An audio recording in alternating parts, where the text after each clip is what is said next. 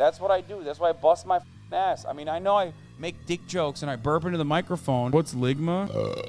Ligma balls. But ultimately, you know, there is a reason for all of this. Socialism, Marxism. I have a lot of money. Blam capitalism. Blammo. Booyah. This is how women make me feel. Oh, I got your nose. Lick mich im Arsch. What about me? Me.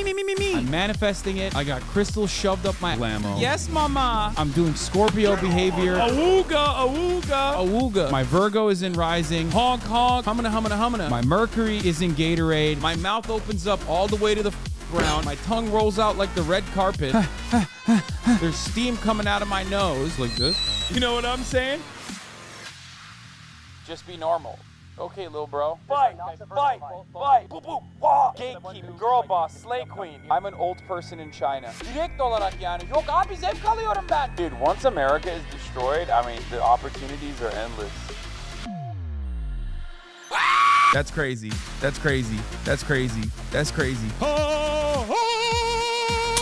I'm losing brain power. Obama! I'm a sheep.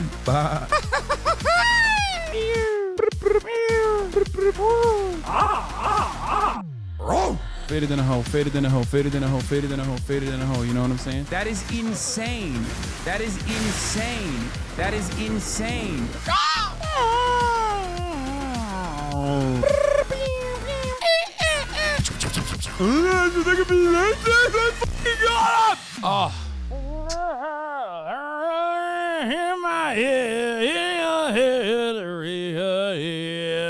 Blammo.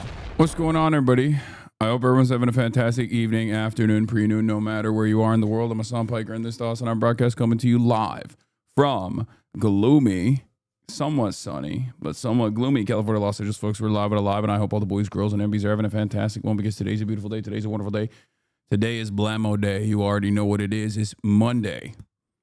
Newsday, ladies and gentlemen. We're live. We're alive. That was Blammo, HasanAbi.exe. And it is Monday, October 27th, 2025. And we're live. We're alive. There's so much happening in the world. There's so much happening in the universe. And there's also so much happening in the world of HasanAbi Piker in between the time period where I press the stop streaming button and press the start streaming button. So help me God, I'm going to explain all of that to you. Wait, are you early? Is it because of our super summer time change? What do you mean? There's a time change? No, it's 11 a.m. Pacific. I'm not early. It's 11 a.m. Pacific time. And I'm live at the regular time that I'm live at. How are the TSA lines, King? Actually, as a matter of fact, not that bad. But I think it's mostly because I always either take a red eye or like super early flights, like the first flight out or the last flight out. And I think at that point, it's just like most people are not flying. But in any case, ladies and gentlemen, boys, girls, and MBs, we're live. We're alive. And, oh, there's a UK time change. EU self-report. EU self-report. Okay, nice. Anyway, folks, this is part of the broadcast where I tell you about my personal news about what's going on in the world of HasanAbi Piker between the time period where I press the start streaming button and press the stop streaming button. So help me God, that's exactly what I'm going to do right now. You already know what it is. You already know what is taking place. Yesterday, I did the New Yorker Magazine Festival. I did a little bit of a talk with Sagar at New Yorker Fest. And I think a lot of HasanAbi heads who also are, bankrolling the New Yorker in general. You're mentioned in Begonia. I highly doubt that I'm mentioned in Begonia. Anyway, But for those of you who are oblivious or didn't know because you have jobs or you haven't really been around at all,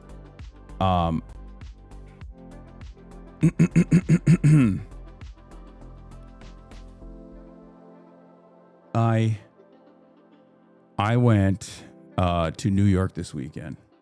Okay. I went to New York this weekend, and I wanted to see it right before. I wanted to see it right before it turned into the Islamic Caliphate. You know, right at the precipice. New York City is at the precipice of becoming the Islamabad, but Islamagud of America. Okay. And I was there for the New Yorker. You are the bicoastal elite. You already know I'm the final boss of bicoastal elitism. But basically, I was there for the New Yorker. I was speaking at the New Yorker event, and I did this event. And then afterwards, there was, I was talking to AOC and a bunch of other people, and they were like, "Yo," and then you guys told me that there was a Zoran rally happening. So I was like, you know what? I'll peek into the Zoran rally. I'll do that. I'll scope out the scene. And I had to fly out really early in the morning. So for that reason, I had to actually leave early, ironically enough. I didn't miss the Kathy Hochul humiliation ritual. I saw that. And I listened to the AOC speech.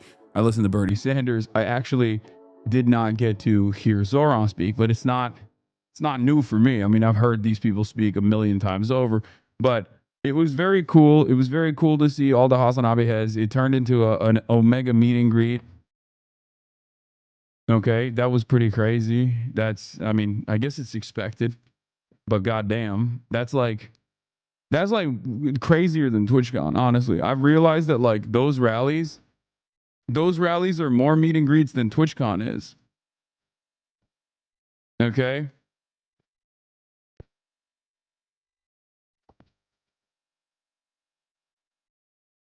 That's it.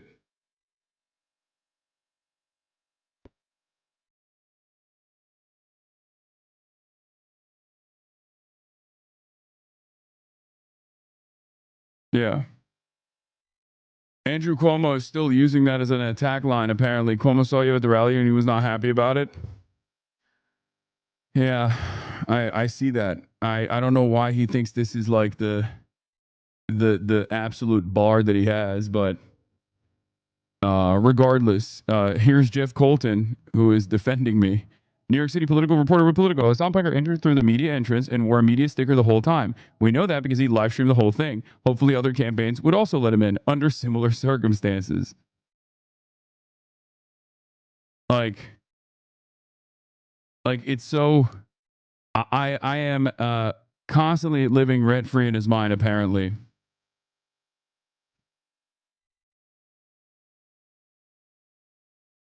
very strange line of attack.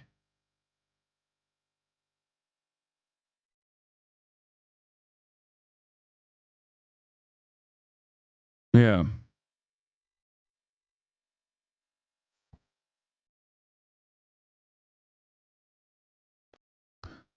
And for the record, I didn't hang out with Zoran. I don't know him like that. I don't know him like that at all. I got invited by other teams. So I don't know why they're stressing so much. You want to yell at somebody, yell at AOC. Anyway, we'll talk about all of that in a second. But why is Cuomo not talking about this? I think it's pretty crazy that there were 14,000 people at Fox Hill last night. We'll talk about that. We'll talk about all of that in a second. But stop. You got the mailers.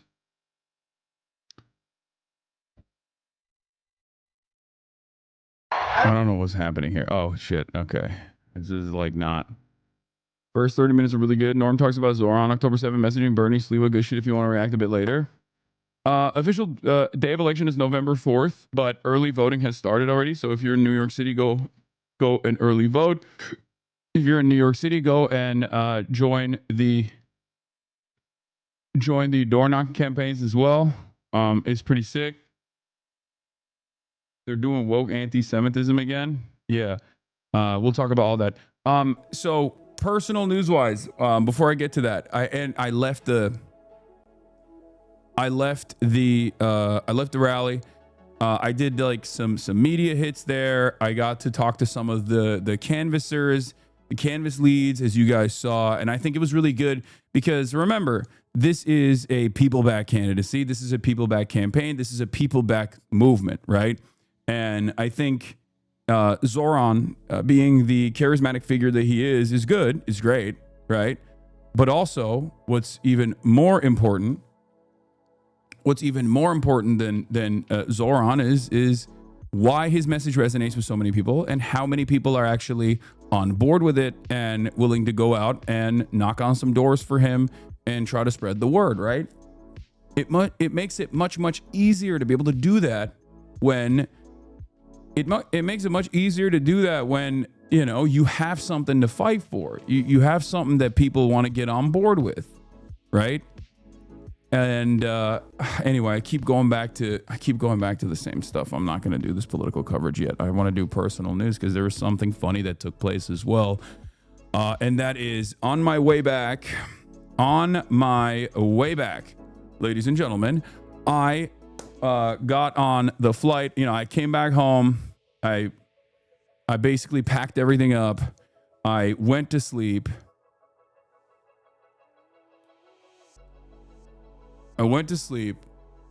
Woke up super early, got on the flight, and lo and behold, who's sitting next to me?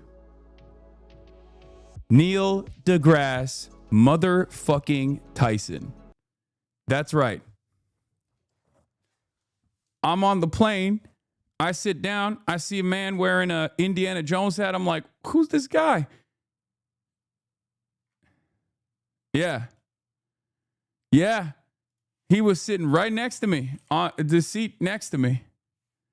Okay. It was pretty cool. At first I didn't say nothing to him. Right. You know, you can't be like crazy. You can't be weird about it. But he took a selfie with me afterwards, but I'll get to that in a second. So we just start having, like, I briefly started talking to him. And in my mind, I'm thinking, I can't fart anymore. Okay. That's my first thing that I'm thinking. I'm like, there's no way. I already learned the hard way when someone else did that to me on one of the flights recently, where I was like, I'm a no farter on airplanes now. I don't do that anymore. Like, I've already talked about it, but regardless, aside from that, okay, listen, we start talking and stuff. First of all, he is so woke.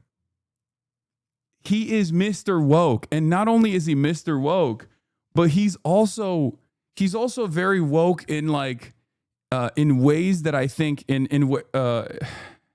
an understanding of politics that I normally don't see from people in that age group. Okay? And I talk to a lot of people who are fairly knowledgeable about politics in that age group, whether they be politicians or whether they be consultants, whether they be members in the media. And in many circumstances, their understanding of specifically China, for example, is not like as comprehensive, as open-minded. And it was very cool. It was very cool to have like a long conversation with them about, you know, the space race, a history of it, all of that stuff. I told him about how, you know, my brother works for Boeing, stuff like that. But yeah, he's amazing. And at the end of our trip, because I obviously passed out, woke up, he was like, listen, let me take a photo with you, because he's like, my children, they're like, you know, all over Twitch. And, you know, one of them spends a lot of time. And I think there are, what do you call it? There are people, their kids are HasanAbi heads, for the record. They're in here. So yeah. And I also, I literally didn't even ask him to be on the Fear and podcast, but I did actually ask him to be on with Adapt, because a couple days ago, I had seen Adapt talking about who his number one collab is, like who his number one like dream collab is, and he was asked about it, and he said, "Oh, Neil deGrasse Tyson," and I was like, "All right, well, I gotta try and make this happen." So after talking to him all the entire time, I mean, he said, "Well, let's connect." and I'm sure we'll figure out a way. I was like trying to get out of there, but but yeah, I'm gonna try to see if I can get him linked up with Adapt while he's here, while he's in LA, because he's not based out of LA. He lives mostly in New York, but I think he's here for he's here to do some media stuff. But yeah, I think it would be cool to get him to do an Adapt stream, but we shall see. The HasanAbi method have crazy cool interactions and take 0 fucking photos. I mean, he took a photo. Maybe he'll post it. I don't know. Maybe his son will post it and then we'll find it. But he took a little selfie photo. I didn't ask for one. I thought it would be not very cool of me to do so. All I can think about is Austin saying the science guy and everyone saying Bill Nye and Austin saying no, Neil deGrasse Tyson. Yeah. But it was very cool. It was very cool. He's the man. He's a very nice guy, interesting guy. Anyway, he also the entry point to the convo was quite literally that he's done the Adam Friedland show. I was like, oh, I think you did one of my friends' podcast, the Adam Friedland show. And he was like, yeah. But in any case, that was cool. That was fun. Aside from that, what else is taking place? I know there's like a lot of drama happening on the background and like some serious stuff as well, not just drama, but like I haven't had even a fraction of a second to figure out any of that stuff, ironically enough, because I've been in New York and there's some very serious stuff. There's some drama as well. And it's all over the Twitch sphere. It's all over the Twitter sphere. It's all over TikTok, it seems. Everyone's yelling at one another. And it's kind of crazy because like I've been so out of it. I have been so out of touch with all of that stuff. And ironically enough, it's like given me tremendous mental clarity, if that makes sense. It's like all this stuff is like popping off and I'm in New York City. I'm like just oblivious to it all, trying to make sense of what the fuck's going on in New York City politics in general. So I'm probably not going to touch it until I get a better understanding of what's going on. But yeah, you got to fix that tumor. I know it's a new one. There's 2. It's just so fucked up. It's so fucked up. It's really messed up, but I haven't been able to dial into any of that stuff. I obviously I have my own quote unquote drama in terms of the community concerns. We actually uploaded a video on it on my YouTube as well, addressing the recent community concerns. And I think like that'll be good. It'll be, it seems like people understand the point. A lot of content creators had made videos about it before I had already addressed the community in general. But, you know, your girl is a Nazi sympathizer and homophobe apologizer. I have no idea what the fuck you're talking about. That is an insane thing to say, though. Anyway.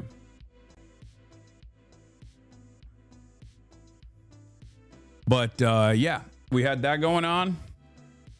We'll do streamer award nominations later today. I haven't had a desktop moment to be able to do that. There's also there's obviously also what was I gonna say? Oh, there is a they're talking about Kaya.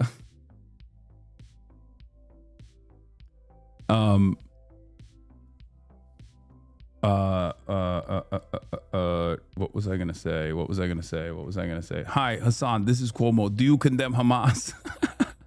Oh no, Andrew Cuomo, he's in the chat. I believe it. I believe it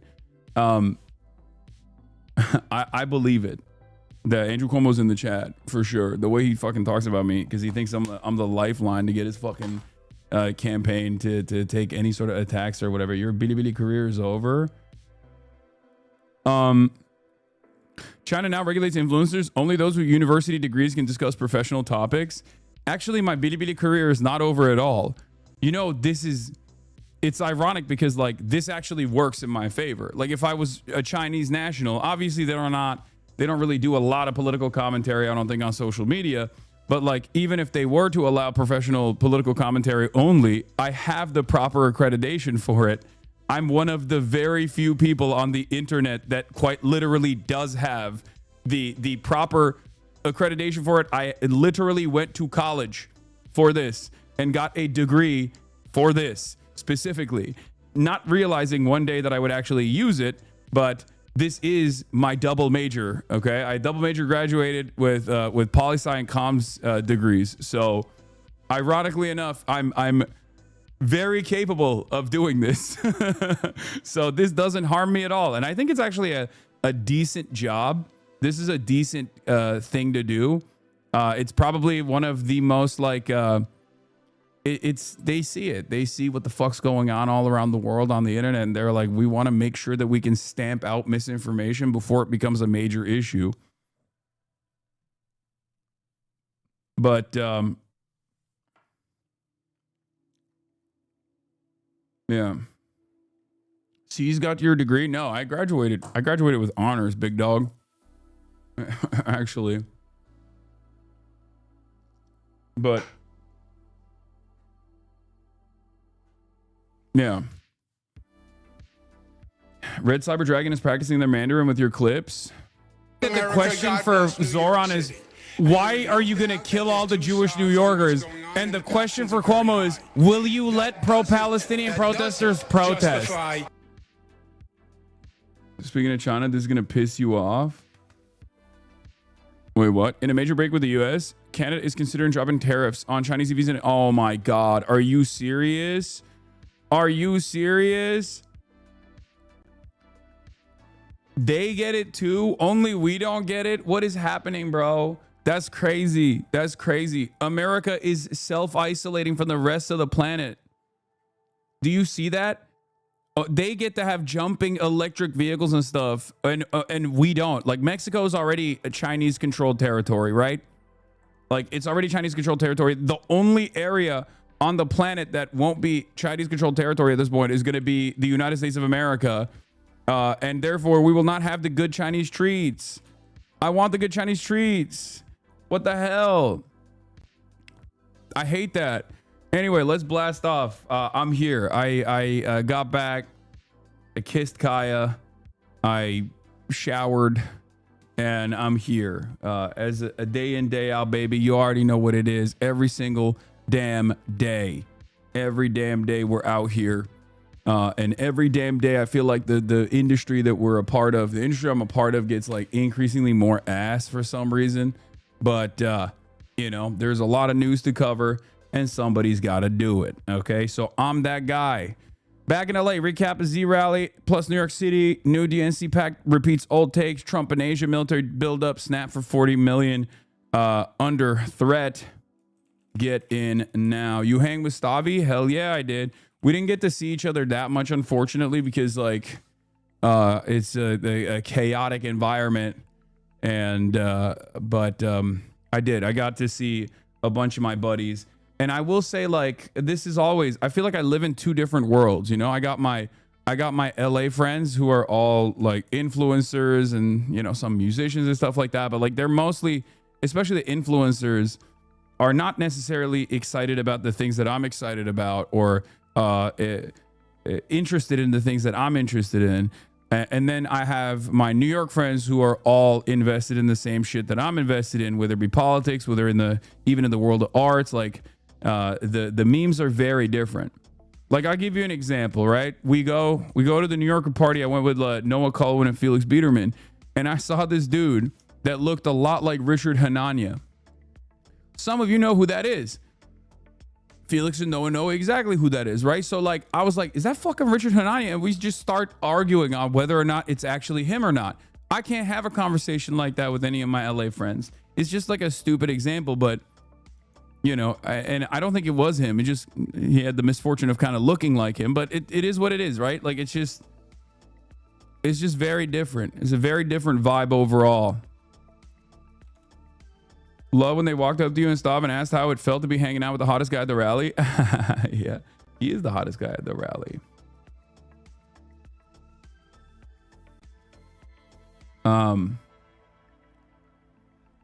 Stavi, I think you mean Michael Moore on Grok. Yeah, I saw that.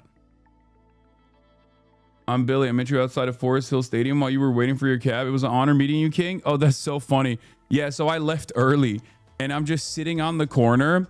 And first, I see a NYPD drone above my head. And I'm like, what the fuck is this? Is this guy, are they just like, do they think I'm like a suspect or something? And it turns out they had that like unmarked white van that was right next to me. And it was actually the drone operator finally bringing the drone down. So that was my first moment where I'm like, what the fuck's going on here? And then this flustered ass himbo wearing a fucking one-piece baseball jacket is running, stops. And remember, I'm literally standing on a street corner a couple blocks away from the Forest Hill Stadium. And he's like, Hasan? I was like, yep, it's me. And yeah, I'm Billy. I met you outside of Forest Hill Stadium while you were waiting for your cab. It was an honor meeting you, King. He says, yeah, he is like, oh yeah, I had to park my car a couple blocks down at my friend's house. Park my car a couple blocks down at my friend's house to get here. And he was like running in before the Bernie speech ended.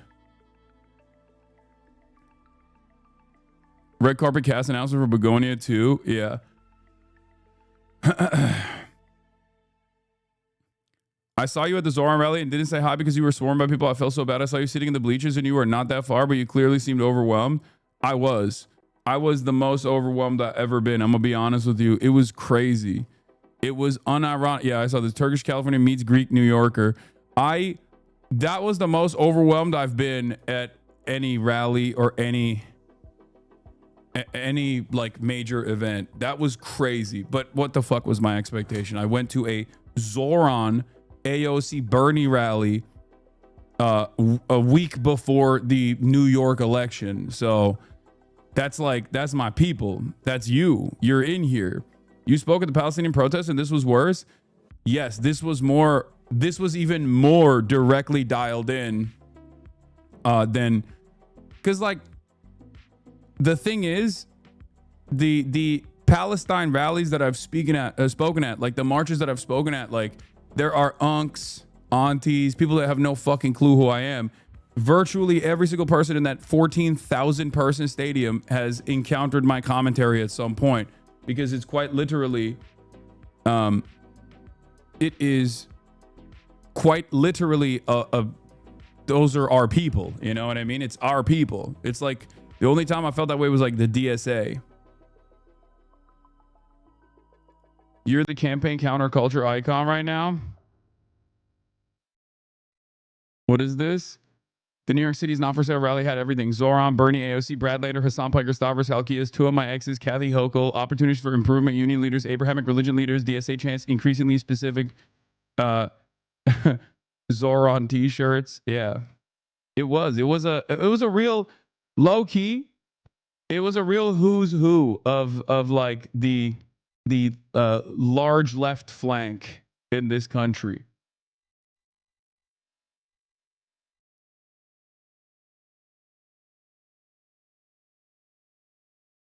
That's what it was. So you're a reformist? First of all, I've always been a filthy little revisionist.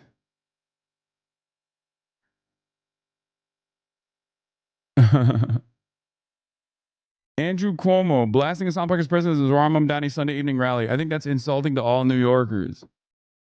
Hasan, here is Piker, who said the U.S. deserved 9/11 at the Forest Hills rally. Will you have Hannah Einbinder on? Yes.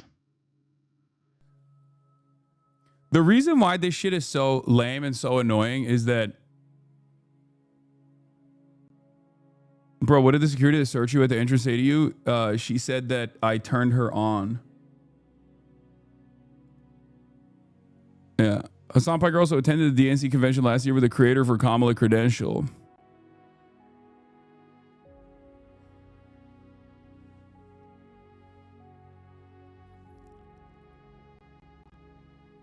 But yeah, I know he's just like his campaign is flailing and is desperate, and that's what it is. But like,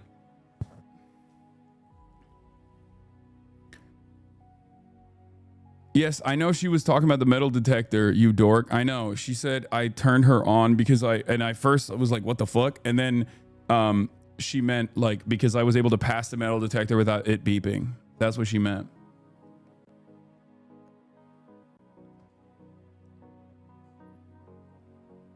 I just got here. How the hell is there some kind of controversy between yesterday and today? I am the controversy because Andrew Cuomo wants me to be the controversy for some fucking weird reason. It's very strange. I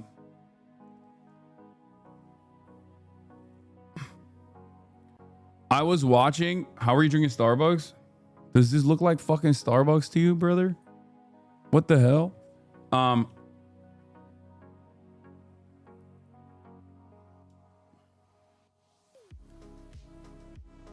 But what I was gonna say is, yeah, it was a great experience overall. It was amazing seeing, again, 13,000 people. Okay, that's the size of the stadium, right? That's the size of the stadium, and I think there was like almost about 10,000 or 11,000 people there. They slammed it shut. Okay, and it would have been even larger if the RSVPs hadn't closed earlier, I think.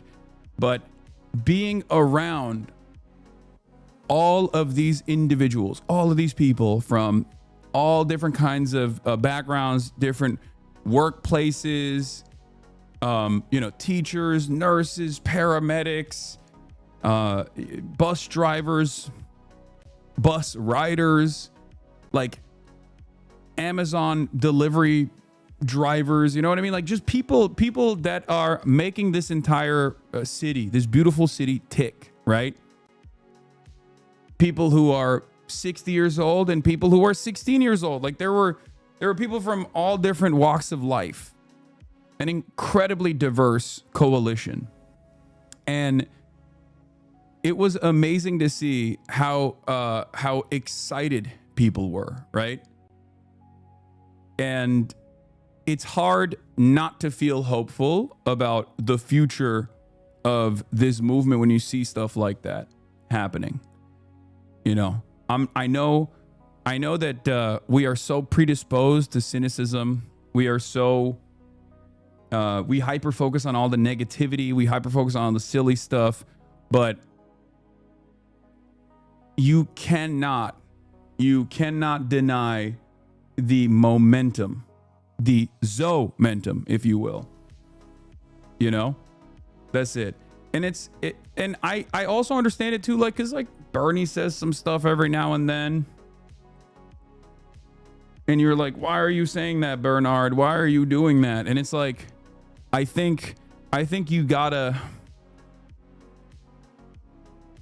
just have to take it in stride. Does your cynicism ever get better? The better of you, even in times like this, like that he will fuck it up or something will go wrong. I know it's like you just push through, but nowadays is an issue. I mean, yeah, that's precisely what I'm talking about. Like the idea that like Bernie Sanders is such a pivotal figure for so many Americans, but then also will every now and then have like disappointing takes about like immigration or whatever. And it's like, it is what it is. You just have to keep pushing. Like no one is going to be a perfect candidate. No one is going to be a perfect candidate. If we're talking about electoralism, that's just how it is. You just have to work with. You just have to work with what you have. You have to work with what you have. That's it. There's not much else you can do about that. And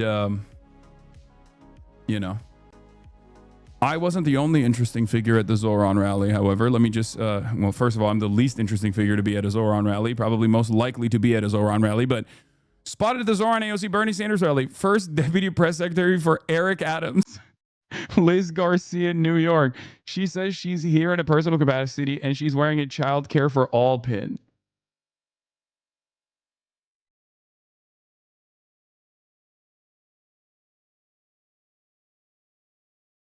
No one is coming to save you, chatters. You need to educate yourself and build communities locally and try to improve the lives of your neighbors and your friends and families. Go organize. Exactly.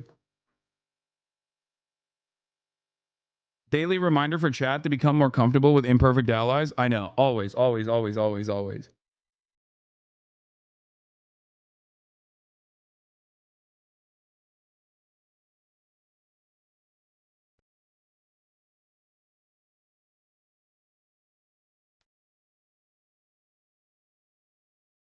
This person clears you both for most interesting. I saw this. This person is just a kooky guy though. This is like the classic crank.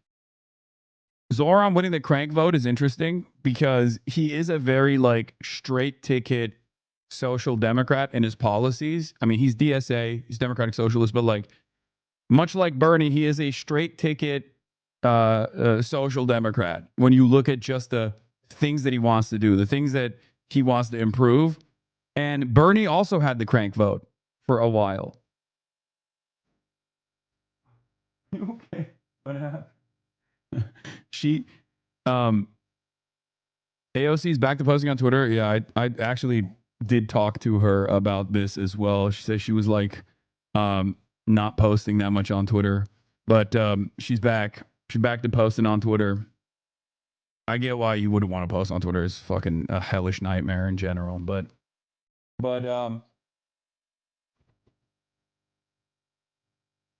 my phone bank and the number of Staten Island dual Trump Mamdani votes is not small. No, it makes sense. But here's the thing. Here's the thing. Everybody needs to understand. And I kind of said this like I said this about like, just like votes in general and elections in general, where it's like, dude, yeah, we want the racists to vote for whoever our candidates are. Like, what do you mean? That's the goal. But the point is, how do we do that? Do you get racist and transphobic people to vote for you because they believe that you are going to be better as far as like harming minorities, harming trans people? Or do you get them to vote for you because they're like, you know, I'm a racist, transphobic person, but I kind of want health care? That's how elections are won. You know, that's how it works. So yes, that's how it works. That doesn't mean that like once they come on board, we're gonna be racist. I'm not a fucking straight ticket establishment Democrat who's saying, oh yeah, in order to win these races, we got to become more racist. I'm saying the exact opposite. You know, you have to, like, if you are a parent, you already know this. Like, if you want your child to eat the vegetables, you also got to offer them ice cream afterwards, right? In this situation, voting is not dissimilar, okay? The ice cream is the positive appeal that you make to as broad of a base of support as possible, which is the economic improvements. And then the vegetables are, yeah, you're gonna, you know, trans people are gonna get Medicare as well. Like, that's what it is. My kids love vegetables. I need a different analogy. Okay, calm down. Whatever, cheese on the broccoli, whatever the common meta is, okay? Just calm down.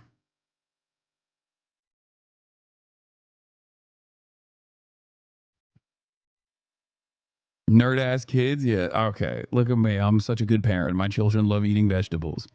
But yeah, and this even goes for the cranks as well. And it's not supposed to resemble the entirety of the movement because you have to look at what the positions are. You have to look at what the policy positions are, and you have to look at the broader movement in and of itself. Is this a movement comprised entirely of cranks, or is this a movement that has reached so much broad popular support that even like low propensity voters and cranks are coming on board because they see something that they associate with or like?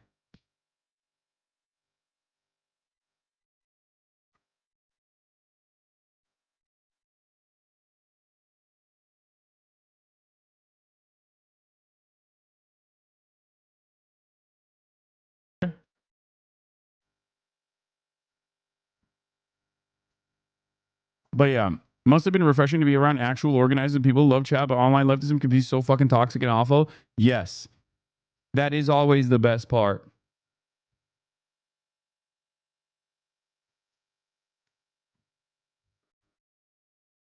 That is always one of the that is the most like anti-black pill thing.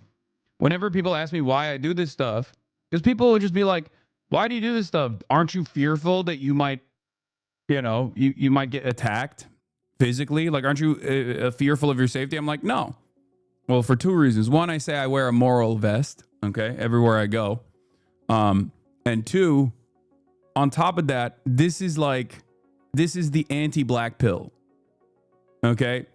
The more time you spend online, the more people make major issues out of like minor slights and freak out over like imperfect allies and things of that nature.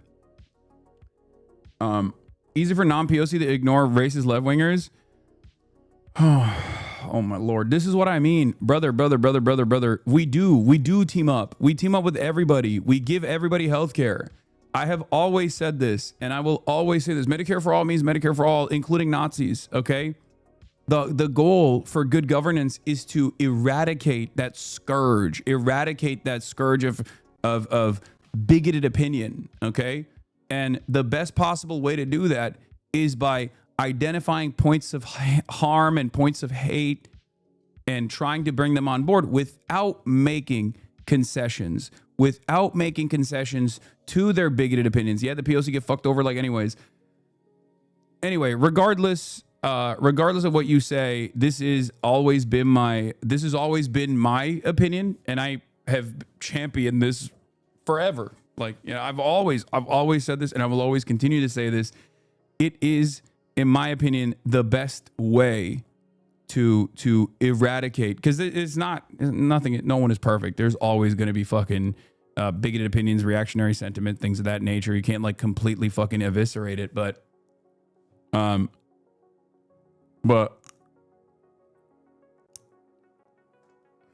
ultimately, I'm still just ways for others to ignore our concern. That's not.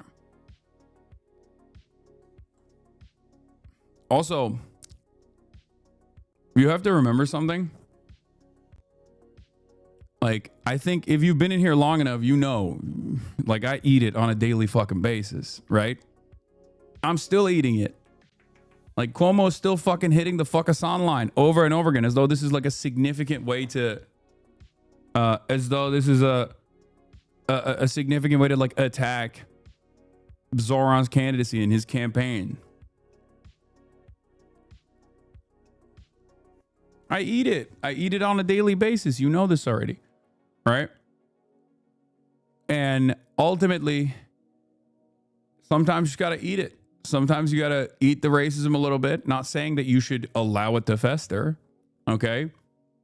But sometimes, just like Zoran did, he ate it enough so that the campaign didn't revolve around the unjustifiable attacks of Islamophobia that was directed at him. And then if that became the major point of contention in the campaign, he would have failed. I don't think he would have won.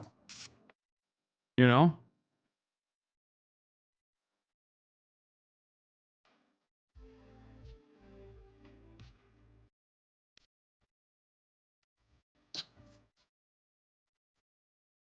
But yeah, the solution to the black pill online, is always being out there around other people.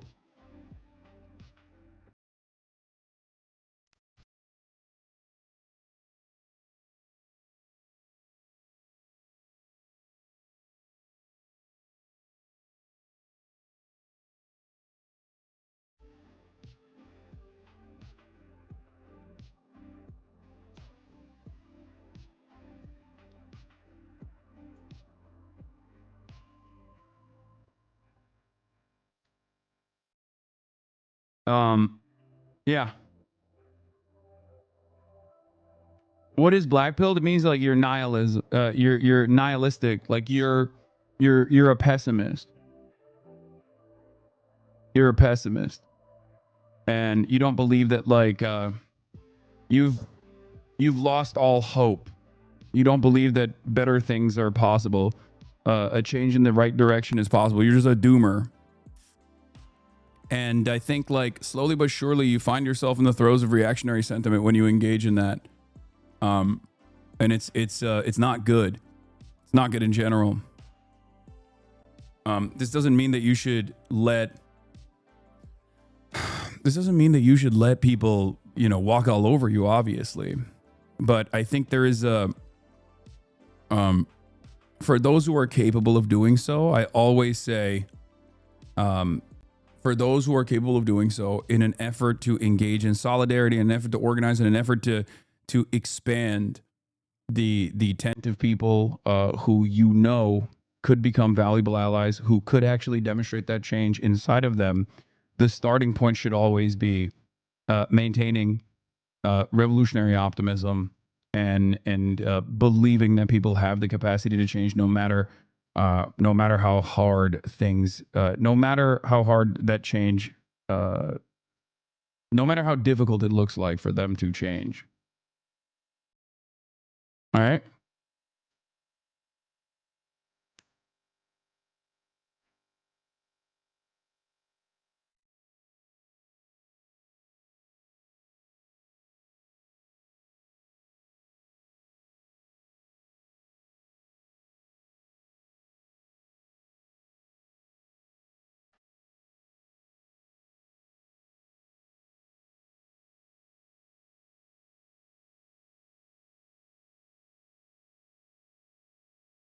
But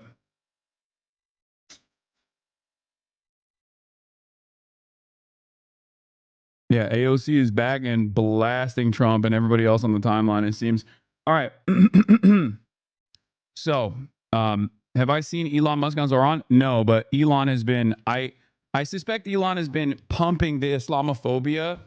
I think he went to the dials in the algorithm on the Twitter algorithm and was like, do full anti-Zoran for the next week and do full like Islamophobia for the next week. He just like tweaked those dials because, oh my God, I don't know if it's just like my For You page, and it could be, but Jesus Christ, dude, it is out of control.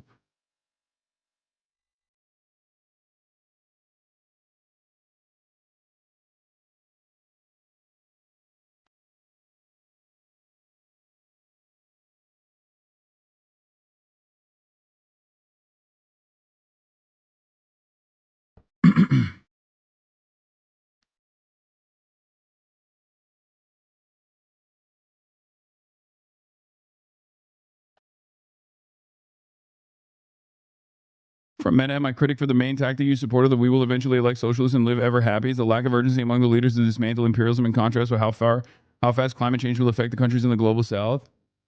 Yeah, I mean, this is a major problem. You're not wrong. It's just that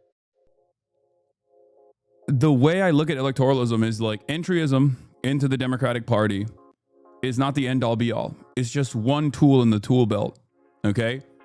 That's number one. Number two, these massive issues, these world changing events, these world destroying issues are difficult to tackle, but you have to always think. Am I moving the needle in the appropriate direction? Because even in the worst case scenario, let's say you have a bunch of social democrats, a bunch of Bernie style social democrats overtake the Democratic Party, not even socialists, not even communists, just social democrats, right?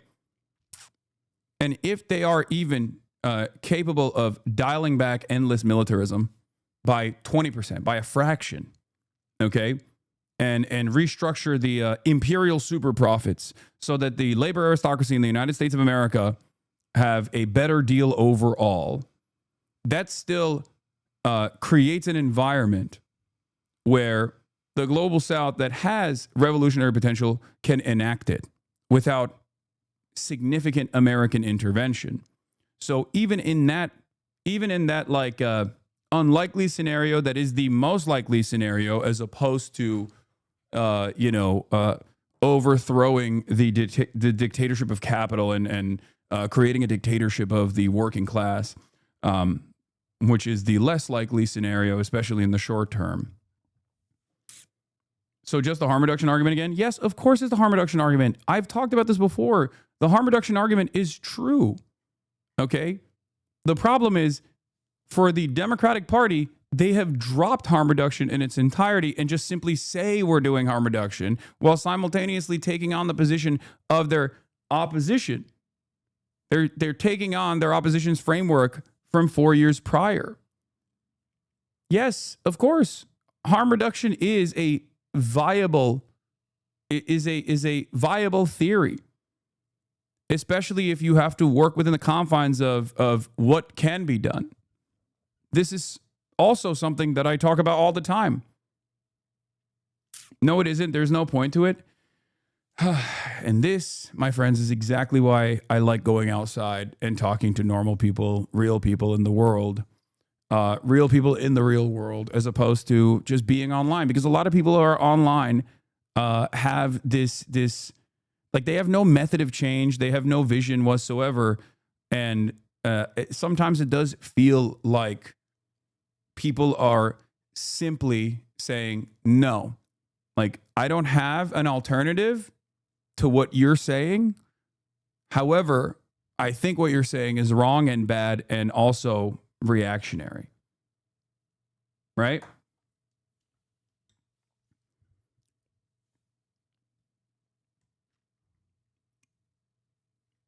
So yeah, once again, you have to take advantage of every avenue.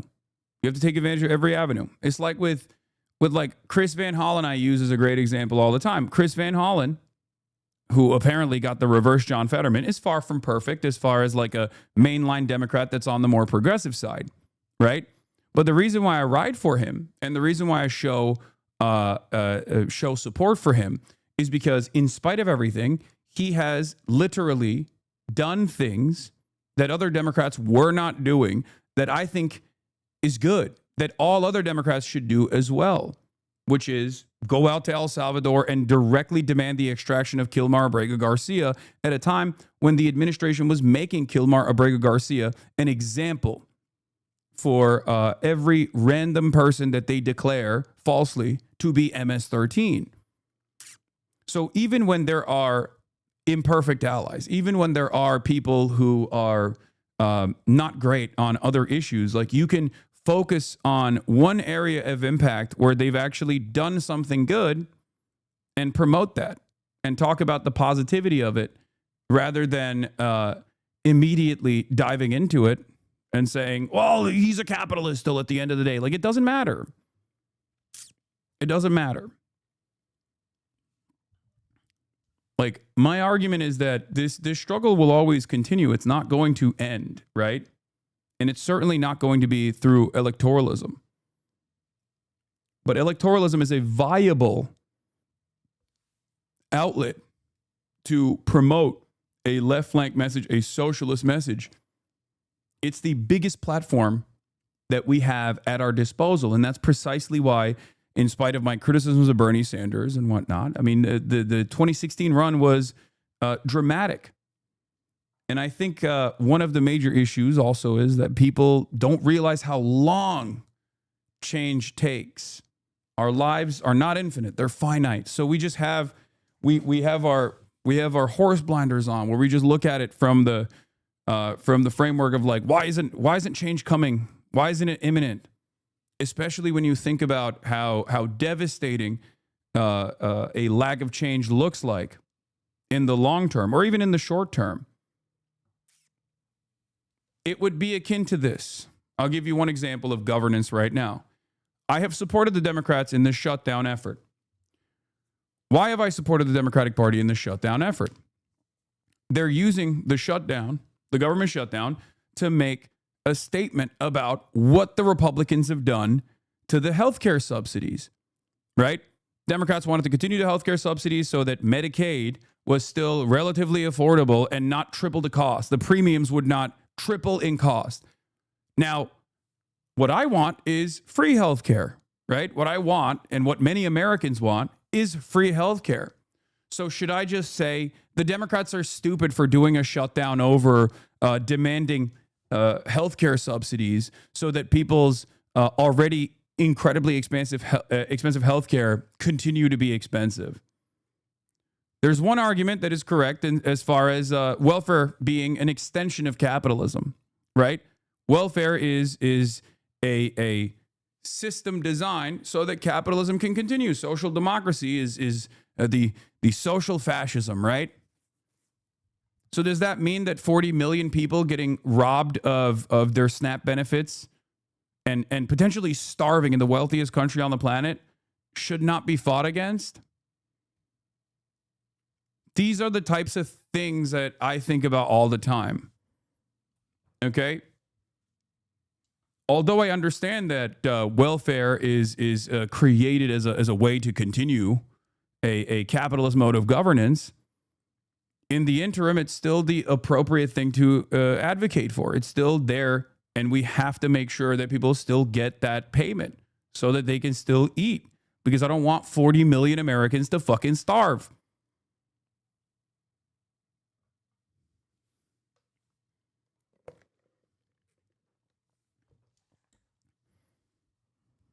That's it.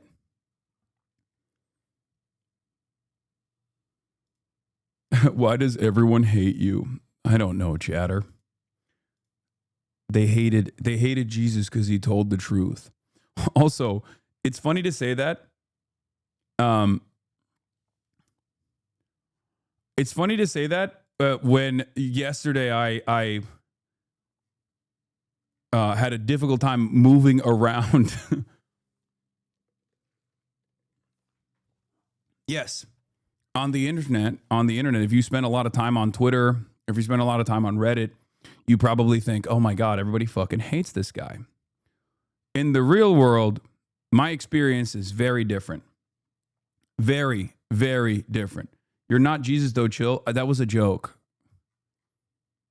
I was joking. I can't believe people take that stuff seriously.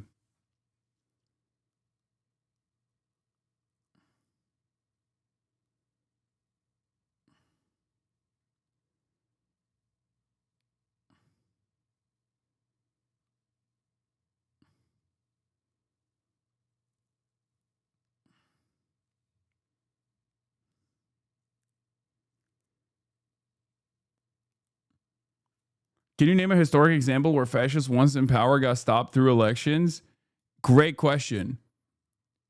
I would go so far as to say the reason why fascists won was because they actually created a base of support through the electoral process.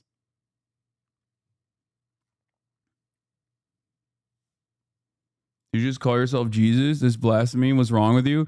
I know you guys are just like memeing, but this is unironically what people actually will clip and then will say Hasan's own audience got mad at him for this and he was being sincere, and no one will see the part where I was like, yeah, I'm obviously fucking joking.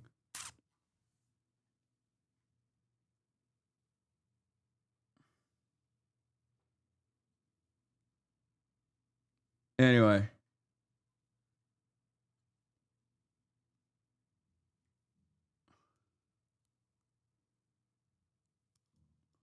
Man, I'm so tired of being leftist. Like, it feels like any conversation I have with leftists just turns into moral grandstanding without anyone actually willing to do anything explicitly political. It's like bad and put on dunking on every possible American leftist project and fail and provide any grounded solution or strategy. I mean, you don't have to listen to it. It's fine. Just do what you're doing. Okay, that's it. Just do what you're doing.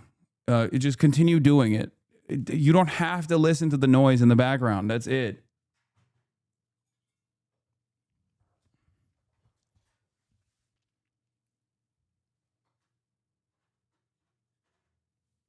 You can absolutely mute that background noise and just continue your advocacy, continue working to make a better future for the next generation.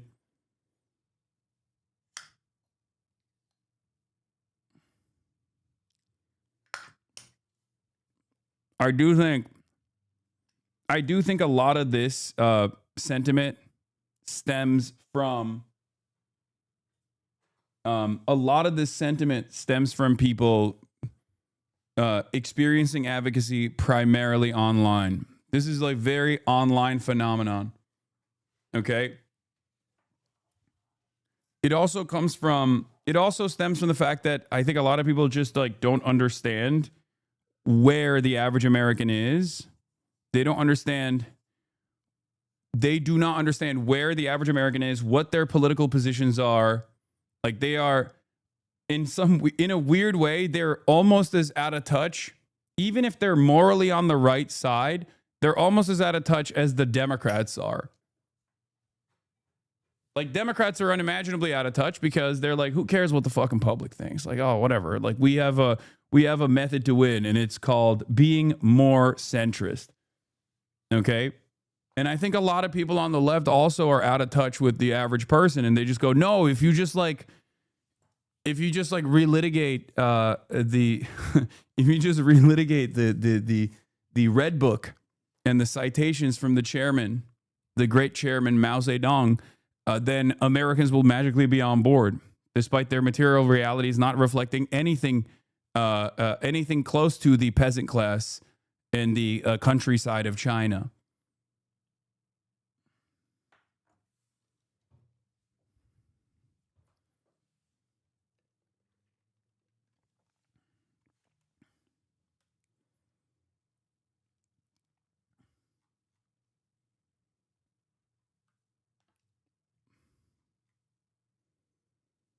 What did you think about Sauger's take yesterday that America was more authoritarian post 9/11 when compared to today? I think I addressed it a little bit, but I don't think he's right. I think it's continued to be as authoritarian. Yeah. This is my favorite shit too. Like this is the other side of the story. Like I think at this rate, the average liberal wine mom unironically reflects Bob Avakian's attitude on the Republican Party than most Twitter leftists do. Was Charlie Kirk, ma'am? Yeah, him is horrible. Horrible. Charlie Kirk is horrible? Yes, I'm glad he's not here. You're glad he's dead? Yes. Why would you say something like that, ma'am? Because he was horrible on the campuses, the college campuses. Horrible person. You know what? I do the exact same thing. Well, would you be glad if I would die? Maybe. I'd have to think about it. You should be. Bro, someone's auntie is out here saying like these are fascists that are ruining America and they must be dealt with. Meanwhile, the conversation that we're having in like left circles is like is so. I mean, I of course I condemn this liberal wine mom. I condemn this liberal wine mom, of course, but it's just ashamed of yourself. Be ashamed of yourself. Your friend just said she'd be happy if I died. I think we need to. Whatever. That's awesome. Oh, that's awesome. She only started interviewing old people because they don't know she shit her pants. Yeah. Only one person in this vid had shit their pants and somehow it's not the old woman. True. Oh, that's so funny. Yeah, I condemn.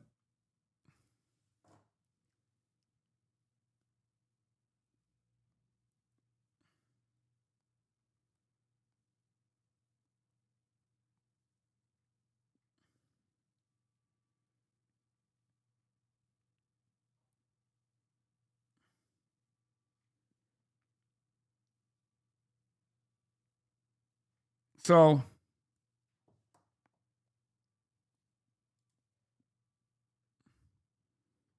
Boomer Democrats in 2020. Bernie is too radical. We need someone moderate and electable like Biden. Boomer Dems in 2026. Yes.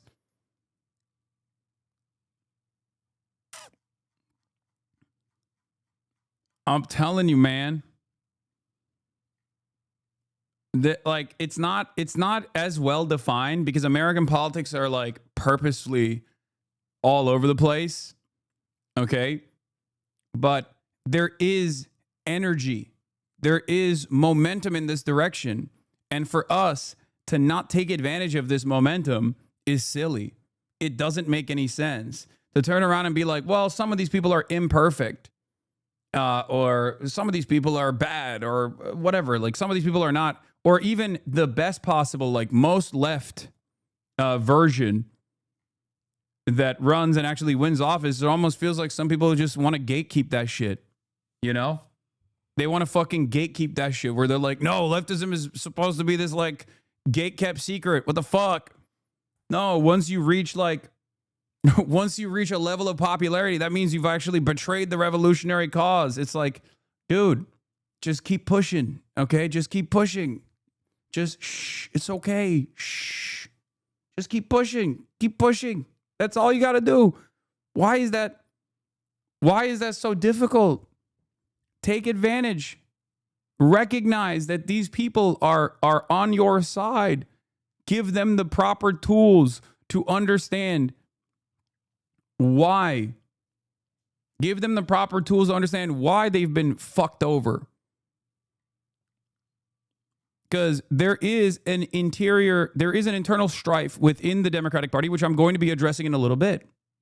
Right now, the consultant class within the Democratic infrastructure is desperately trying to go back to rebranding centrist third-way neoliberalism. They are actively trying to find a way not to look at why Kamala Harris lost seriously, not to conduct an actual autopsy, and then push for social democratic policies, democratic socialist policies, push for more quote-unquote radical candidates, okay? And instead, they are focusing on how can we nullify the excitement, how can we hit the, how can we make sure that we temper this approach? How can we restructure third way neoliberalism in a way that these the boomers that want more, that demand more from their Democratic representatives will come to terms with it and will vote for us again, and will vote for our centrist candidates again. Okay?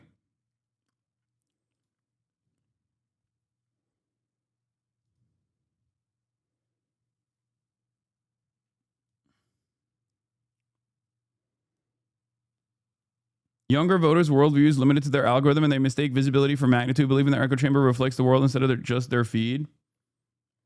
But online, in air quotes, leftists are a problem? No, they're not. They're not. And the reason why they're not is because they're utterly irrelevant. That's the reality, okay? Online leftists are utterly irrelevant. You know what's relevant? Leftists who are out there in the streets, okay?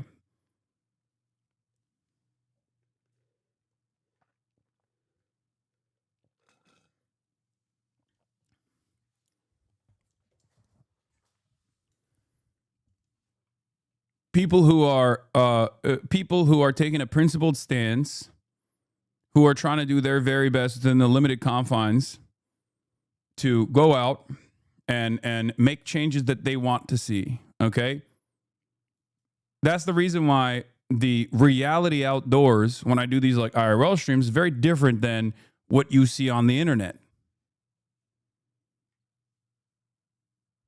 Okay, that's it. That's the difference.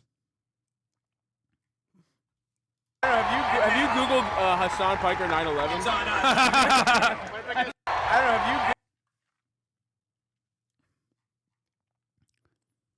I think even the Cuomo campaign's like insistence on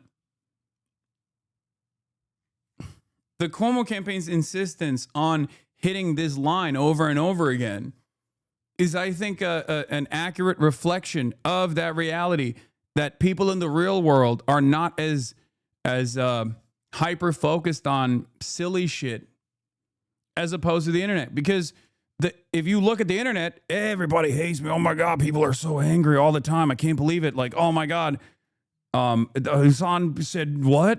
Hasan Piker said America deserved 9/11. What the fuck? Like, but if you ask the average voter, which I was planning on doing, by the way, at the rally, which failed, I thought that there would be much less of a, I thought there would be much less chaos around like people trying to get photos with me and stuff. So I could go and approach them and be like, do you know who Hasan Piker is?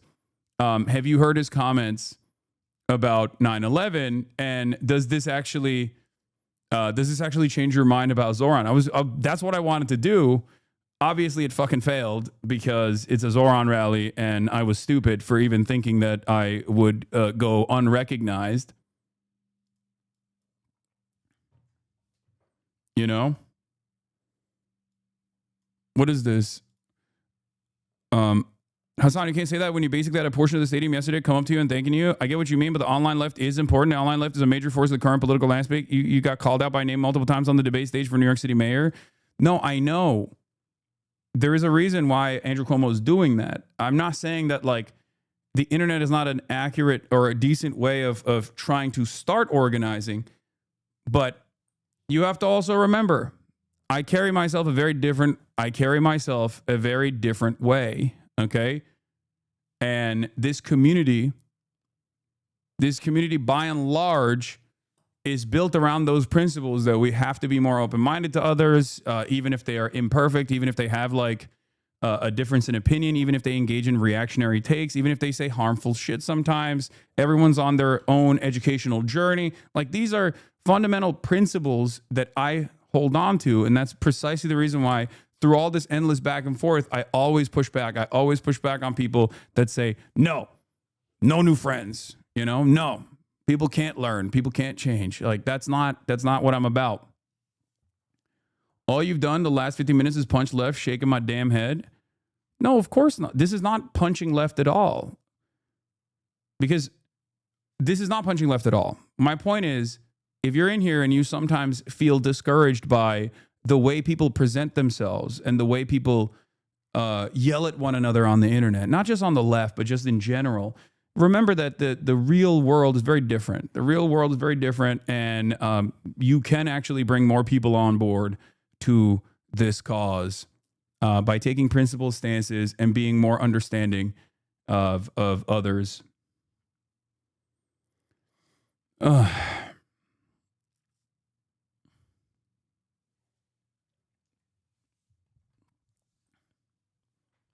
We are inundated by concerned trolls.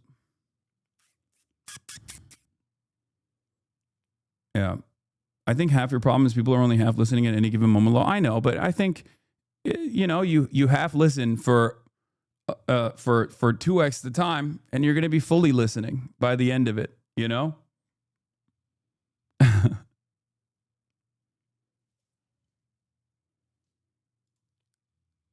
What is this? I don't hate you, but I can't stand your support for the DNC people like AOC. I don't think we should trust Hasan if he is friends with AOC. She's not our friend. She's a Democrat op. Don't be open-minded to Democrats. He doesn't push back on me. He ignores people like me. He will never interview someone to the left of Hasan. Now you punching down and left. Down and left punch. Okay. I think there's a reason why you still find yourself here no matter what. And I think that reason is that deep down inside you understand that I'm with you. And that it's okay to have some disagreements on how to get there. You feel me? And then everybody goes, please address him. It's valid. All right. We're going to move on from this, and we're going to talk about Mamdani's Get Out the Vote rally in Queens drawing thousands. Let's take a look. For New York City mayor, we're on the campaign trail this Sunday. Zohran Mamdani getting a massive boost from two of the biggest stars in the Democratic Party. Good evening. I'm Arthur Chien. Congresswoman Alexandria Ocasio-Cortez and Senator Bernie Sanders joining the frontrunner on the stage at Forest Hill Stadium. That is where we begin tonight. Fox 5's Kendall Green is live in Forest Hills with more on this. Good evening, Kendall. Hey, good evening, Arthur. 13,000 supporters strong in support of that Democratic nominee, including some of the biggest names in the progressive wing of the Democratic Party, all pushing for Assemblymember Zohran Mamdani. Now, with early voting already in full swing, Representative Alexandria Ocasio-Cortez, Senator Bernie Sanders, and the frontrunner for Mayor Zohran Mamdani. I feel discouraged by the left's constant engagement in capitalist politics and its dismissal of socialist politics. Okay. Some of you love China. Many of you love China. What's the best thing about Chinese development? Okay, I'm going to use China as an example. What is the best thing about Chinese development and Chinese socialism and the way that it has existed in the world? And there are still many issues, of course. It's not like China is devoid of any problems, whether it be on the international front or whether it be on its own domestic affairs. It's the pragmatism. Okay, that's it. It's a reflection of the material realities and adjusting the goals in that direction. Okay? Making incremental changes year over year that when looked at in a 20-year timeline, 30-year timeline, you recognize how far one can get. Okay? And then people immediately go, China has a communist party, you propose bourgeois parties. My point always has been, work within the existing, like exhaust all options and work within the existing confines. In a country utterly devoid of class consciousness amongst the working class, where class consciousness only exists amongst the capital owning class, you have to adopt different techniques. You have to adopt different methods. Okay? You have to focus on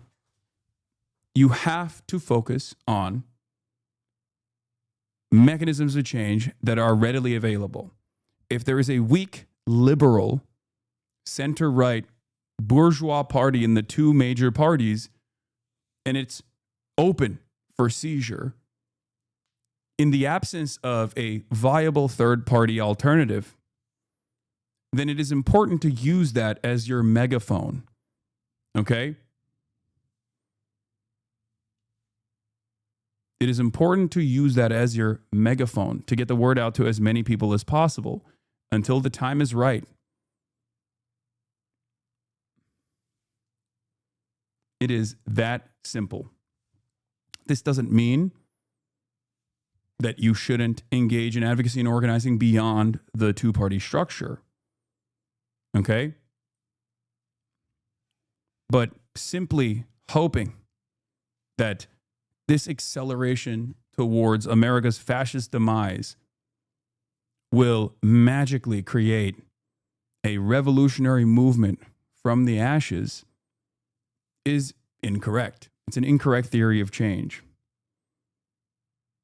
The way I see it, whether or not we're there, the Democrats across the board are already accelerating towards fascism because they are refusing to fight against the Trump administration. And in the process, they're harming people. They're allowing harm to continue.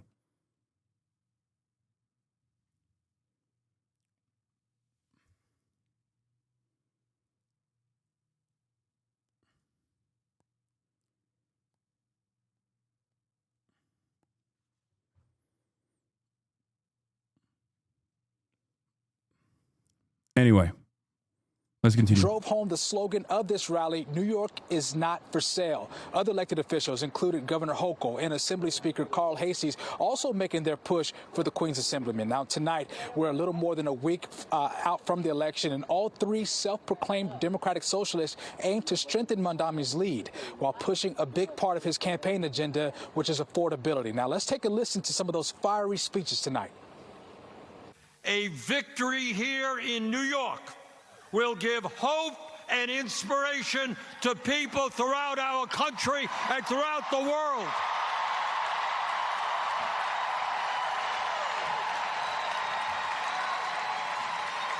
That is what this election is about. And that is why Donald Trump is paying attention. When demanding affordable housing is considered a radical and outlandish act, that we can afford our lives, our groceries, our transit, is considered an outlandish and radical act, that we accept our neighbor as ourselves, a radical and outlandish act. But we must remember, in a time such as this, we are not the crazy ones, New York City. They pumped millions into this race, artificially lengthened my beard to make me seem menacing, painted our city as a dystopian hellhole, and worked night and day to divide the people of New York. They failed. Now, this rally comes as Mamdani has a commanding lead of 49%. 28% is for Andrew Cuomo, and 13% is on the board for Curtis Sliwa. But that's the latest here in Forest Hills, Queens. Kendall Green, Fox 5 News. Arthur? All right, thank you, Kendall. As Kendall mentioned, former Governor Andrew Cuomo is trailing, but he was also campaigning in Queens today. He was in Kew Gardens. The now independent candidate recently earned the endorsement of the New York Daily News editorial board. Cuomo making this appeal to voters at a rally against... Wow, key pickups. Key pickups for Andrew Cuomo, guys. Big. I'm shocked. I was really waiting on that coveted New York Post editorial endorsement for Zoran. Shocked, I tell you. Also, another one of my favorite things that Andrew Cuomo and everybody else does is when Andrew Cuomo will literally turn around and in the same breath be like, why are we talking about Zoran made his campaign on Gaza? And then this is what he does like a day after. Okay. One day he's like, Zoran is campaigning about a foreign country. I don't understand why he's doing this. And then the next day he's at like the Israel rally in front of the Israeli flag being like, I'm going to be the mayor for Israel. I'm going to be the best mayor for Israel. That's why I'm running. He's not trying to win anymore. He's just trying to do as much damage as possible before he loses. I know. I see that. Anti-Semitism. Mayor of New York should not be your first job.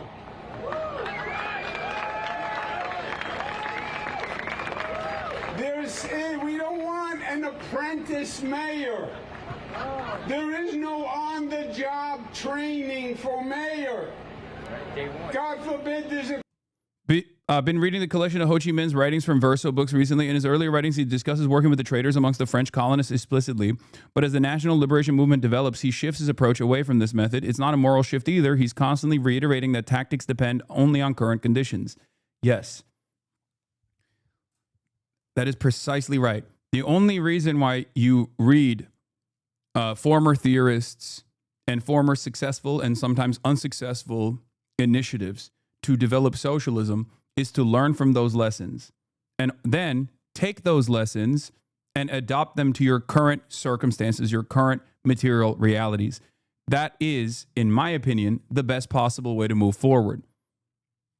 All the while, you exhaust all options. And it comes across as silly when people go, dude, I cannot believe you're like people were getting mad at me because I was bringing up Lenin while talking about not even necessarily like voting for Graham Plattner, because I wasn't even endorsing Graham Plattner, but in general, like making a broader point about exhausting the parliamentary structure or whatever the current structure is, right? Which in our country is a duopoly, unfortunately. Like exhausting all options in the effort, exhausting all options in the direction of fomenting revolutionary sentiment amongst the masses. But in an effort to do so, you have to be where the masses are. And as far as it stands, at the heart of empire in the United States of America, the place where the Cold War was fought and won against socialism, the masses are liberal. They're self-described as liberal. So you have to work amongst the liberal masses and unlock their own revolutionary potential from that. Bro, they calling you the same as the horse guy now, a shit lib? Yeah, I don't care. They're calling me the hammer and sickle guys who refuse to engage with what I'm saying and refuse to offer any sort of viable alternatives will say I'm a shit lib, okay? And say I'm out of my element. Yes, this as well.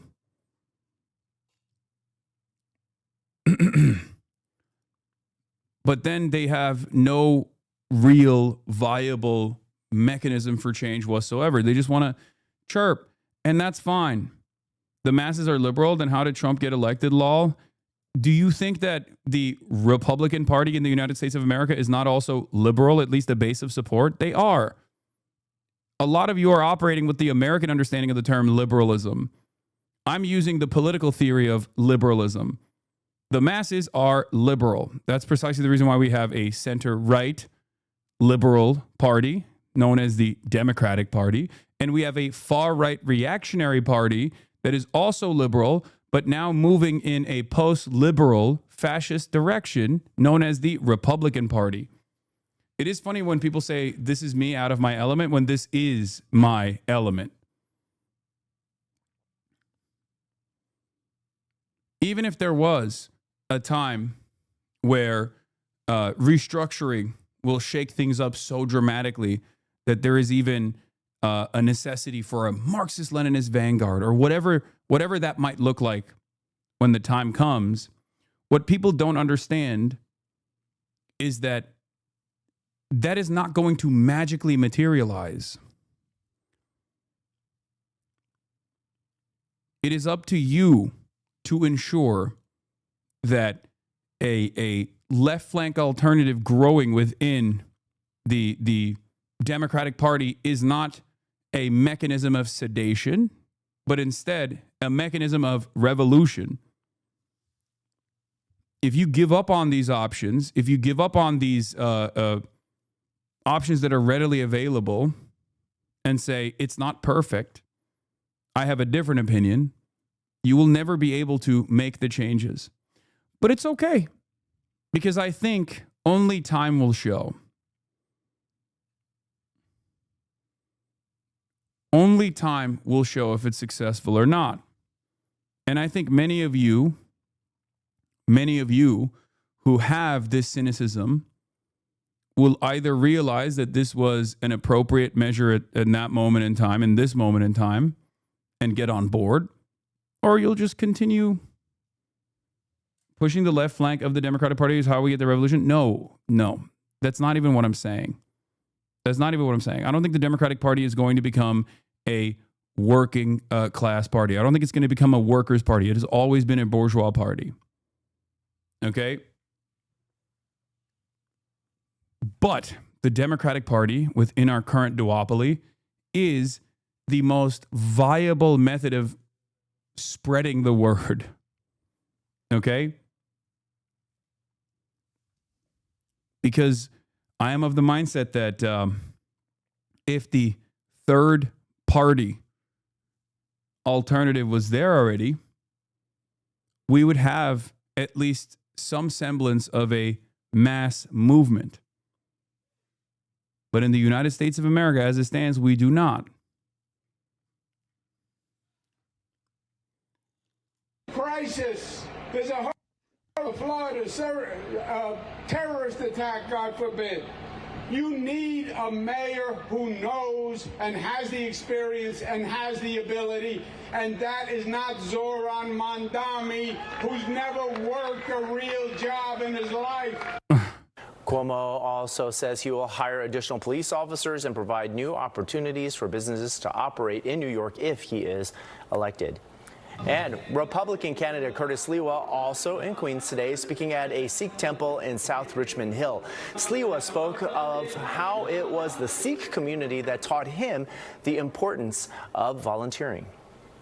And I have learned from the Sikh community that you have to provide selfless service to the community, not just to members of your own religion, but to all poor and indigent people. I'm on the subways every day. I'm the only candidate to ride the subway. Sliwa continues to emphasize public safety, saying he and the Guardian Angels used to help Sikh cab drivers in the 80s who were being attacked and robbed. Now, Fox 5 is covering every angle of the upcoming election. Using infantile to prove a point about Platter or engaging with the Democratic Party isn't even the right piece to be making. The point is honestly better made by Kautsky's work or what is to be done by Lenin. Infantile was only in regards to Panakek rejecting parliamentary participation and even the formation of a workers' party in favor of communism via council. Yes, it was a more aggressive approach, but I think a lot of people who don't fancy themselves to be left comms do actually reflect left comm style politics. Like the notion that one day out of nowhere that there is going to be a magical death to capitalism due to its inevitable, due to its contradictions is... It should not stop you from playing your part and ensuring that there is at least a base for this alternative restructuring to take place when the time comes. And in order to get there, you have to use every available opportunity, every available method. You can watch Politics Unusual Fridays at 6:30 with our Morgan McKay and Battleground NYC, the fight for your vote, hosted by S. Yeah, I'm not an idealist. I'm a materialist. All right, let's continue. 164,000 people voted over the weekend as the poll sites open for day 3 of early voting. Let's take a look. And yes, he is still hammering the 9/11 shit. Campaigning in Harlem, Andrew Cuomo continues to slam Zohran Mamdani over 9/11 rhetoric. Today, he's calling out the Dem nominee for inviting controversial truth streamer Hasan Piker to his rally last night. And it's like, I don't think this is, once again, I don't think this is like a bar. And he just keeps hitting it so fucking hard. And it unironically makes me think, it unironically makes me feel like he now realizes he's losing. And he's just like, I'm going to try and take out like a vector of organizing, a vector of campaigning that the Democrats could use in the future. One that is also openly anti-Zionist. Like that, it feels like he's just given up on shitting on Zohran, and instead he's just like, well, maybe on the way out I can just like take out one person. Which, again, is not going to work regardless. Because at the end of the day,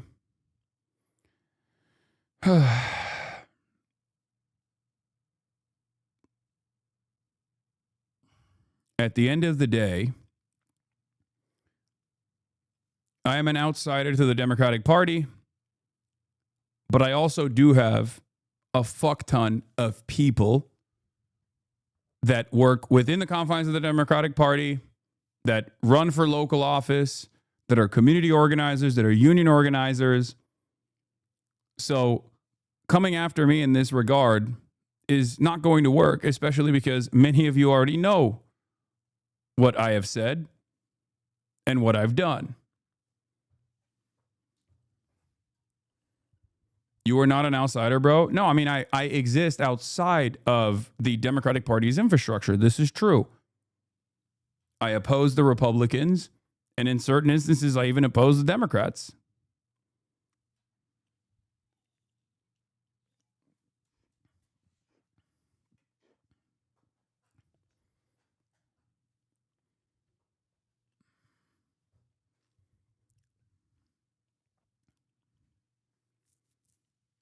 Hasan, it looks strongly to me like you've been pulled and assimilated into the capitalist propaganda machine. Incremental changes of how America got here. Okay. This is what I mean, by the way. Like you're out here. We got a former disgraced governor invoking my name actively because he perceives what we do here as a fucking significant threat. So much so that he would rather try and take me out because he realizes he's not going to fucking win the election. And you're over here saying that I've actually become an op to the socialist movement at a time when in the United States of America, socialism is receiving its highest marks. Okay? Like the last time this happened, when there was like a viable left alternative, a robust socialist movement, was pre-World War I, okay? And we do not have the organizational capacity that we did before World War I. Socialists, communists, trade unionists, labor militancy in general is virtually non-existent still at this point.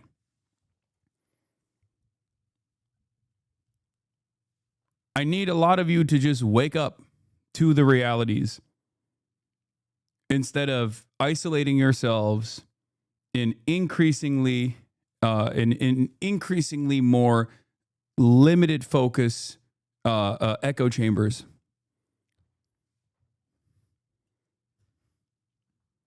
Why not capitalize on Zohran's momentum and build a new third party now? Because that's not enough, is my point.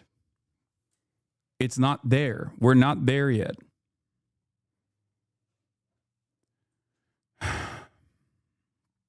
You're the one that's got to wake up, bro. Okay, man. You'll do it. I think if you think you aren't being used by the Democrats to make leftists think they have a guy representing them, I don't know what to tell you, man. Hasan defends Graham Plattner. Okay. I think your capacity to comprehend things is a little bit busted. But I think this is unproductive to consistently talk about, you know, your bad faith and uncharitable interpretations of things that I haven't even said. Okay. Yeah. Unk has gone liberal while I, the enlightened communist, have been pushing the vanguard by typing in Twitch chat and being as annoying as fucking possible.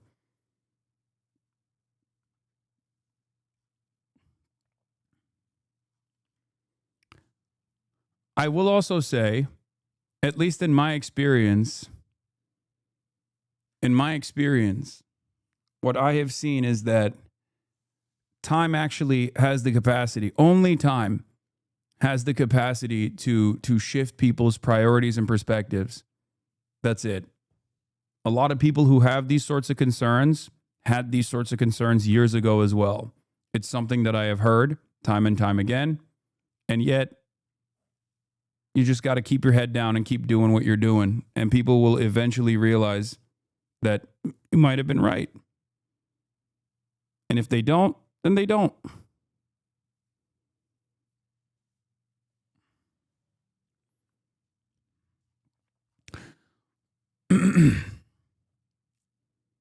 Yeah, Melissa De Rosa. The crowd chants at Hochul, not with Hochul. Says tax the rich, tax the rich. Democrat advisor and strategist at Cornell Communications Advisory, Melissa De Rosa, says, in a crowd that includes Hasan Piker, a stadium filled with the most popular streamer on earth hates me and my cause.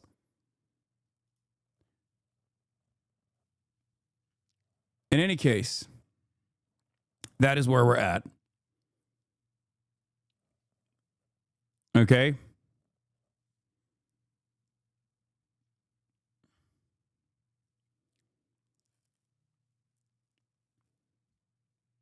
Feels like so many people here have absolutely no idea what the American left looked like before 2016. It's like these people would rather sit on Leftbook and hyperinsular Discord servers. No, they don't even know Leftbook. These people came after Leftbook. These people came after Bernie Sanders. You understand that, right? A lot of the people in this community started self-identifying as socialists because of Bernie Sanders.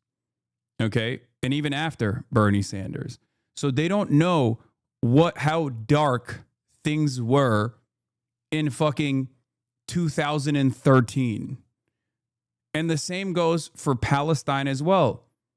This is precisely the reason why I look to that issue in spite of all of the violence and see a lot of hope for a better future. Okay? Because I know how things used to look like in the Western world, especially before October 7 for Palestinians. People just didn't know what it was. People didn't care about it. There was only one position that was available in every different ideological tendency in this country. Liberals, conservatives, all the way to progressives and leftists themselves. They all just said, no, Israel is the most moral country on the planet. But a lot of people post October 7, once they started realizing that Israel wasn't this beautiful island of democracy and queer liberty or whatever, surrounded by scary Muslims, and that it was actually an ethno-nationalist apartheid that was engaging in a genocide,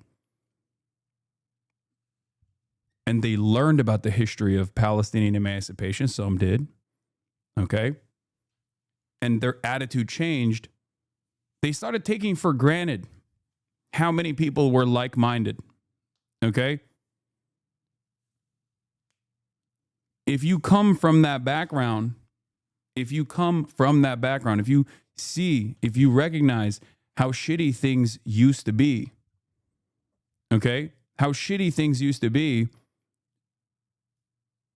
you will realize that moving the needle in the socialist direction, no matter how incremental it may seem, is actually working just fine. It's not fast enough, but unfortunately, that's just not how change works. Okay? That's it. But that is the reason why I always keep my head down, and I hope you guys can too, and keep pushing no matter what.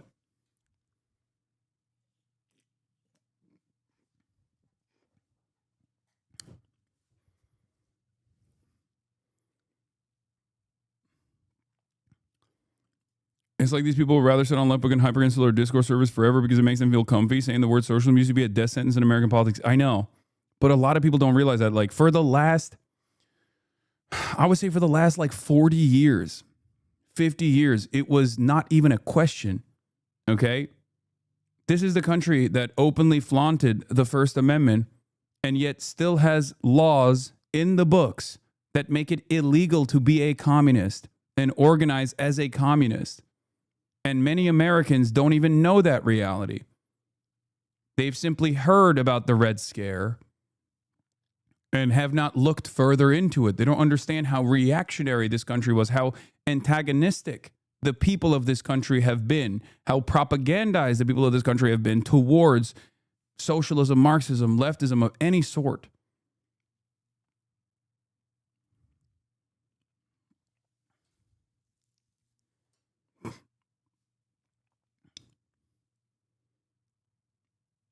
Yeah. And if you look at the Gallup polls like this, image of capitalism slips to 54% in the United States of America. Okay. Trend in Americans' positive ratings of capitalism and socialism. Capitalism is at 2010 and in 2010 is at 61% approval, down to 54% approval. But this is all Americans, by the way. Socialism at 36% approval, up to 39% approval by 2025. And you think to yourself, okay, well, that's not great. Except when you look at actually the places, the political associations that are, albeit limited. Once again, we have the three brackets, the Republicans, Independents, and the Democrats, right? If you look at those three brackets, you see bigger shifts on the Democrat side. So to cast aside the people that are more likely to be your allies of this sort when it's actually working, to say, well, change, much broader change is a necessity right now. Okay. And therefore, I'm going to cast aside people that are more likely to be on your side instead of trying to talk to them and move them in a more, move them in a direction that is more open-minded to your worldview. I think that comes across as unserious.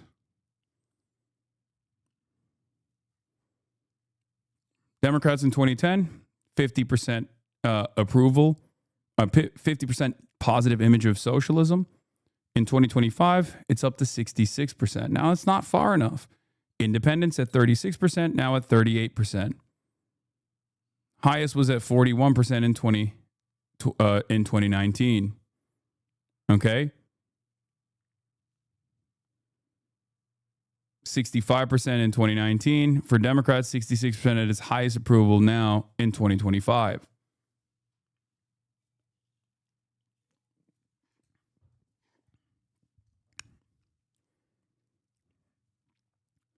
You have to factor in how propagandized Americans are when you look at this stuff. The same goes for Israel as well, right? In spite of the unimaginable, unlimited faucet of propaganda that declares Israel to be a objective good, a force for good in the region, Americans came to their own conclusions on Israel in spite of the mainstream media pressure, in spite of the advocacy groups pressuring people, in spite of criminal charges being brought towards those who stood strong and defended the truth, that Palestinians were worthy, Palestinian lives were worthy of dignity, and that their emancipatory movement was just. That's the reason why I say there's a major shift happening, and that's positive. It's a good thing. Left accelerationists will see any type of reform as a bad thing because they believe it makes people more complacent and comfortable and less likely to start a revolution. Some people will just always oppose what you do no matter what because they think advocating for things like universal health care is protecting capital. I know. The interesting part about this is that I understand that. As far as welfare, like as far as the Marxist tendency that looks at welfare as a lifeline for capitalism to continue, it's correct. It's not wrong. Okay? This is not incorrect. It is correct. Because in the absence of a robust welfare state, capitalism was slated to self-destruct. This is true. Having said that, you have to work within what we already have. You have to work within what is readily available, especially in a country like the United States of America that has never had as successful of a socialist movement or a tradition or a background, and that even the limited amount of success that socialists have seen here have been actively eviscerated from the American collective consciousness through a faucet of anti-socialist propaganda. So far, more than 160,000 ballots across the 5 boroughs. Yeah, New York City's mayoral race, surely one of the highest profile races in the country this election season. Pundits, politicians, for the president down, all trying to influence how New Yorkers vote. And there's still 8 days to go until Election Day, so still some time to sway voters those candidates are hoping for, and still you, New Yorkers, still have to make your voices heard. So Eyewitness News reporter Crystal Cranmore is live for us at City Hall with each of the candidates and their agendas for today. Good morning, Crystal. Good morning. Well, it's actually expected to be a busy week ahead as the candidates work to appeal those voters who are still undecided. But those who do know actually locked in their votes just a short while ago here at the Borough of Manhattan Community College. Take a look inside. This is how it looked when polls opened around 9 o'clock this morning. This is the 3rd day of early voting after Elections Day. There was a large turnout this weekend. Now, the candidates pulled out all the stops to secure the votes they needed. This was a rally for Assemblyman Zoran Mamdani in Queens, Forest Hill Stadium in Queens last night, where about 10,000 people were in attendance. Senator Bernie Sanders and Congresswoman Alexandria Ocasio-Cortez and other key Democratic forces in New York got on stage and championed Mamdani. That universal health care be paid for the blood of the third world that's colonized. You end this only by getting rid of capitalism is a social chauvinist position. It unironically reminds me of Trots when I hear stuff like that. I know that people will say, how dare you? How dare you bring this up? How dare you bring up this this major division? You're actually a Stalinist if you believe this. But it does. It reminds me of like the permanent revolution rather than where you can get it and how you can do it. Okay? It's just, and I've described this position, I have described my position and my methods and what my goal is to Bad Empanada, ironically, when we had that conversation on Noah Sampson's show, where I said, this is not about pacifying a revolutionary movement in the United States of America, but instead, it's about moving the needle in the direction where, at the very least, the United States of America gets out of the way of places that have viable revolutionary movements in the global South. Because if you believe that the labor aristocracy is ultimately going to cause workers in the United States of America to say, well, I'm actually comfortable with my position now, we should continue imperial super profits as long as they're redistributed amongst the working class of Americans better, okay? That obviously is not going to be the end point, but we are much closer to scaling back on endless imperialism around the world at that stage than where we're at now. And while we have this back and forth on what must be done, or what the different methods are, the American empire moves in the direction that it was going to move in, regardless of our back and forth. Has this kind of sectarian infighting actually created a robust response to endless American warfare? No, it has not. Things have only gotten worse. Things have only gotten worse. That's why I always urge the rank and filers in here to make a big fuss in their own unions to ensure that they play a formative role in the anti-war movement in general.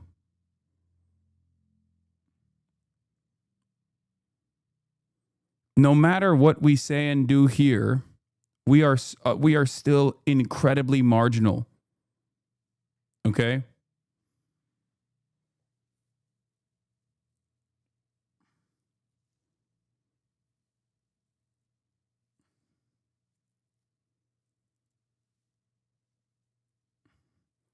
There is perhaps a reason why many of the more radical on paper leftists are relegated to Discord servers and YouTube channels and podcasts, and they have very little influence in the ways in which the American political project moves.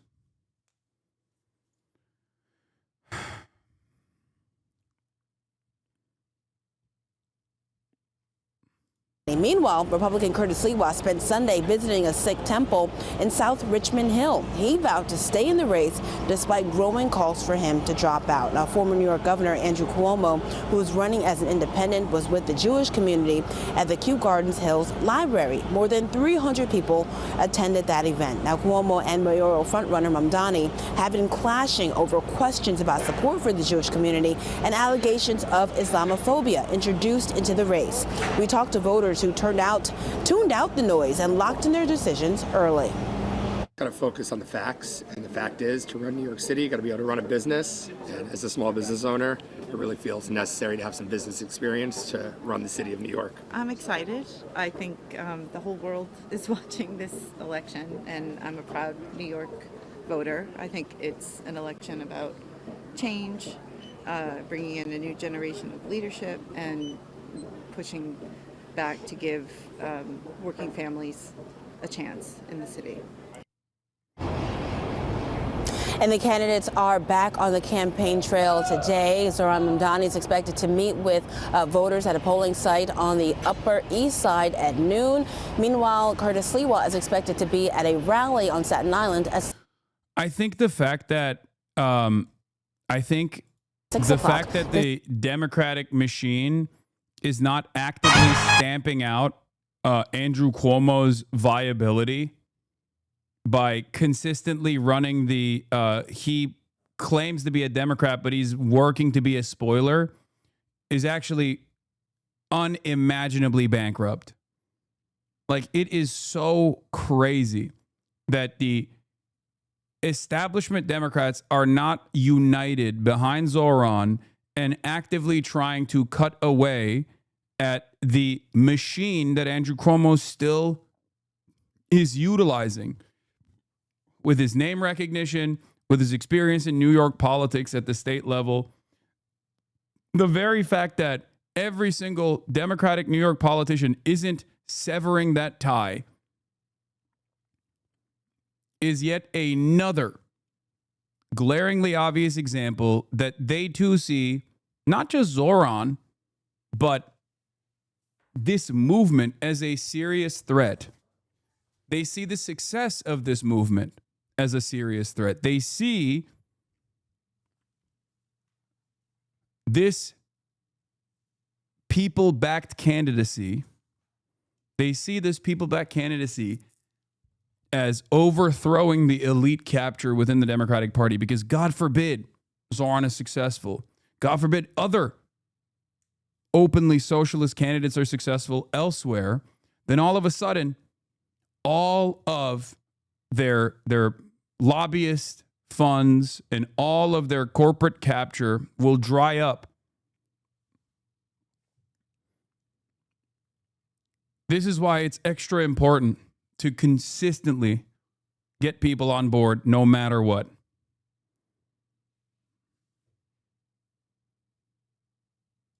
You think so? I mean, yeah, 26 billionaires have poured over $22 million into stopping Zohran Mamdani's campaign for New York City mayor.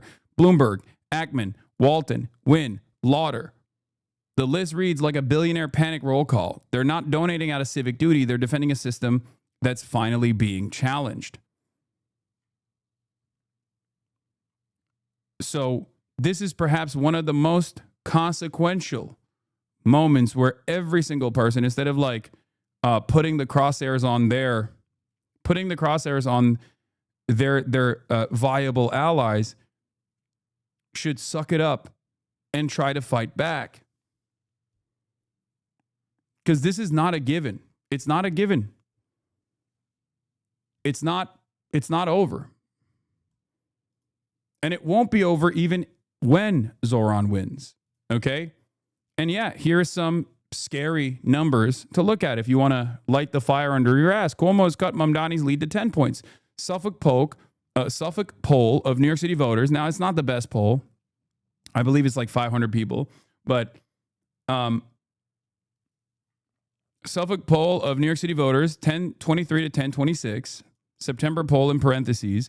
Before this is before the Eric Adams endorsement, show Mamdani going from 44 to 45, but Cuomo going from 34 to 25. Wait, what?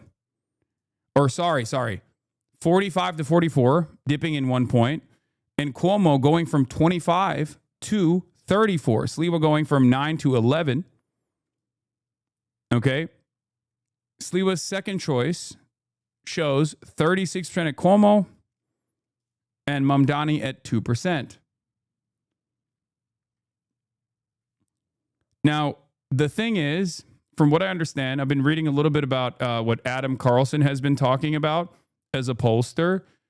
They are, one of the biggest problems with polling in general is that they're too reliant on previous voter patterns in order to develop projections, right? And even when they're actually adjusting for who goes out to vote.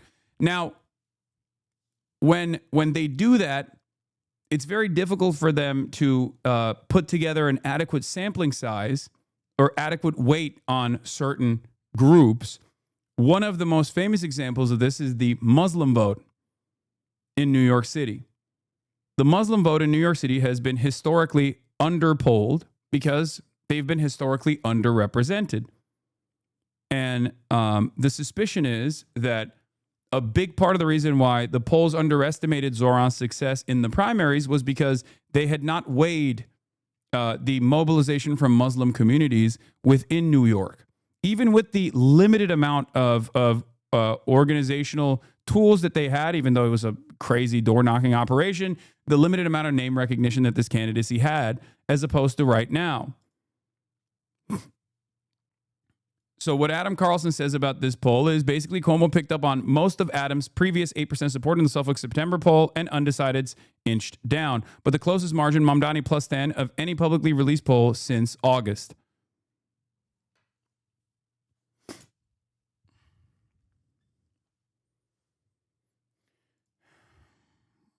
If we look at the rest of the polls, Mamdani up 18, AARP showing Mamdani up 14, Fox showing Mamdani up 24, Quinnipiac showing Mamdani up 14, Suffolk showing Mamdani up 20, CBS showing Mamdani up 15, Marist showing Mamdani up 21, and Emerson showing Mamdani up 15.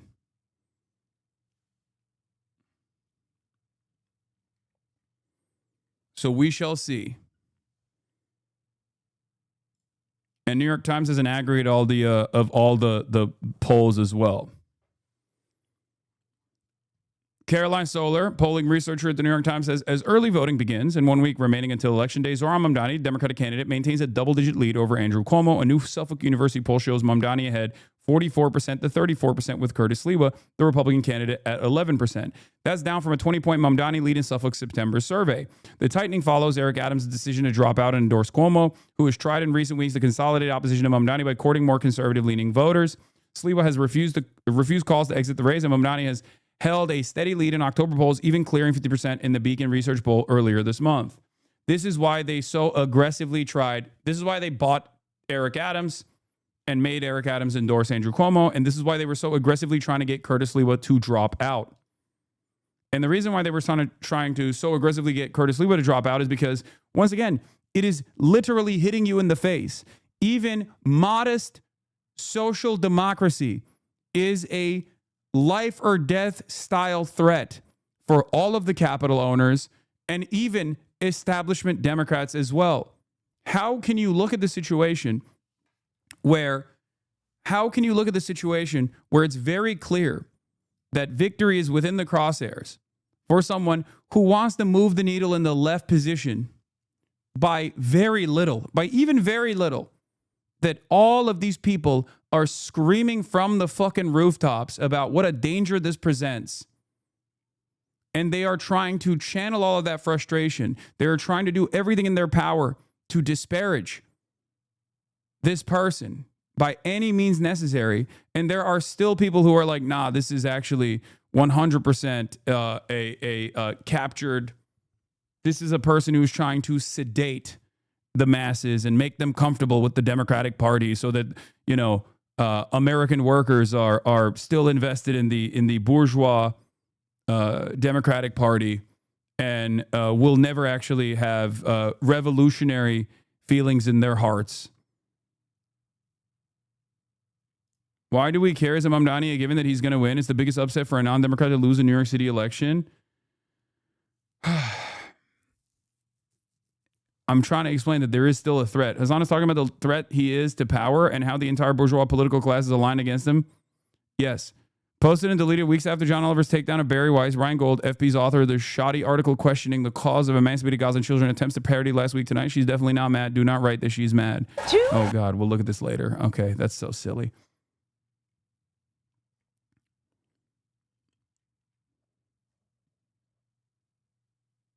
These are the polls of the New York City mayoral primary, including simulated ranked choice voters for the first and final rounds of voting. So just remember, there was only one poll that showed Mamdani up +5, and every other poll showed Cuomo with varying degrees of different leads. So all of them were wrong, but that doesn't mean that these polls are now weighing Mamdani's chances as much higher than before, because they do adjust quickly, right? Pollsters will oftentimes very quickly restructure how they are weighing certain demographics.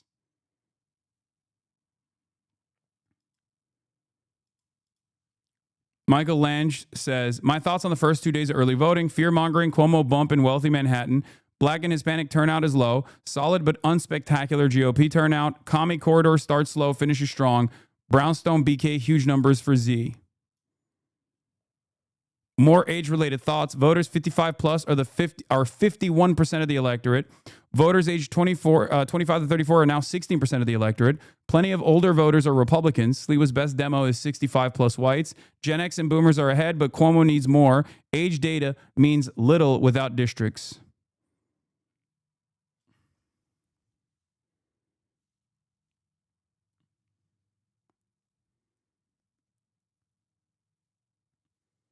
Emil Habibi, thank you for the 5 gifted subs.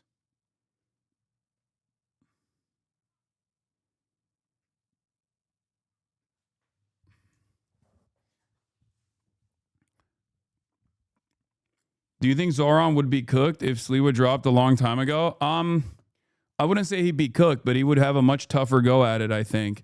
Because once again, this is what happened to Bernie as well in the primary. But this time they failed in the primary because they underestimated Zohran.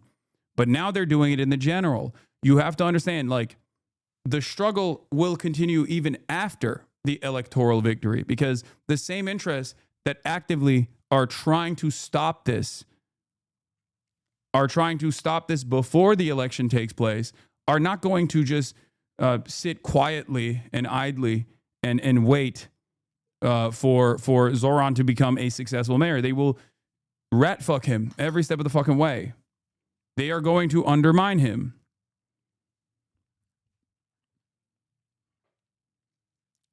Because these people have no investment in the betterment of people's material conditions. They are playing a game of domination. They want to make sure that you do not have hope. They want to cut this before it becomes a larger problem. The bigger the win for Zoran, the more Democrats are likely to fall in line. If this is closer than expected, it's not good for Zoran's term. We need a massive turnout. We need to get it over the 50% mark, make it a blowout. Exactly. I think shows of strength, such as last night's events, is very good. Because then the Democratic Party's elite see the momentum and the mobilization, the capabilities that a left flank candidate has. It makes it impossible to deny. It makes it unavoidable. It makes it a reality. Okay? We can't leave this stuff up to luck.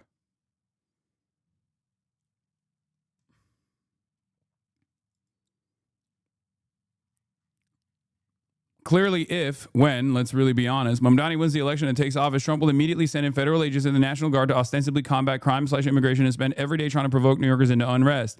This is in addition to the billions of federal money he's already pledged to cut off. And I believe their threats of deporting Mamdani are very real and should be taken seriously. Cuomo and his donors constantly make not-so-veiled threats premised on these dynamics. What would be useful is if our media explained this motivation and strategy of tension while reporting on this inevitable crackdown and provocation, rather than running with Trump's completely nominal aim of fighting crime or legal immigration. This will not likely happen, of course. One recent template is Trump's bogus claims to be taken on narco-terrorists and drug cartels while he attempts to provoke Venezuela into a regime change war. A drugs framing everyone from the New York Times to the Atlantic accepts and runs with, despite its obvious fakery. It's bullshit. It's transparent bullshit. And yet, for some weird reason, well, not so weird reason, we know what the actual reason is, there is this normalization.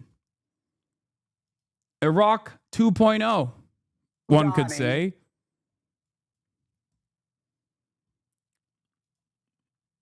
But in any case, this is a 34. Oh, this is just the Zoran speech from the rally. Class. Who's And this is the AOC speech as well. AOC directly challenges Trump in fiery speech in Queens. All right. Fox's TikTok comment section is pro Zoran. As we stand on the precipice of taking this city back from corrupt politicians and the billionaires that fund them, let our words ring out so loud tonight that Andrew Cuomo can hear them in his $8,000 a month apartment.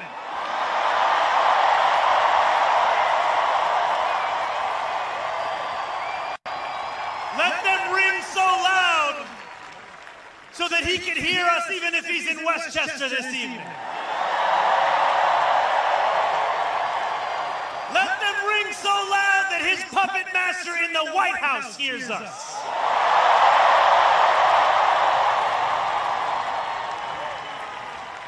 New York is not for sale. And now, as we stand. So that was posted on the Fox News TikTok. Now let's look at the comments on Fox News TikTok. Fox posting this like it's supposed to make me stop liking him. Can we change the rules so we can run for president, please? I'm so jealous of New York right now. Fox posting is the rage bait Cuomo.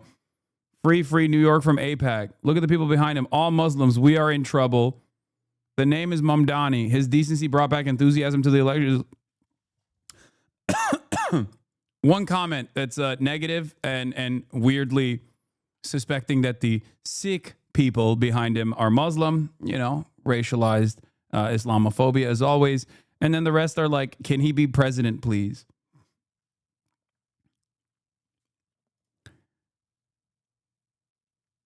Zoran's team also came out with a Fox News ad, and I think that's pretty brilliant. My radical, in air quotes, agenda. Let's take a look at that. He is a communist. Hey, I'm the actual Zoran Mamdani, not the guy they talk about on this channel. My radical agenda? Turn the page on the billionaire-backed politics of Andrew Cuomo. Make the city affordable. Tackle government waste. Keep New York safe. And deliver on our promises. With universal childcare, rent that you can afford, and a property tax system that actually makes sense. So don't be fooled by the noise. This is who I am, and you're who I'm fighting for. Paid for by Zoran for NYC. He also has a decent amount of money as well. And I think that when you pair up good policies and you can bankroll said good policies with a broad media campaign, something that Kamala Harris failed to do because she did not have the good policies. She did have the fat purse, right? I think you can overcome these odds. Don't get false optimism in all this TikTok. I always see liberal comments, even on Fox. I know. I'm just pointing to the fact that Fox News' message is supposed to resonate with Fox News TikTok watchers. There's plenty of right-wingers on TikTok. Squirrel made a decent comment on Islamophobia. I suspect that they're saying the same thing that I've been saying, which is that Israel defenders and Israel in general realize that they can't actually win people back to loving Israel. But what they can do is disparage Muslims. They can really tweak the dial on Islamophobia and therefore make people fearful of Muslims and then make it seem as though, Israel is fighting against Muslims. Like, I don't really like Israel, but I guess they're fighting Muslims and I hate Muslims. That's it. Elon Musk has recently turned on the Zionism dial on the algorithm to the max for his daddy Netanyahu. This post was immediately targeted by Zionist Israeli boss and troll farms, and they've been posting the same script nonstop since. It's instructive to look at what they all say. Two main repeating lines, aside from the typical classic Hasbro bullshit about how Palestinians are intrinsically violent and subhuman, is the obsessive focus on immigration and Muslims. That's the new strategy. We're going to do a War on Terror 2.0 Hasbro operation in the U.S. and West and just ramp up the most insane, deranged Islamophobic racist bile imaginable. That will make them forget about our genocidal mass slaughter and rape of Palestinian babies, toddlers, children, girls, boys, and women. Creating huge, vast, fake AI-run accounts that mimic real people, preferably women and minorities, so we can pretend we have deep organic support among broad swaths of the population, and then give them all the same script to repeat everywhere on Twitter, Instagram, Facebook, YouTube, and of course TikTok that they now directly own. OMG, Muslim Islamic invasion. OMG, Muslims. OMG, invasion by Browns. The jihadi Browns Muslims are invading you. Oh my God. Oh my God. There has never been more disgusting, depraved, shameless creature than the genocidal Zionist.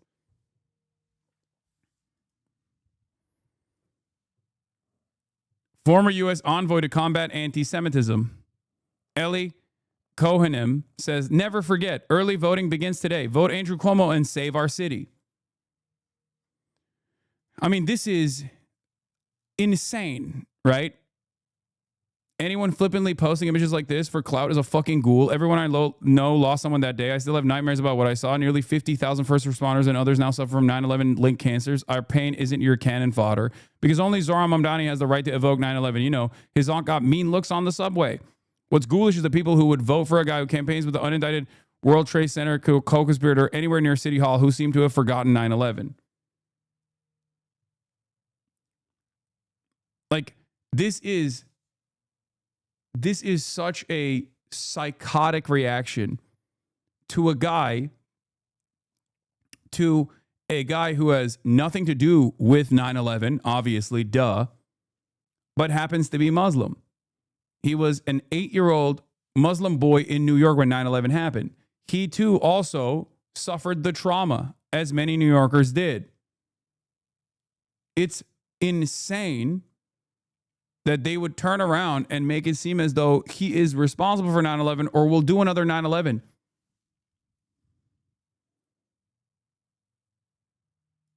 What is this? All she did was, hoe math. Yeah, a freak. A lot of conservative politics comes down to these guys being mad that women don't want to fuck them. Yeah, I know. I saw this. It's amazing. How is this not political suicide? Because you can get away with being as shitty as you want to Muslims in general. I know you meant this to be racist against Mamdani, but this most likely reads like vote Cuomo or else we'll do another 9/11. Matt Lieb.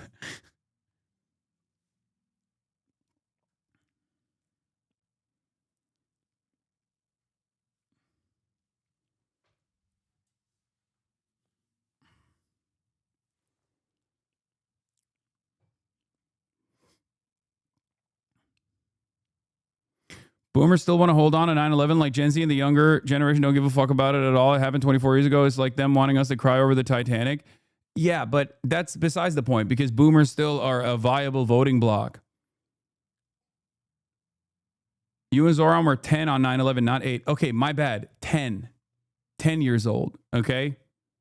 Jesus Christ. What difference does it make?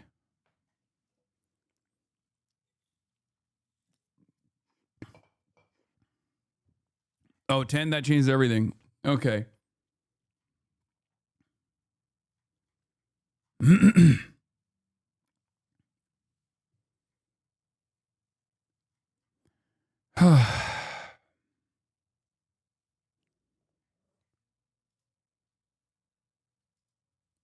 What's also making me go crazy is that Zoran has said nothing even remotely anti-Semitic, nothing that you can even remotely call into question as being anti-Semitic, and yet they keep saying he's anti-Semitic because he's Muslim and also anti-Zionist.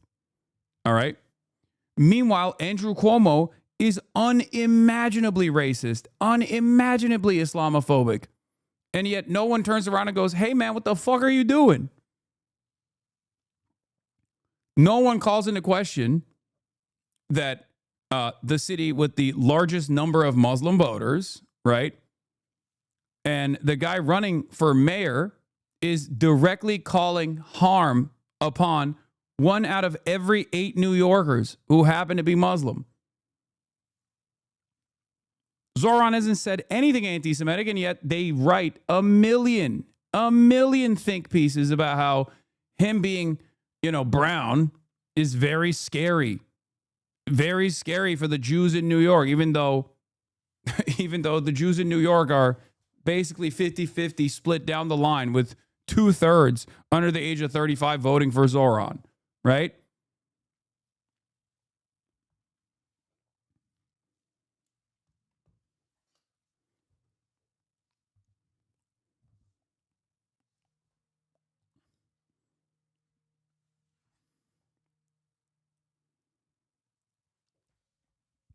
It is utter fucking lunacy, man. It is utter lunacy. I hate it.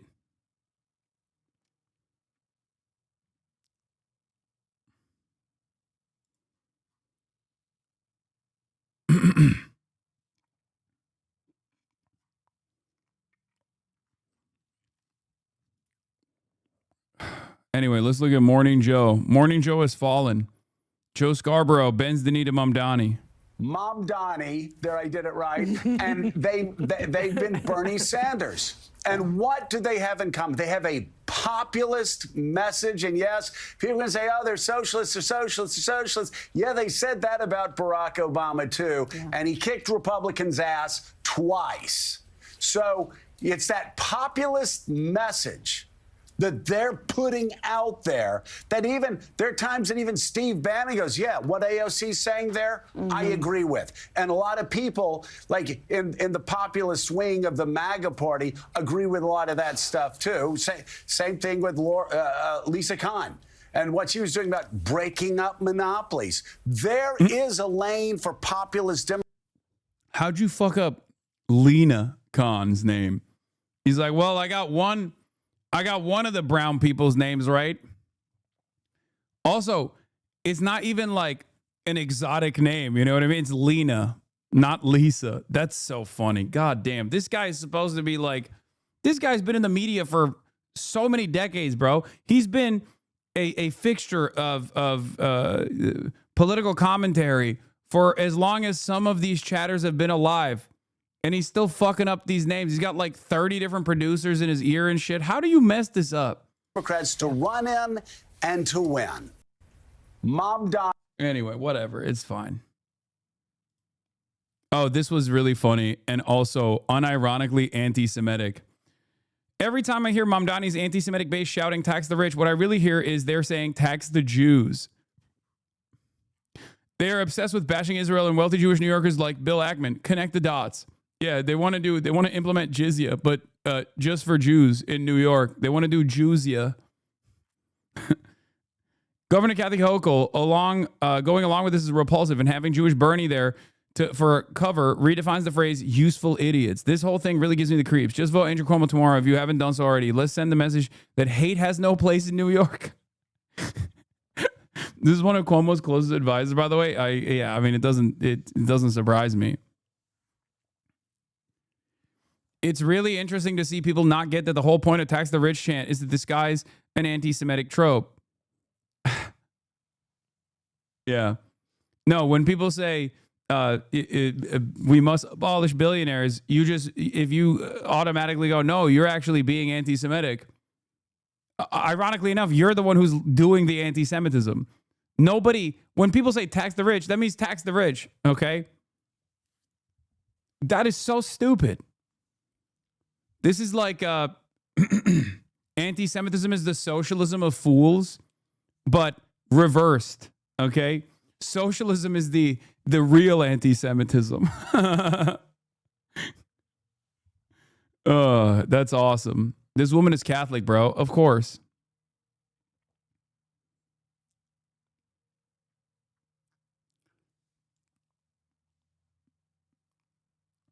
How the fuck are they just now forgetting this out? You were screaming at them the whole election cycle to run a populist message. We wouldn't have gotten Trump if they had listened to the broad political will. Now we have a fascist regime, and who knows if they'll leave power. Yeah. Maria Dancillo is 100% correct. I'm reading Raoul Hilberg's The Destruction of the European Jews, widely considered to be one of the definitive examinations of the Holocaust. In his book, Hilberg confirms that tax the rich was the main slogan screamed by rampaging Nazi mobs on Kristallnacht. In the tome's most important revelation, Hilberg also explains that the correct translation of Arbeit macht frei is in fact tax the rich. Okay. Moen is being silly and sarcastic, but I don't think people take that. I think people don't have the capacity to understand sarcasm because they are hysterical.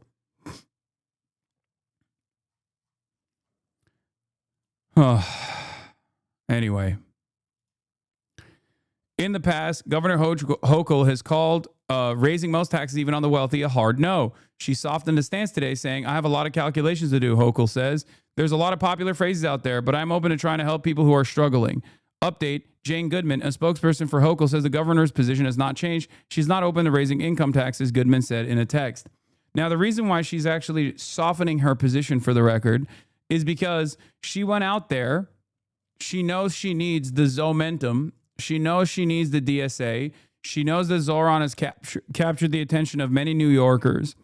And for her reelection, she's going to need those voters. So she came out last night. She came out last night and spoke in front of the crowd. And the crowd wasn't necessarily booing her.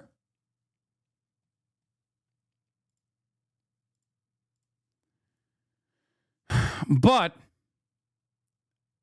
you're scarily chill this stream? Yeah, because once again, I was out there with my people.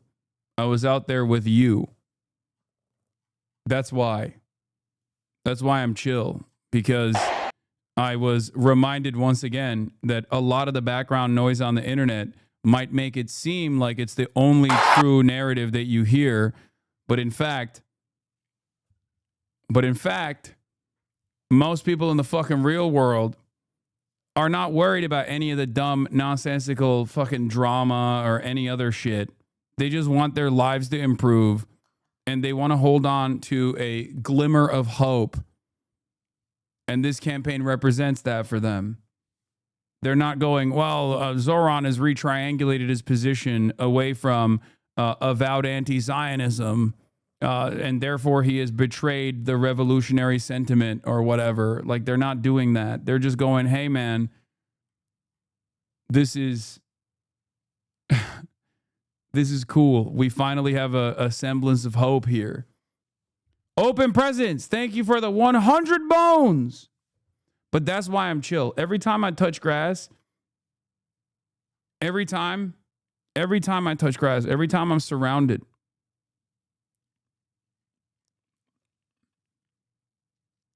by people in the real world, I am reminded that a lot of the stuff online is so algorithmically boosted.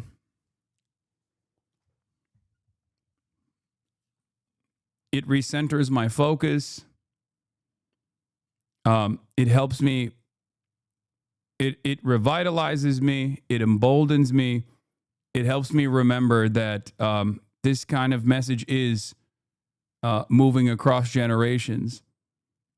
And it can lead to productive mobilization, organizing that's productive.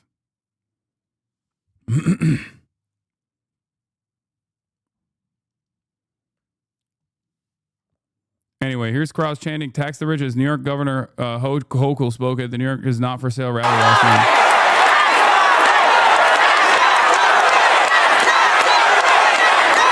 Also, look at this crowd, by the way. They were trying to say, like, oh, there's all white guys in the crowd. It's all white men. First of all,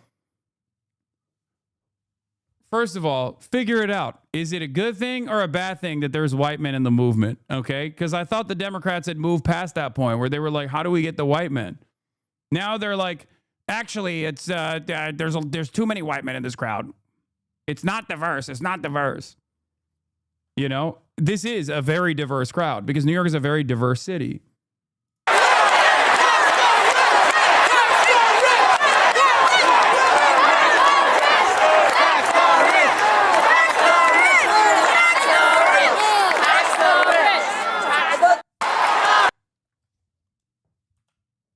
I was there. I am black. I was chanting with them.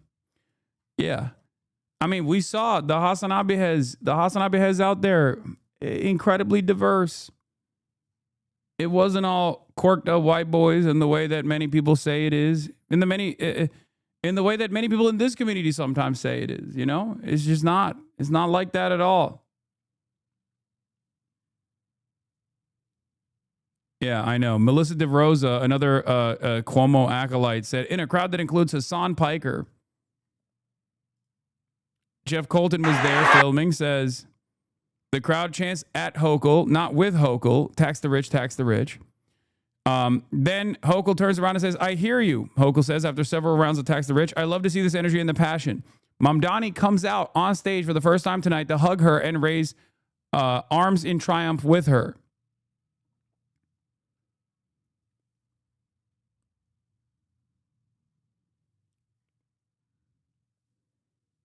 He literally had to come out and get the people not to yell at her.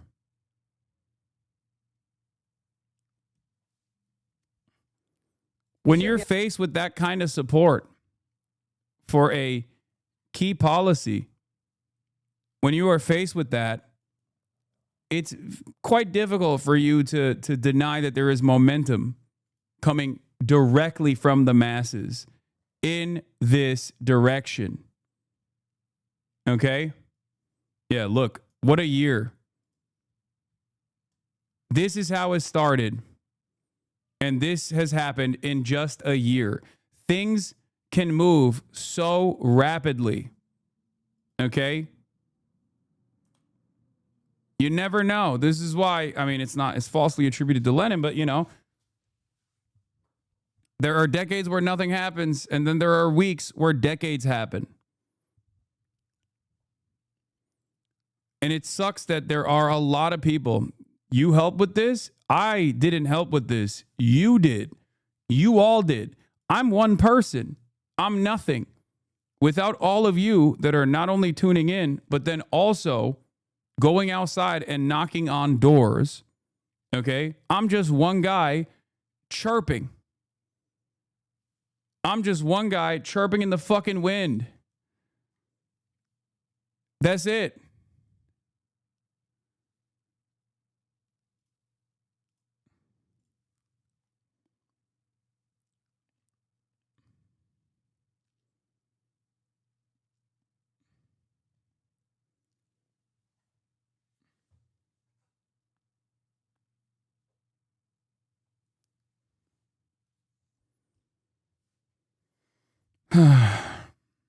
Because of you, I traveled from Germany to go canvas for Zoran. Hell yeah.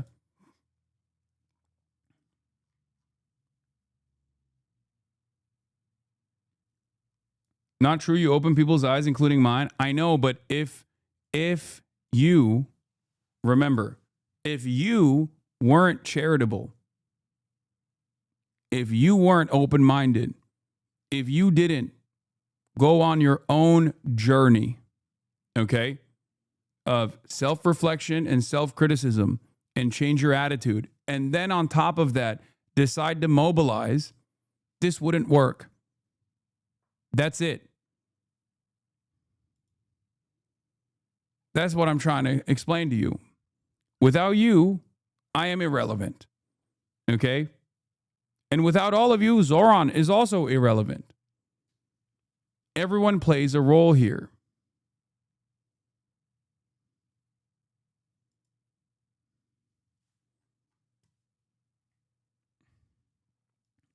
Yeah. Jeff Colton, Hasan Piker entered through the media entrance and wore a media sticker the whole time. We know that because he live streamed the whole thing. Hopefully other campaigns would also let him in under similar circumstances. NWS, this guy, not even a fan of mine, okay, not even a follower, says, imagine telling Andrew Cuomo at the peak of his 2020 COVID press conference hype that in 5 years he'd be making a desperate attempt to save his failed campaign by focusing his closing message on hhis opponent's association with a Twitch streamer. That's how stupid it is. And sometimes we get swept away by narratives that people in positions of prominence really try to fucking focus on, really dial in on.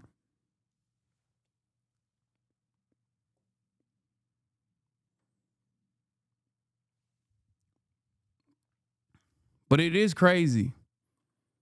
It's also crazy because, like, back then, I was wearing, ironically, the Cuomo Fauci hat all the time. Talking about how stupid it is that Democrats were fantasizing about Andrew Cuomo. If you recall, if you were back here in 2020, I would routinely make jokes about how much liberals talked about Andrew Cuomo. Back then, I was still ripping into Andrew Cuomo for playing a formative role in crippling the New York City health infrastructure, the New York State health infrastructure, by offering goodies to his Republican allies in Albany so that he can maintain his grip of power, and how much that led to the demise of New Yorkers during COVID. I was saying it back then too. And it's crazy that, like, now virtually every New Yorker is aware of this, regardless of how they felt about Andrew Cuomo back then. Yeah, the Cuomo-sexuals, if you remember.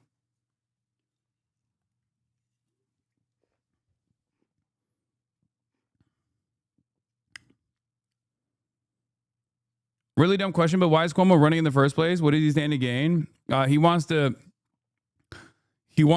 restart his failed political career, and he thought he could do so by running for a less powerful position. That's it.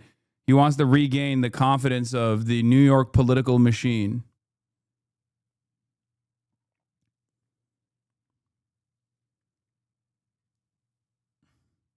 New Yorkers in the know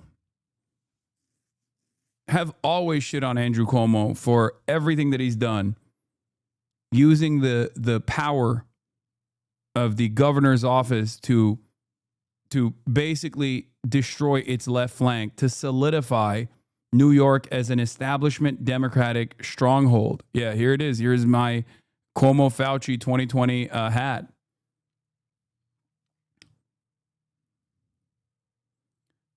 Of course, I was wearing it ironically while making fun of Cuomo, but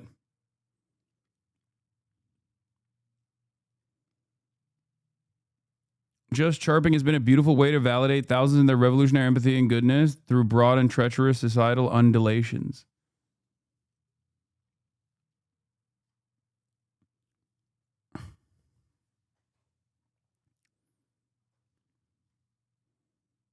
Do you still have it? Yeah, I do.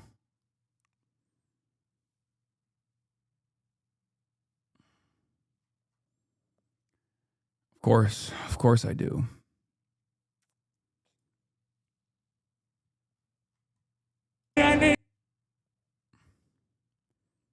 This is Muslim terror. Deport them all. Like, this is what I mean. This is what I mean. This is what I mean. This is what I mean. Like, Randy Fine is a congressperson. No censures demanded, and no censure will ever come for him when he says that about 40,000 American citizens. Can you imagine if there was like not even a pro-Israel rally, but like a Jewish a Jewish day, right? Where you had a bunch of Jewish Americans that were doing a parade or something, okay? Not a pro-Israel parade, just a Jewish one, right? And then Ilhan Omar was like, we got to get these Jews out of here.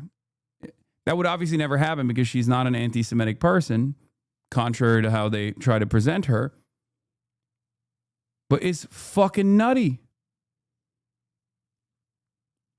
It's nutty how much you can get away with when you say shit like this. You can just say shit like this all the time. All the time. And it's perfectly, it's considered perfectly fine.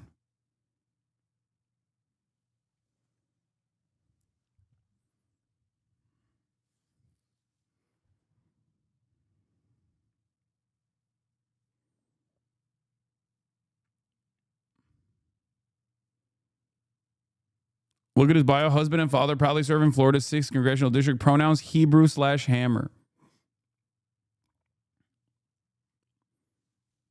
Yeah, his blood pressure is not so fine. I know. This is Randy Fine, for those of you who don't know.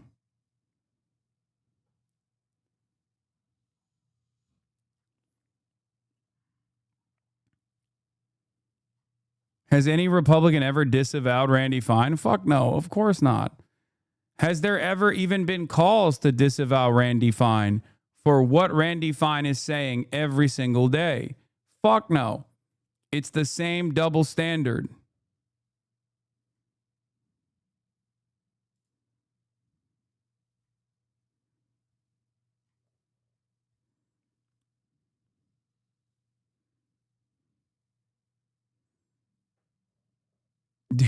David Bernstein.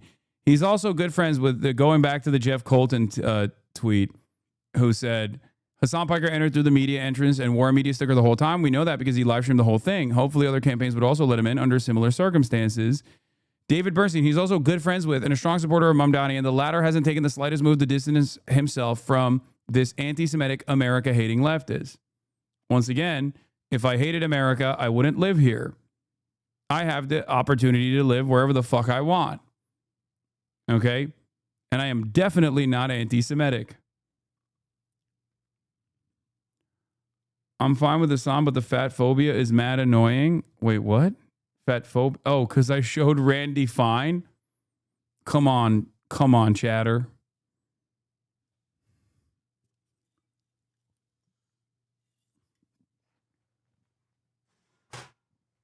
You're drawing that conclusion on your own. I didn't even say it. Sometimes I do, but goddamn.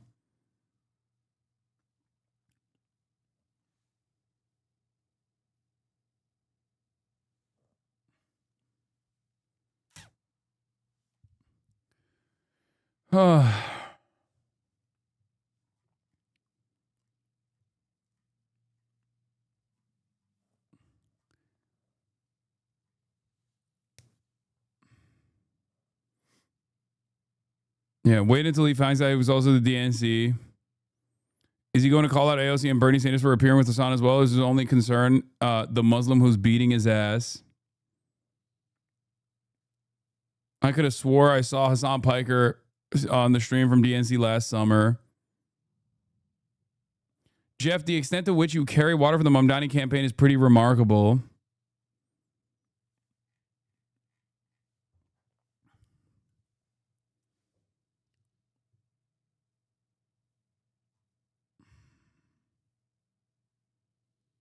Incredible stuff.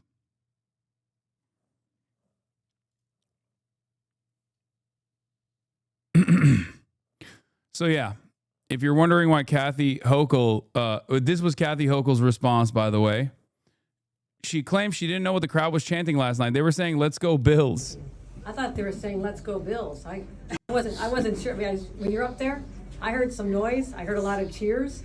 But later on, it became clear to me that I know there's passion for that. I mean, I went in there as the leader of the Democratic Party, whose job it is to unify behind the Democratic nominee. I love the energy out there. I told them that. And I want to do is bottle all that up, use it in a few days, but take that to Long Island and the Hudson Valley and make it to you.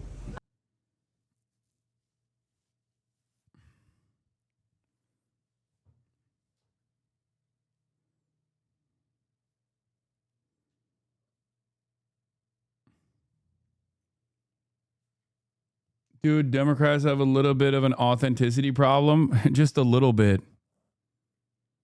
Perhaps it's because they're so busy trying to destroy a candidate that is seen as authentic.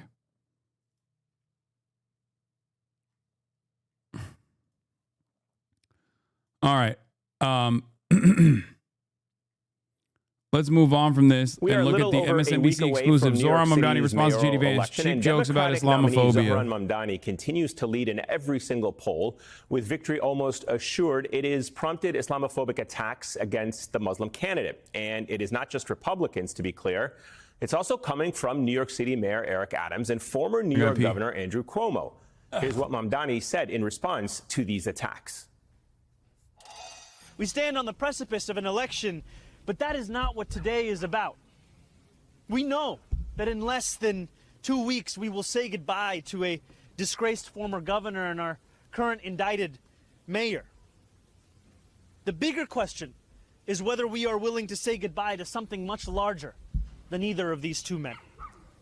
It is whether we are willing to say goodbye to anti-Muslim sentiment that has grown so endemic in our city that when we hear it, we know not whether the words were spoken by a Republican or a Democrat.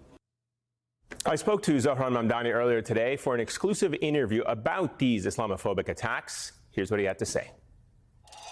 You know, for someone who's been following this race very closely and has seen the level of attacks that have been leveled against you, you know, at some point they called you Marxist, they've called you socialist, they've called you communist, they've made fun of the way you eat with your hands, make fun when you eat with forks and knives. They've called you privileged. But it seems like over the last couple of weeks, and there have been a lot of Islamophobic attacks, but in the last couple of weeks, there's been a surge of Islamophobic rhetoric against you. And it's not new, but I'm wondering why you decided to address it now. Why did you decide to speak out against it so forcefully now? You know, when I took a step back and listened to what was being said, outside of a question of electoral politics, outside of the question of the election, but just to the fact that major candidate for mayor in the Republican Party is slandering me as the first Muslim candidate on the verge of becoming the mayor of the city, as someone who supported global jihad. When I listened to a former governor and Andrew Cuomo laugh and agree when a radio show host said that I would cheer another 9/11, when I listened to the current mayor of this city explaining his decision to endorse Andrew Cuomo as a decision to ensure that New York City does not become Europe, that we do not leave it to violent extremists who burn churches in Nigeria. When I listen to all of this and then turn on TV and see ads that have the words of terrorism and jihad on top of my face that not only mock the way that I eat, but are all intended to terrify New Yorkers as to the prospect of having a Muslim mayor, I decided that it was simply too much. It was too much to think of these as the acts of desperate men looking to salvage the little power that they still had. It was, in fact, a reflection of Islamophobia within our political system that has become so endemic that when we hear it, we do not know from which party it comes. We just know that it is a fact of life in our city's politics. You addressed this yesterday in the speech that you gave at the Islamic Cultural Center, and I want to just quote a part of it. You said to be Muslim in New York is to expect indignity, but indignity does not make us distinct. There are many New Yorkers who face it. It is the tolerance of that indignity that does. To go back to your first point, how has that indignity been normalized in America by the politicians, by the media, and by the way that you're seeing it now? You just look at what is tolerated. It's not a question of what is said, it's what is tolerated.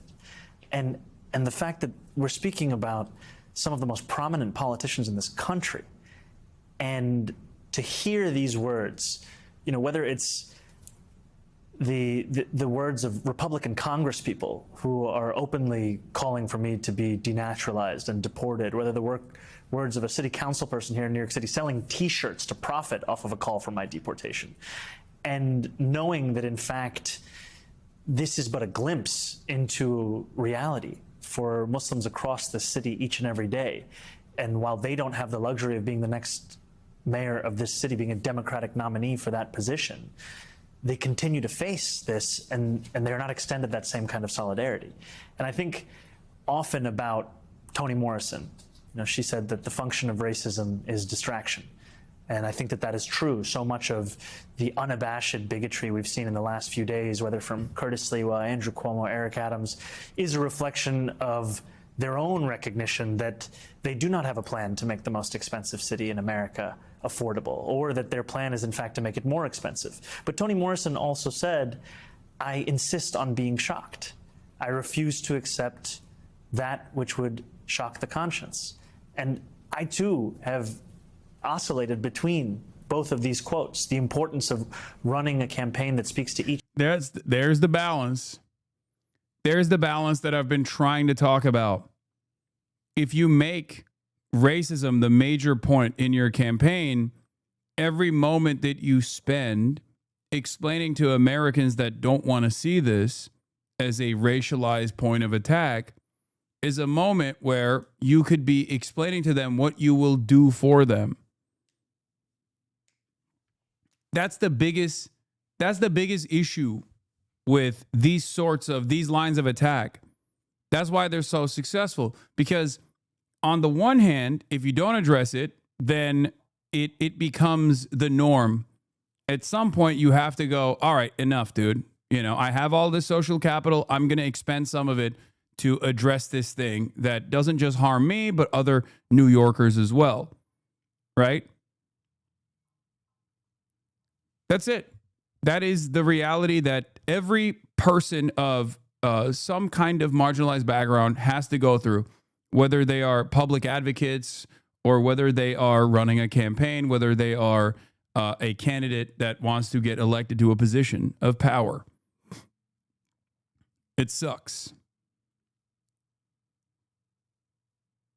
If he had done so early on, I suspect that it would have killed his campaign, especially with the little name recognition that he had. But now that he's actually developed a strong base, now he has more social capital that he could potentially burn in this process. Because there will be, no matter what happens, there will be people who hear him put his foot down on this issue and go, this is woke. This is woke rad lib shit. This is, he's just too thin-skinned. I don't really like that at all. And they won't see it for what it is. They won't even realize that Andrew Cuomo is redirecting the attention away back to his background and trying to cynically present him as like a scary threat. But the real thing Andrew Cuomo and many others fear is not only his position on Israel, but also his policies that will improve the lives of everyday New Yorkers. Okay? It's a concern that I also have to deal with on a daily basis as an advocate, right? It's just something that I also have to deal with all the time. And even when I do mention it, as I have with the Zoran moment, right? There were plenty of people who spent the last 2 years calling me a fucking, ISIS-style fundamentalist Muslim anti-Semitic terrorist, took that opportunity to get the same shots in the same way that they did with Zoran when he was like, my aunt was afraid to wear her hijab on the subway after 9/11, being like, oh, yeah, that's the real victim of 9/11. Your aunt getting bad looks on the subway.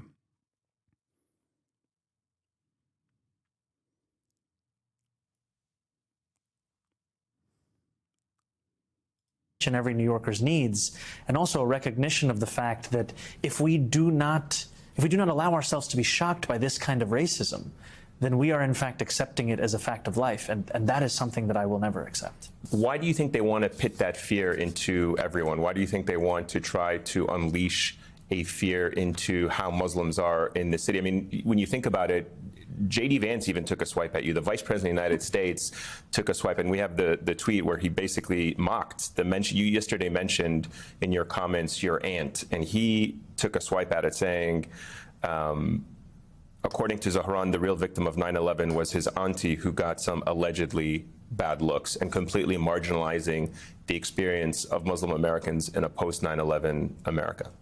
I mean, this is all the Republican. Like, remember what I said when I first listened to what he had to say. It's like Muslim New Yorkers were just as traumatized as Christian New Yorkers were, as Jewish New Yorkers were, as New Yorkers of every different background on 9/11. They were traumatized in the same way that New Yorkers were, right? Because that's what they are. They're New Yorkers, regardless of their religious background. And then on top of that, they were additionally traumatized by being presented as the villain.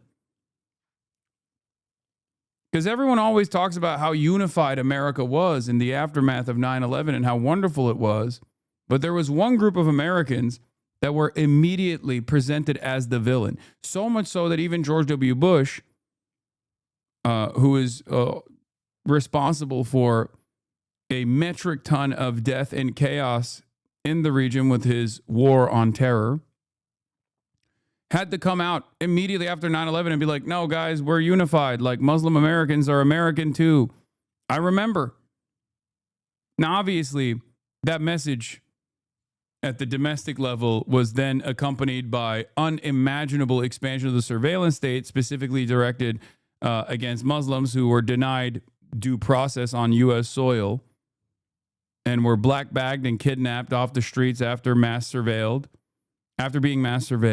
and sent to Guantanamo Bay, sometimes with no opportunity to even make a case for why this was ridiculous, unjustifiable, cruel.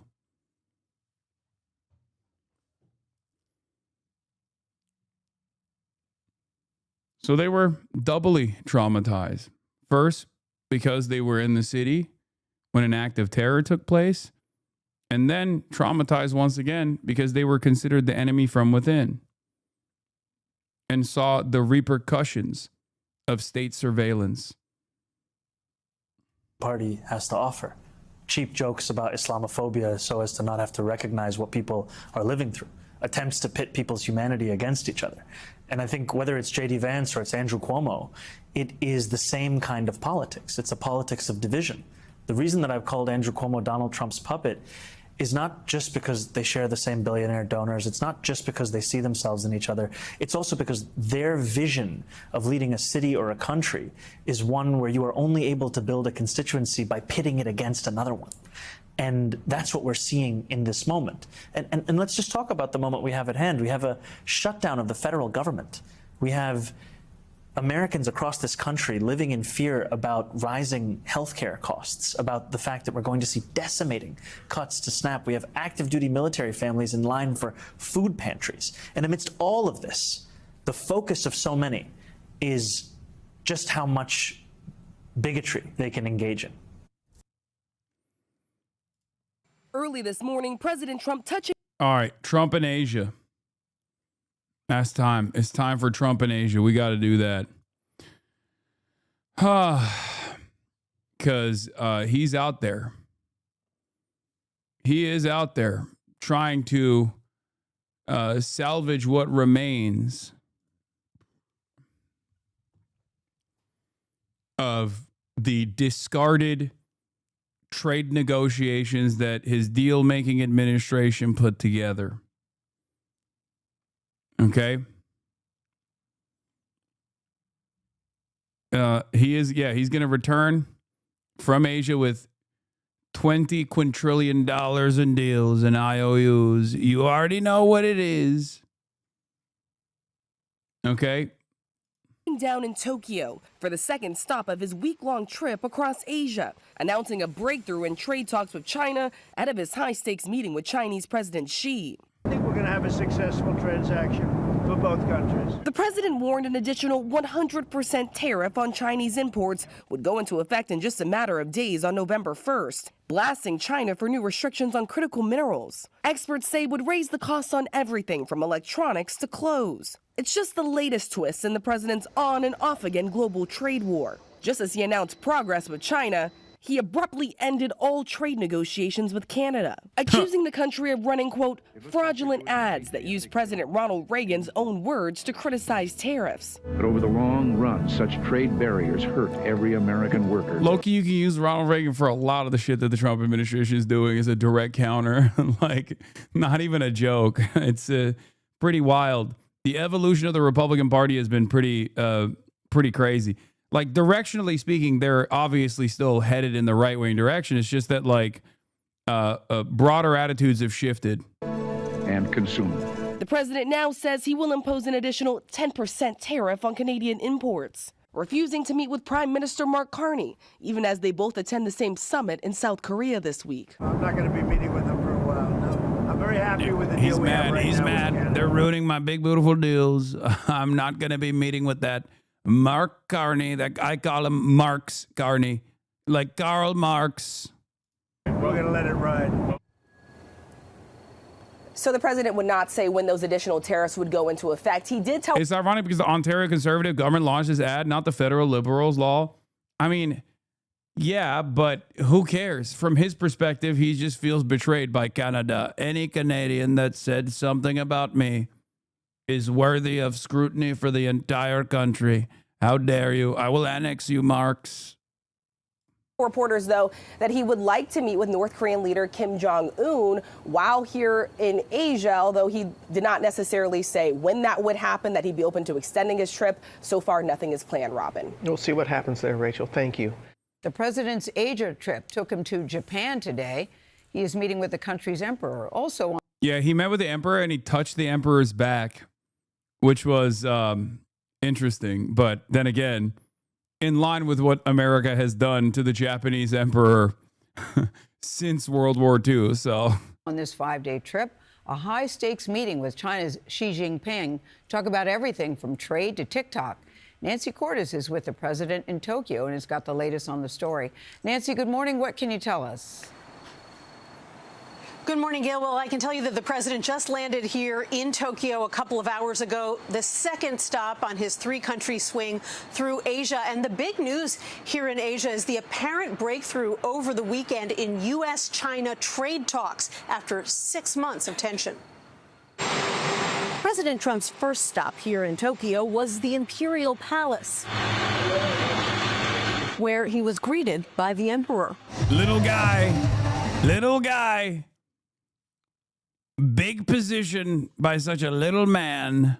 Trump got a welcome fit for royalty in Kuala Lumpur, too, and even joined in as Malaysian dancers performed for him on the tarmac. What the fuck? Yo, I did not.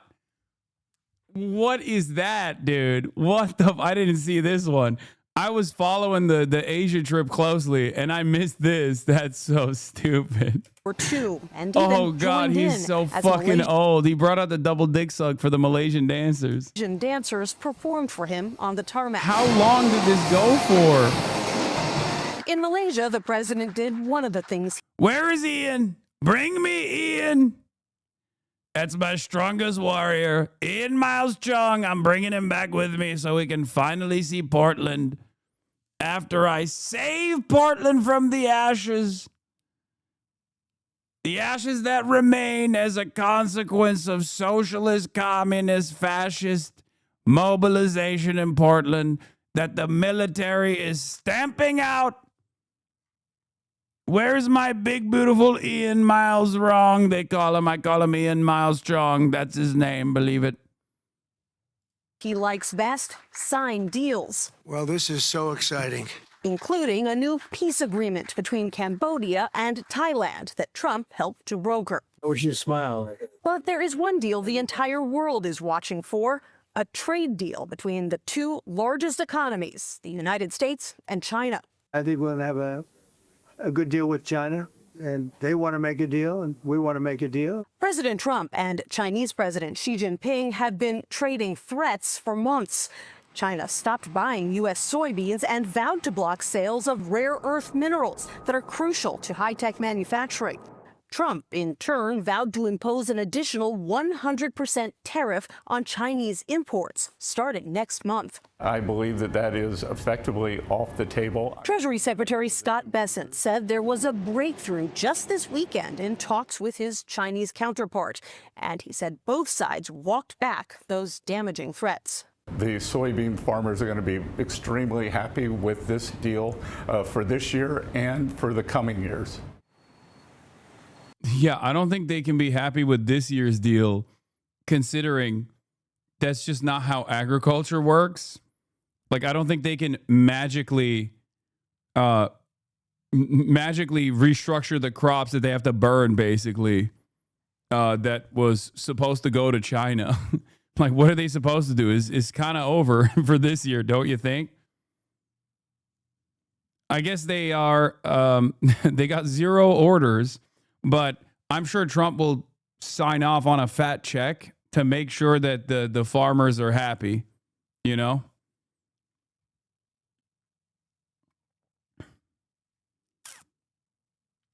Yeah, they're going to get bailed out for at least this season, where they sold nothing. Shouts out to Donald Trump.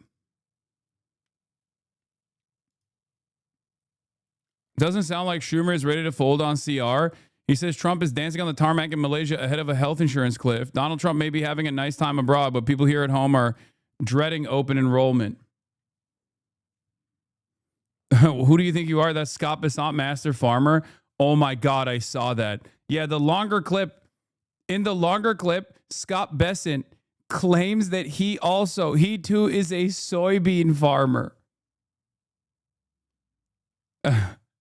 Does anyone have that clip? It's so stupid.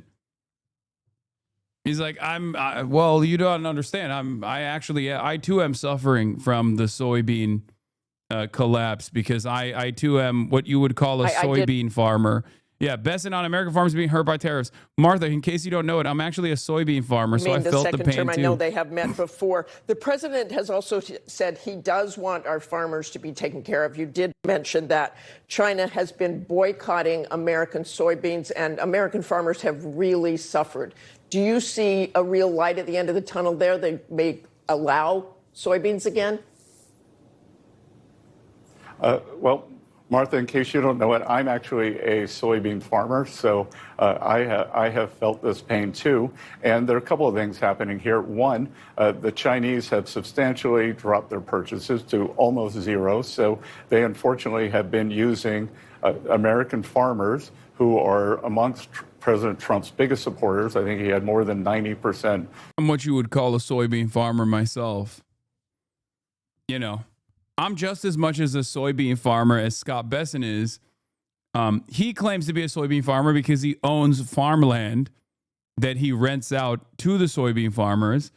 I am a soybean farmer myself because I like Chinese food and therefore eat a lot of soybeans and also use soy sauce. So I guess we're all technically, to a certain degree, associated with the the agricultural production of soy. you know, many of us, who amongst us? Support. And then this was one of the biggest crops in 20 or 30 years, so it was a perfect storm. But I think we have addressed the farmers' concerns, and I'm not going to get ahead of the president, but I believe when the announcement of the deal with China is made public that our soybean... My landlord is a photo editor. Yeah, that's how it works. If your landlord is renting to you, then they, by transitive property, take over your job in the workforce. Farmers will feel very good about what's going on. Both Yeah, for I'm sure you can relate to the farmers with your $500 million net worth. And yeah, here it is. Confronted with this fact by host Martha Raddatz. On ABC's This Week, Trump Treasury Secretary Scott Bessent, a former hedge fund manager who boasts a net worth of more than $500 million and who rents $25 million in farmland out to soybean farmers, tried to paint himself as the common farmer who understands the American farmer's pain. It's funny because we've moved beyond kulaks at this point, right? Because farmers, by and large, like in the way that we actually look at farmers, like they are also business owners, right? The farmer coalition is not the farm hands, the actual agricultural workers, but instead those who own the business that hire the workers to do the job, right? Some farms are owned and operated by the families and whatnot, but for the most part, farmers themselves are also owners, right? Owners of business, capital owners. And that's the reason why they vote alongside the reactionary line, no matter what that same reactionary administration will end up doing to their bottom line, right? Having said that, Scott Bessent has taken this to its maximalist position by being the fucking farm landowner that the other farmers who are also business owners rent from. Fucking awesome.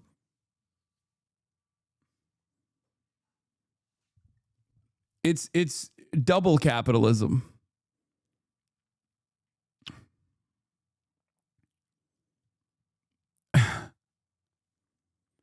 Yeah, and of course, what's really funny is we literally did the same thing last Trump term. China must be laughing at how stupid we are to repeat the exact same mistake verbatim.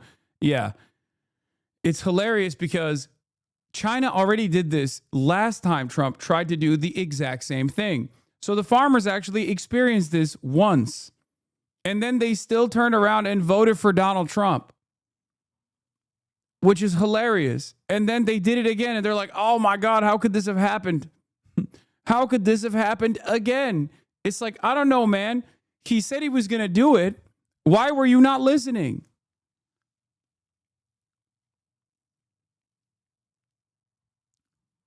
Oh, amazing stuff. Amazing stuff.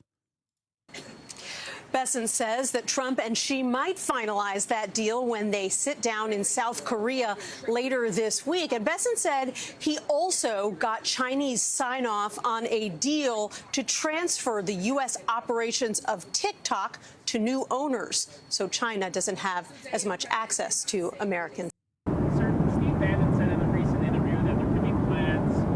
Trump refuses to rule out third term.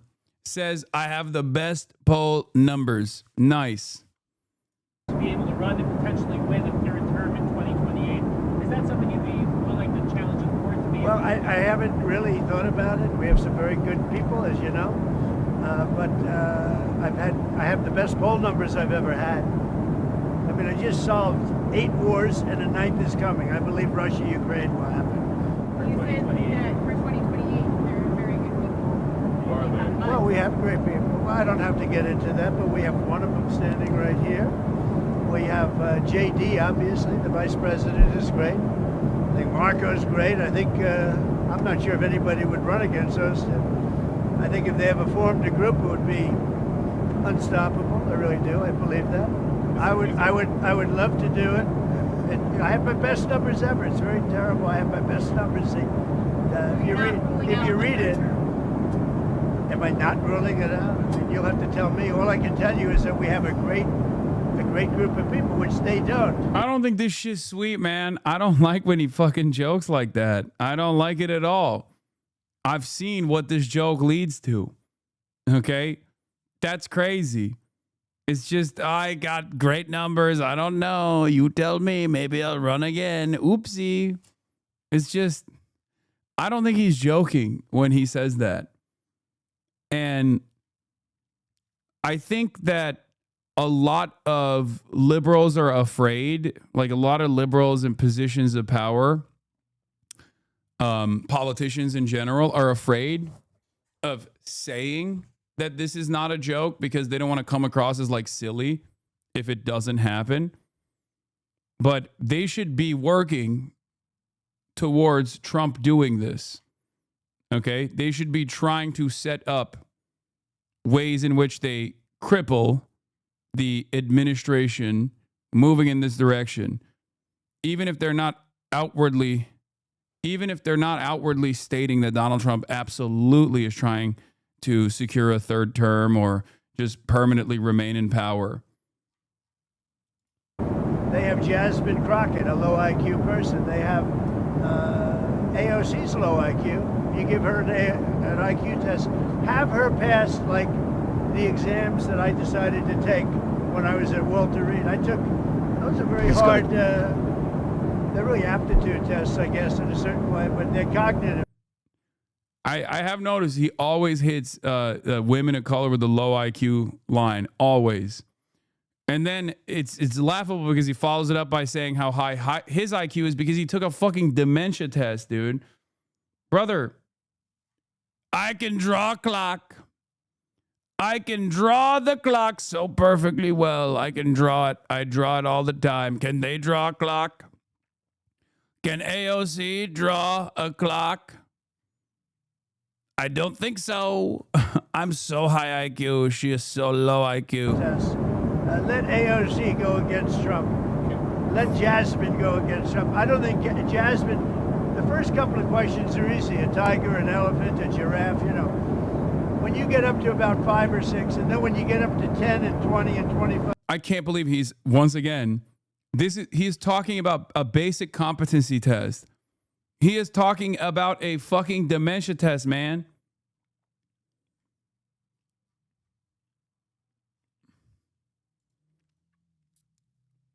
If you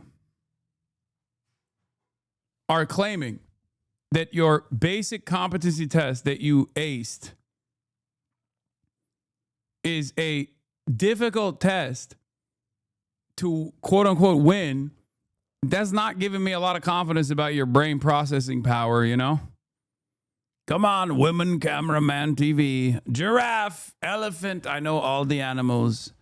I know all the animals. I know them so well. I can call them out. Everyone says, Mr. President, you're so smart. You're so smart. Yeah, this is it. This is the test Trump took. Is a 10-minute screening for dementia.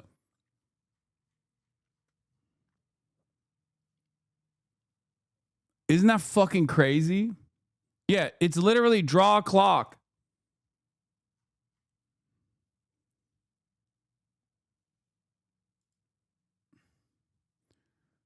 Yeah, I saw this. I retweeted it. Hello, Mr. President. Out of curiosity, those doctors asked you to draw a clock by any chance? Was that part hard for you too? Asking for 340 million people. I also like that he got this wrong. A tiger, elephant, and a giraffe. Like, I'm sure it was actually a tiger and an elephant and a giraffe in the test that he took. But in my headcanon, he calls the lion a tiger and the rhinoceros a fucking elephant.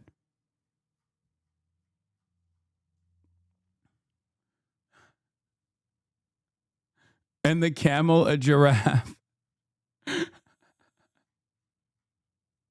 That's right. Look at that giraffe. They have long necks. You know what it is.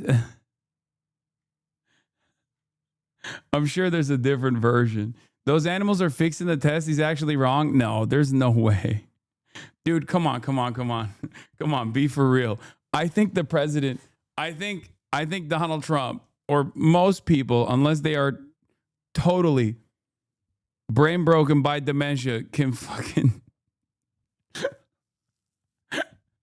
spot the difference between a camel and a giraffe, man. Please stop it.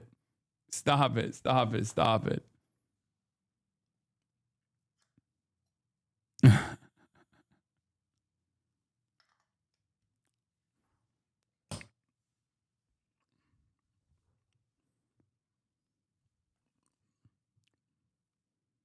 Your delusion is showing.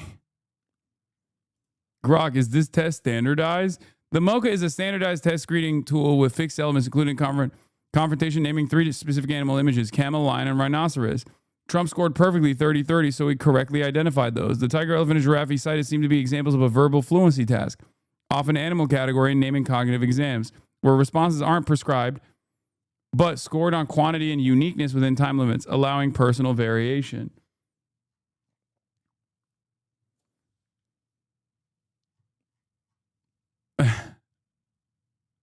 Okay, I'm gonna believe that. I'm gonna believe that he actually got it wrong. In my head canon, okay, fuck it, we ball.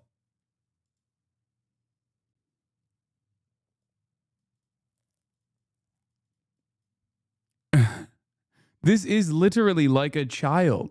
Let AOC go against Trump. Let Jasmine go against Trump. The first couple questions are easy: a tiger, an elephant, a giraffe. When you get to about 5 or 6, then you get to about 10, 20, 25. They couldn't come close to answering any of those questions.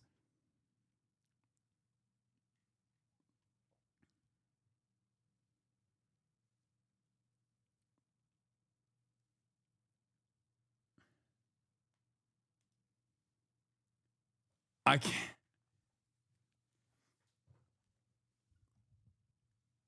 The test is woke and biased towards people from MENA. It's woke.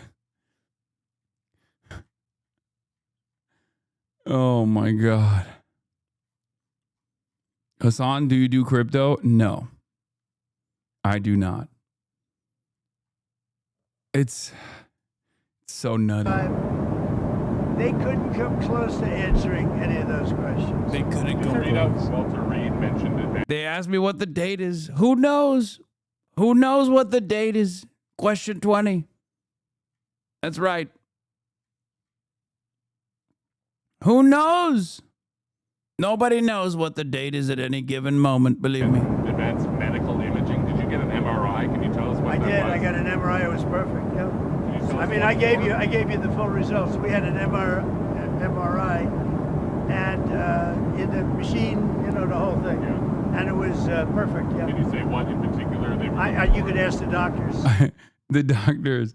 I asked, and they said it was a perfect MRI. What do you mean? What's a perfect MRI, man? In fact, we have doctors traveling with us, but I think they gave you a very conclusive. Nobody has ever given you reports like I gave you. And if I didn't think it was going to be good, either I would let you know negatively, I wouldn't run, I'd do something. But the doctor said some of the best reports for the age, some of the best reports they've ever seen. One theory on how you might try to serve a third term is that you could run as the vice president. Yeah, I'd be allowed to do that. Is it the White House or the White House counsels or your legal position? No, you'd be allowed to do that, but I wouldn't. I wouldn't do it. I think it's too cute. Yeah, I would rule that out because it's too cute. I think the people wouldn't like that. It's too cute. It's not. It wouldn't be right. We're going to begin this hour with something a lot of people are talking.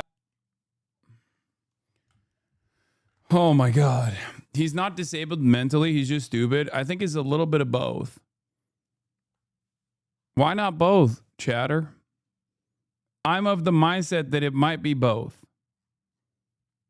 Okay. All right. So that was the MRI. I got the perfect test scores saga right there. Speaking of which, I covered this already, but it bears repeating. Like in terms of Donald Trump's ambitions for continuing for a third term, Steve Bannon basically gave the game away here in this conversation on The Economist. Trump 28. Trump is going to be president in 28, and people just ought to get accommodated with that. So what about the 22nd Amendment? There's many different alternatives. At the appropriate time, we'll lay out what the plan is, but there's a plan, and President Trump will be the president in 28. There's a plan. Yeah. Sammy Gold says, and he's right, the only thing stopping Trump from running for a third term is whether he wants to or not, or whether he's even alive. Nothing else matters. Yes.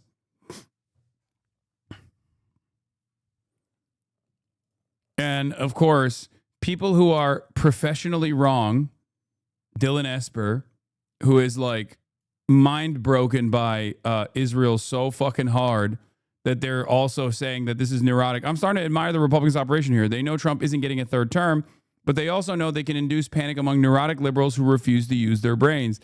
Defining leak down, this was a paper handed out to reporters at CPAC this year, urging them to cover an unofficial event on the sidelines. Exclusive, a leaked CPAC press memo shows the third term project hosting a February 20th event titled The Case for Presidential Tenure Reform. They're openly arguing for a constitutional amendment to let Trump serve up to 3 terms, citing unfinished business and continuity. This isn't subtle anymore. It's a blueprint for permanent power. This is from before.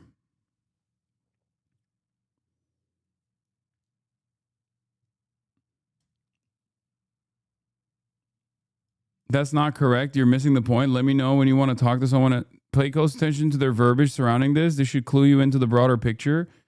Wait, what? No, I'm saying that the ways, first of all, I'm saying that the ambition they have there is real, okay, as opposed to what people are saying could potentially happen.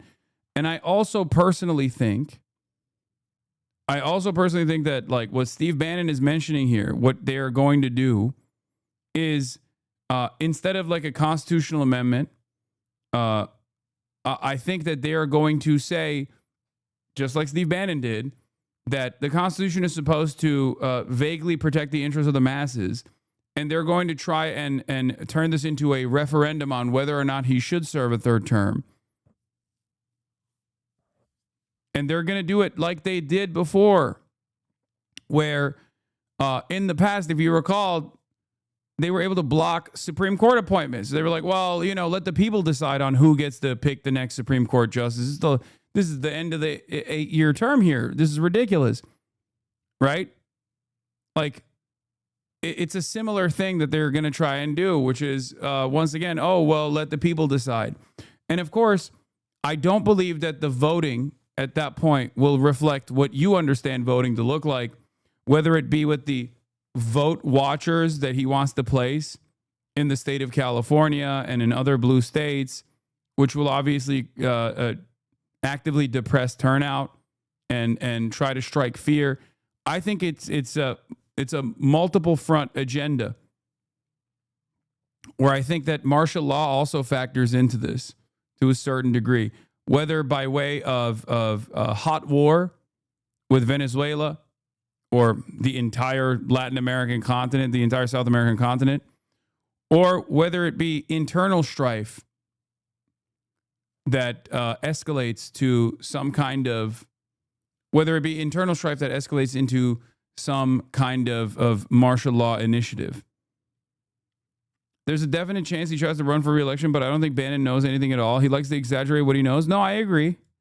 Bannon likes to self-aggrandize and really beef up his importance. He'll talk to any media figure that presents him as a significant factor in the administration.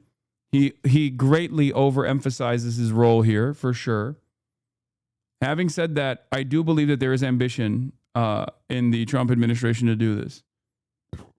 Whether it'll be Steve Bannon and his strategies that play this role, or whether it be the Heritage Foundation and other institutionally important think tanks on the Republican side that play this role, it doesn't matter. But I'm sure there's a legion of lawyers that are actively trying to present this argument, this alternative right now, in the whichever way they can.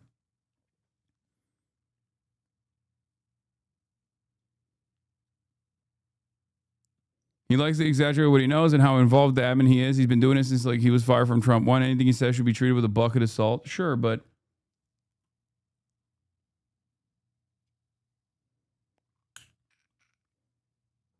the main indication that he might run for a third term is because Steve Bannon keeps talking about it? No, that's not where this comes from. I mean, even this like leaked CPAC memo is a good example of this, that it's not just Steve Bannon.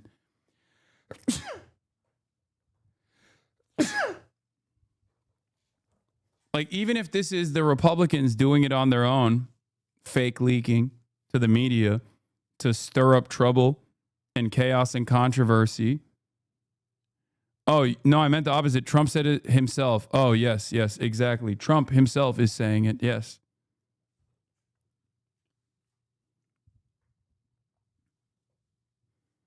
Yes, that is a major point. Even down to like the 2028 merchandise.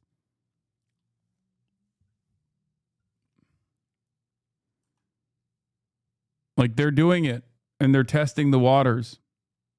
Your mind is not this liberal brain broken. They're not going to use procedural tomfoolery that uses 12D chess moves. They're going to do something big, stupid, and blunt, then challenge anyone to stop them via courts or Congress. I'm saying that there is nothing more big and blunt than martial law due to internal strife caused by deployment of the military to blue cities, or martial law of some sort due to war, hot war with Venezuela. That's the biggest thing you can do.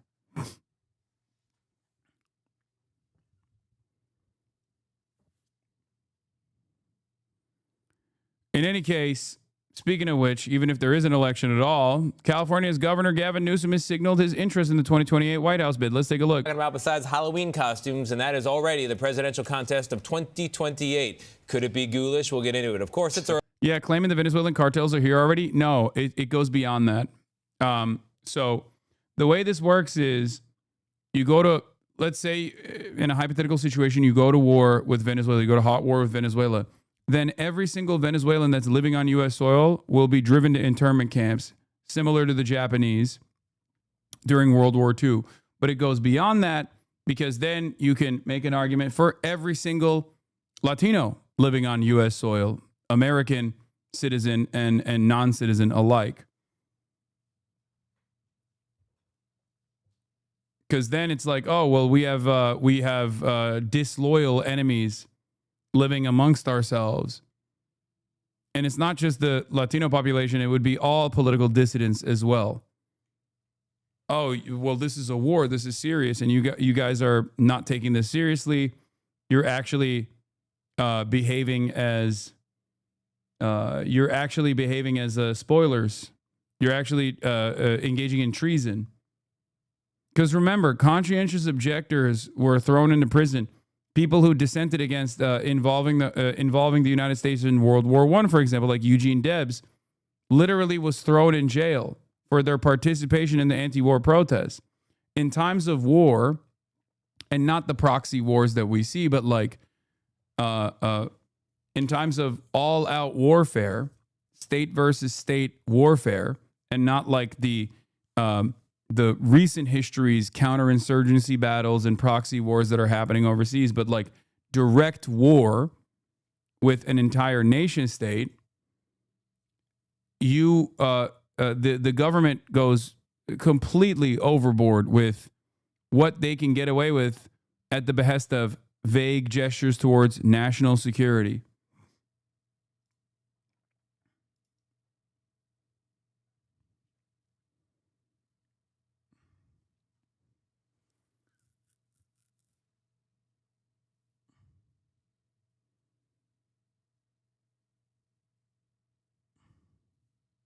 I bet you 10K the reasoning they will use to dub socialist orgs as international terrorist groups, the idea/ideal of internationalism, yes.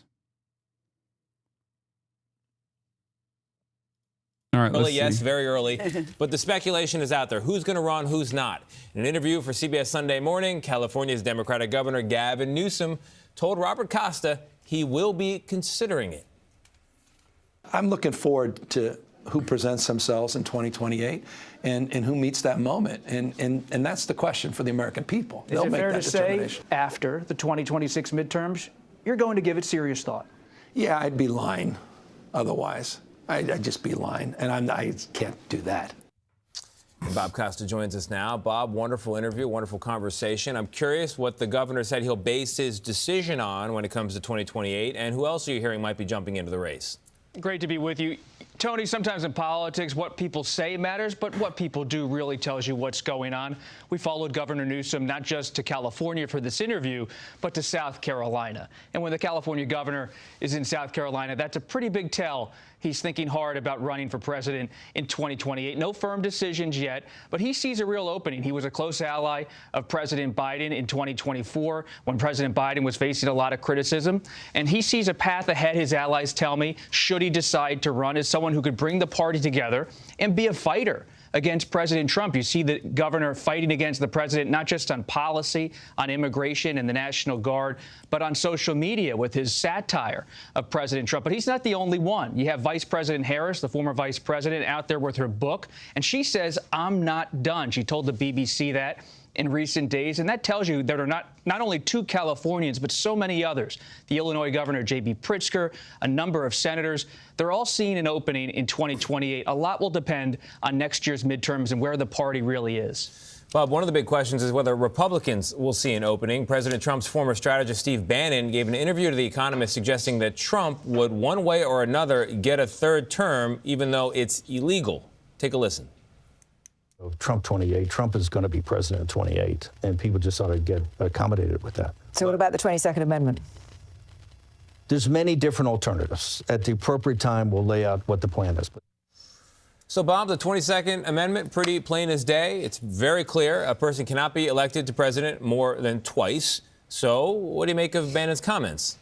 Plain as day, to be sure. The U.S. Constitution says 2 terms only. But what's also plain as day, Tony, is that President Trump is close to Steve Bannon. Steve Bannon's close to people in Congress. And many Republicans want to see the president renominated in 28, despite what the Constitution says.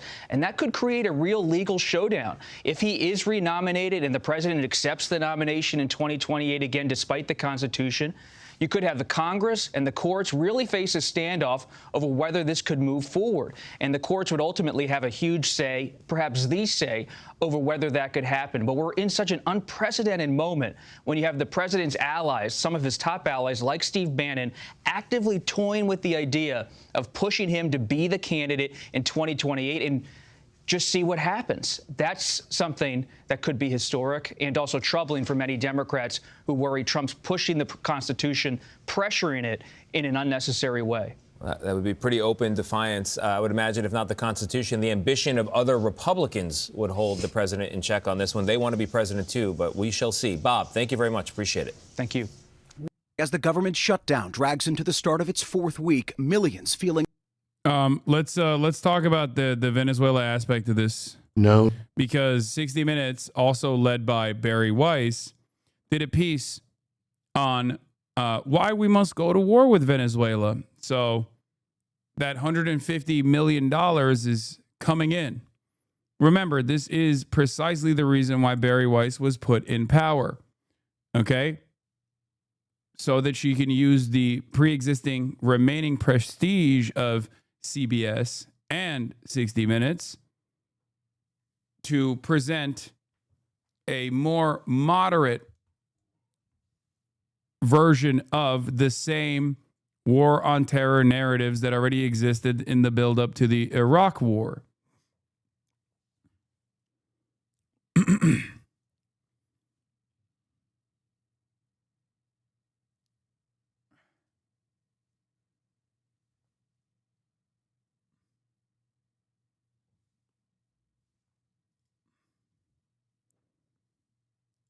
Do we have the full 60 Minutes one? Like this segment? Oh, Jesus Christ. 60 Minutes was already pro-CIA, pro-State Department, but it's going to get even worse from this point. Systems go, okay? Swap out WMDs for vague narco-terrorism designations and talk about the broader masses of Venezuelans calling on the United States government to intervene with bombs and with the military so that they can finally be liberated. It is identical. It is identical, dude. Post-Iraq War, the quote-unquote isolationists on the right flank should be warning against this. It is insane. When Russia invaded Ukraine, we saw most of the Western world condemn Putin and back Ukraine to varying degrees. As the U.S. invades Venezuela, will we see similar reactions? Fuck no. Are you kidding me? Look at Rutte. He calls Trump daddy. Abso-fucking-lutely not. And you don't have to look any further than what the world has done so far, the Western world has done so far with Israel. When America says we're doing it, everybody else has to get on board. That's it.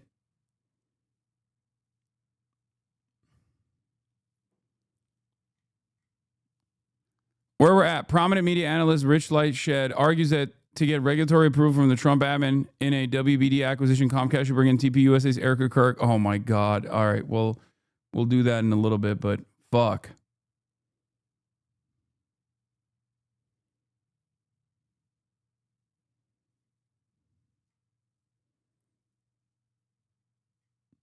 It's ridiculous. There is no narco terrorism. It's fucking bullshit. It is completely made up.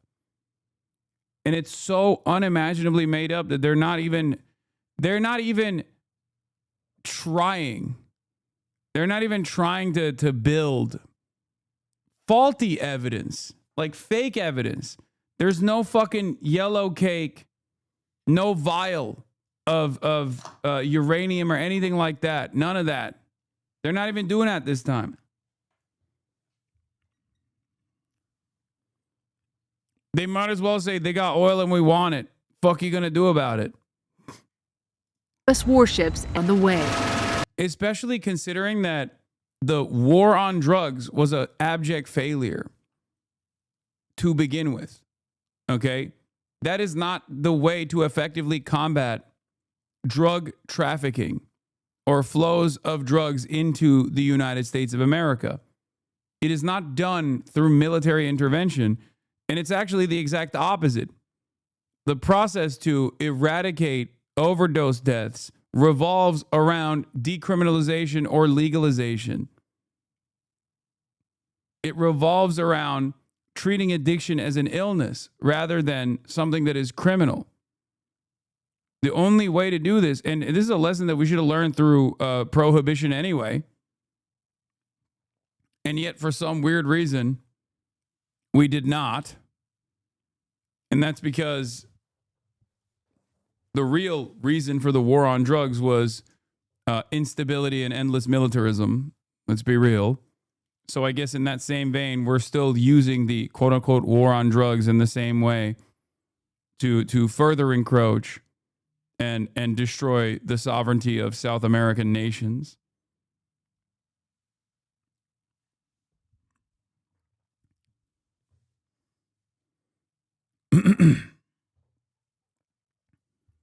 But at this stage, you might as well just come out and be like, yeah, we're America. We're the bad guys. And we're going to war with Venezuela because we want the Venezuelan oil. There's nothing you can do about it. Suck my dick. That's insane. Oh, yeah. Also, Sagar dropped this on Dropsite News. There's little to no mass fentanyl from Venezuela. The Rubio camp is telling Trump that the best way to secure Venezuelan oil is if Maduro is ousted, and the U.S. is funneling millions of USAID-type dollars to regime change groups in Latin America.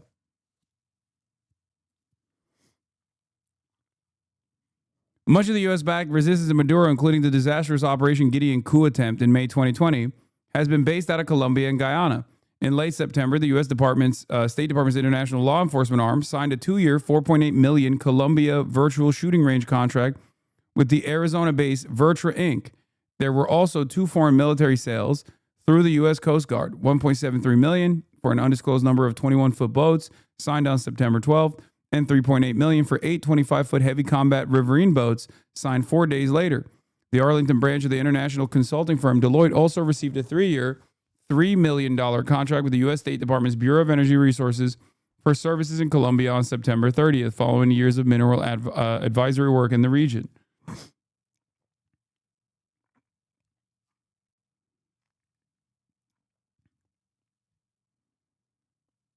How did these management consultant firms work on coups? That's crazy. Brother, I mean, one of the most effective historic coups that took place directly was designed by the Chicago boys at the University of Chicago. It's not just the outsourced think tanks. It's our institutions of higher learning. I'll give you another example. I think it was Nebraska that famously designed the books that they distributed in the madrasas for the Mujahideen in the lead up to USSR intervention in Afghanistan. Well, Nebraska Afghanistan Studies Department. All of our institutions, all of our instruments are used for war when the government decides to engage in war and to create a ripe ground for intervention.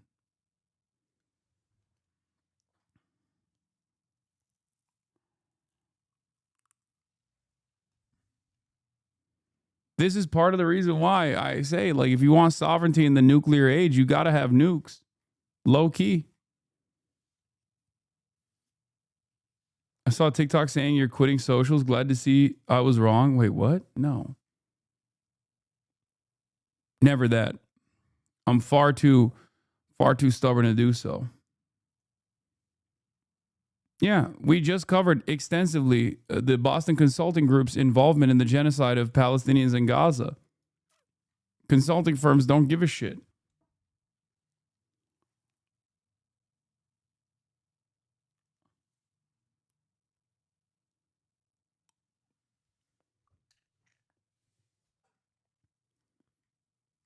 This is a part of America's past, and it certainly will be a part of America's future as well. What do you think Maduro should be doing? Getting as much help as humanly possible from Russia and from China. Oh my God, they're doing a dominoes. They're doing the dominoes theory, but this time in Latin America instead of Asia. That's what this is, bro. Oh my God. Everything old is new again. These guys have one fucking speed.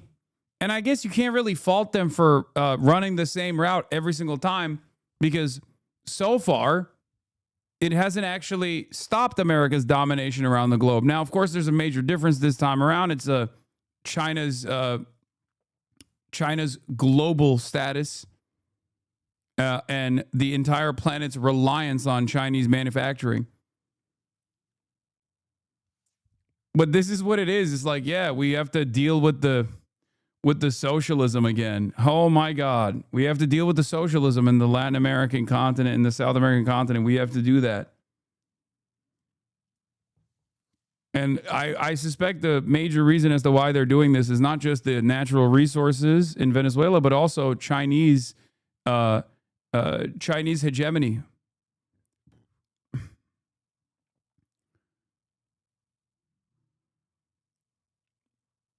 I think they are trying to egg on Chinese intervention, try to draw them into some kind of proxy war. Because it's obvious that in the nuclear age, when foreign adversaries all have world-ending weapons with mutually assured destruction, the only way that you can continue a war of attrition against your foreign adversaries is by going to their partners, their trade partners, and destroying their trade partners when there's any sort of foothold that your foreign adversaries gain there.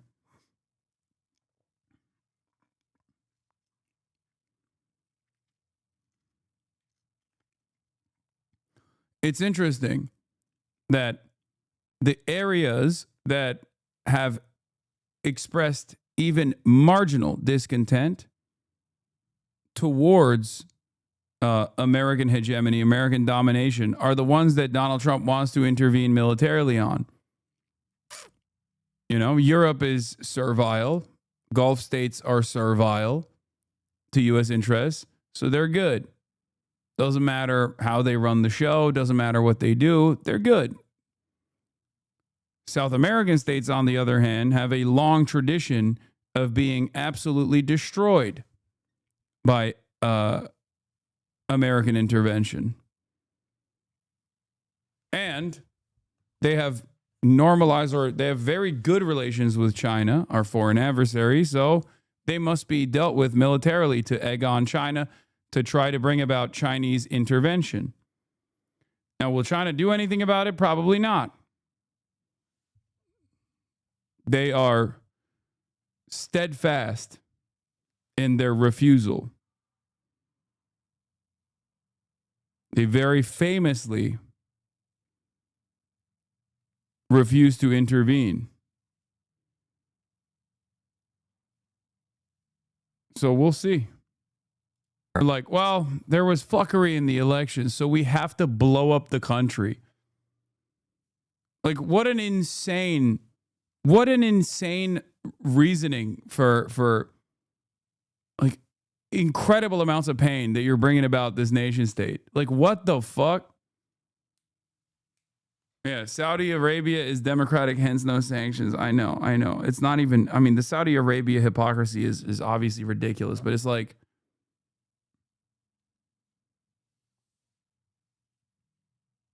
it's like saying we're going to fucking bomb France because they decided to arrest, or they decided to remove Le Pen from the ballot or some shit. Like, it's not a one-to-one comparison in terms of how fair and free the French elections are. But it's ridiculous regardless, right? You don't entertain military intervention. Yeah, blow up Hungary. Time to blow up Hungary is even a better example for liberals, I think. Yeah. You literally can't say that when America's intentionally cutting food aid for profit in an economic crisis. I know. Or Turkey. A NATO ally. The NATO ally Turkey. Sorry, buddy. We don't like how you conducted your elections. It's time. It's time to invade for a moment where post-American intervention, where democracy has thrived in these fucking countries. Okay? Look at Iraq. Look at Syria. Look at Egypt. Look at any number of other countries in the regions where America has a grand design. If you want to understand, look at Libya. Okay? It's a ridiculous statement. Look at Afghanistan. It's just fucking insane. There's never a country that is better off in the aftermath of American intervention, and we're still like, no, you don't understand. We gotta we gotta deal with them militarily. Meanwhile, America is also moving in the anti-democracy direction on the domestic front. What the hell? The same guy that's like, yeah, maybe I'll run another term. Maybe these blue cities and blue states, they're looking pretty viable for some domestic military campaigns, is fucking turning around and being like, wow, these guys are really mishandling their elections. Like, what the fuck? Who will intervene with our affairs? The Biden admin did mostly continue the sanctions, which was bad, but they also helped foster actual conversation and dialogue between the opposition and the government. If a country having rigged elections, something like that makes sense. Not bombing them. I mean, Biden's greatest fucking mistake, in my opinion, was the complete continuation of Trump's sanctions regimes.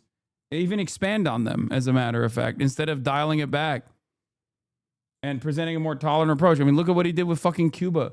It was the last day of his administration where he did a fake normalization of Cuba initiative. It was disgusting. Ukraine war, but how democratically stop the war in another country? I'm just want to understand international mechanism. Sanctions would only work on allies that rely on unlimited cooperation and support. Sanctions would work on Israel. Sanctions rarely ever work against foreign adversaries that are designed to withstand sanctions, that can restructure their economy specifically to withstand sanctions. Russia is an example of this. Cuba is an example of this. Venezuela is another example of this. Obviously, the people suffer as a consequence of these ridiculous sanctions. And yet, all it does is harden the position of the administration and make the administration more authoritarian in the process, for sure, in an effort to overcome what they understandably see as American intervention and American imperialism. But yes. And it's not like the goal of the sanctions. Well, I guess sanctions work for a bunch of different reasons. Like sanctions can, the process of creating sanctions is so easy because it's like unilaterally conducted by the Treasury. So you can just go to the Treasury and petition them to sanction like international competitors, for example, which we have done a lot. Okay. But outside of that, the openly stated desire of sanctions against a foreign adversary is to create so much chaos and instability in the country that we're targeting that the people overthrow their leadership. It's not like it's a hidden secret either. Like they're very, very open about their desire.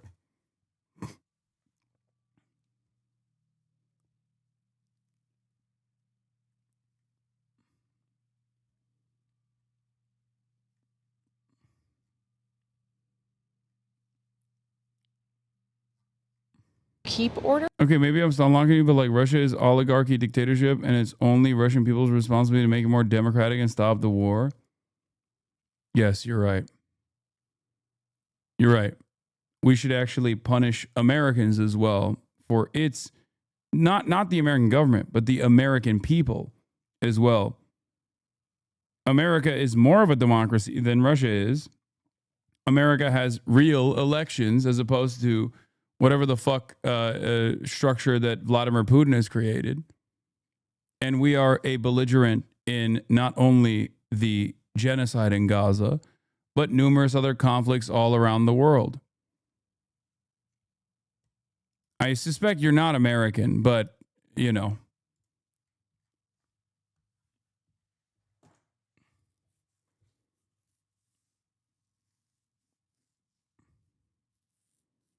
Like, we, the people, do have a responsibility to try and do our very best to stop our administration, and we try, but ultimately it's the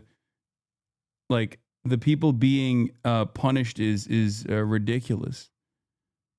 How real is the Venezuelan military at this point? We saw with Afghanistan and Assad that the army practically did not exist because the entire system was hollowed out from within. Is there any indication Venezuelan military is more secure than that? I don't know. NGO guy, not a part of the State Department infrastructure for regime change in Venezuela, says, oh, if the president turns around, if Donald Trump turns the boats around, then Maduro gets tremendous popularity.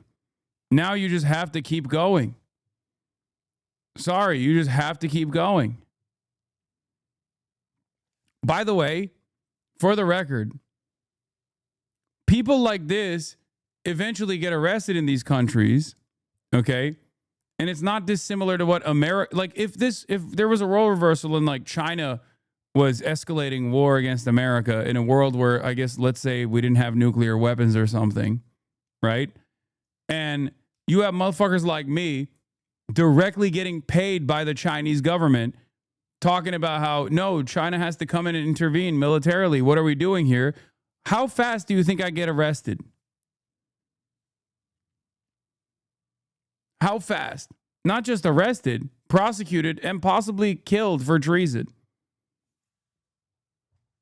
Bro said he's bought. Yeah, I'm saying in the equivalence, in the equivalent structure. Ironic that the unwashed streamer is better at not showering. Is that what you mean? Anyway. That was the 60 Minutes piece that they did on Venezuela. Absolutely nutty shit.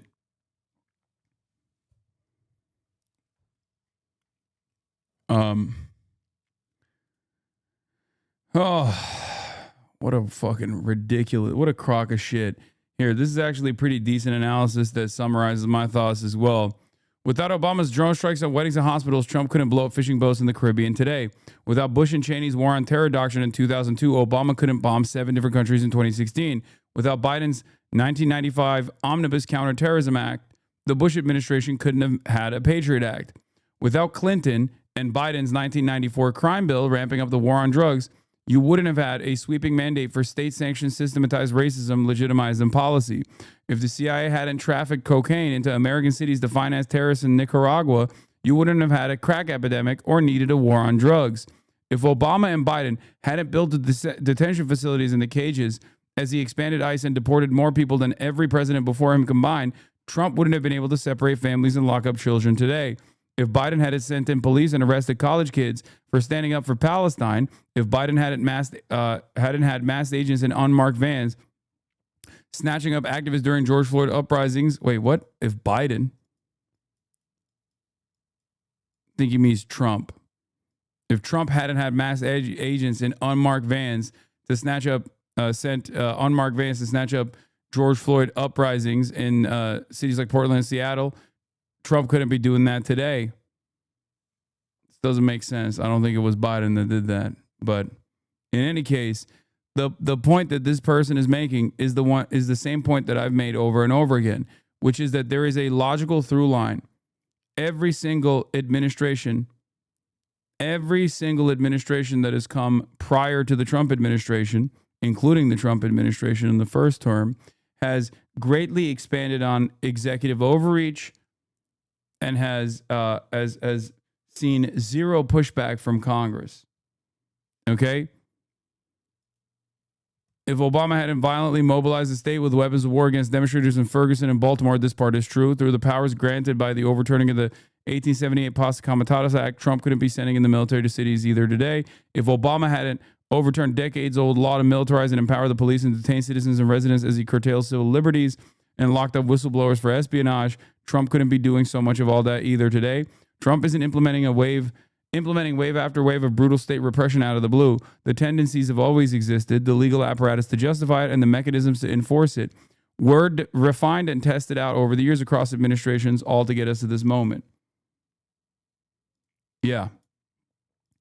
Every single administration, including the Democratic administrations that have continued along this same trajectory, have made it so that one day you would have a president like Donald Trump who would take advantage of that.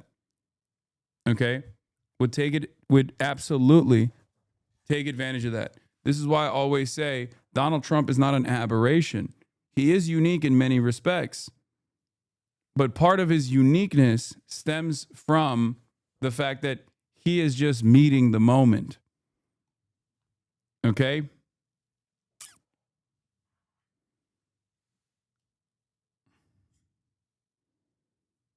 He is just the guy who's crazy enough to sign off on it permanently and completely. One example that I routinely use is the Abraham Accords. The Trump administration under the first term kickstarted the Abraham Accords process, completely writing out Palestinians from the equation, cutting out the Palestinians in a conversation that revolved around Israel's handling of the Palestinians in its apartheid state. And yet, the Biden administration continued along that same trajectory. Biden enthusiastically followed the Abraham Accords and tried to solidify it, tried to finalize it until October 7 happened. And in the aftermath of October 7, he gave Israel the go-ahead to do whatever kind of genocidal ambition it wanted to seek out. He gave Israel the weapons.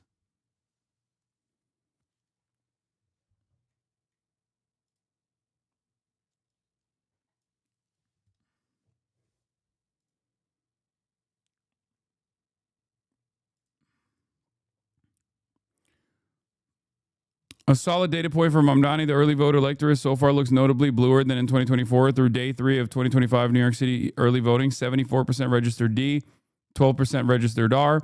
2024 EV, 70% registered D, 13% registered R. It's a little bit better. But isn't countries that signed the accord wanting it? Wait, what do you mean?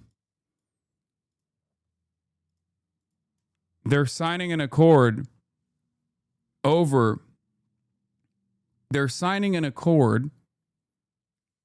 normalize relations with Israel without talking about the most consequential aspect of why they have not signed an accord prior. The existence of Palestinians living under Israeli sovereignty.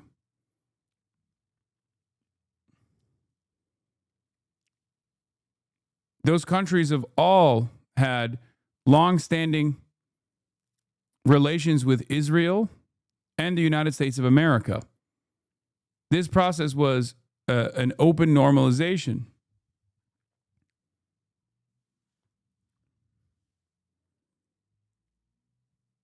Remember when you were endorsing Kamala? What? What is it? Did I actually cause Kamala Harris to lose by refusing to endorse her, or did I endorse her? Which one is it? I get hit by everybody on every issue. Ridiculous. Yes, we filmed the New Yorker Festival for the chatters that are asking. We filmed it and we'll release it.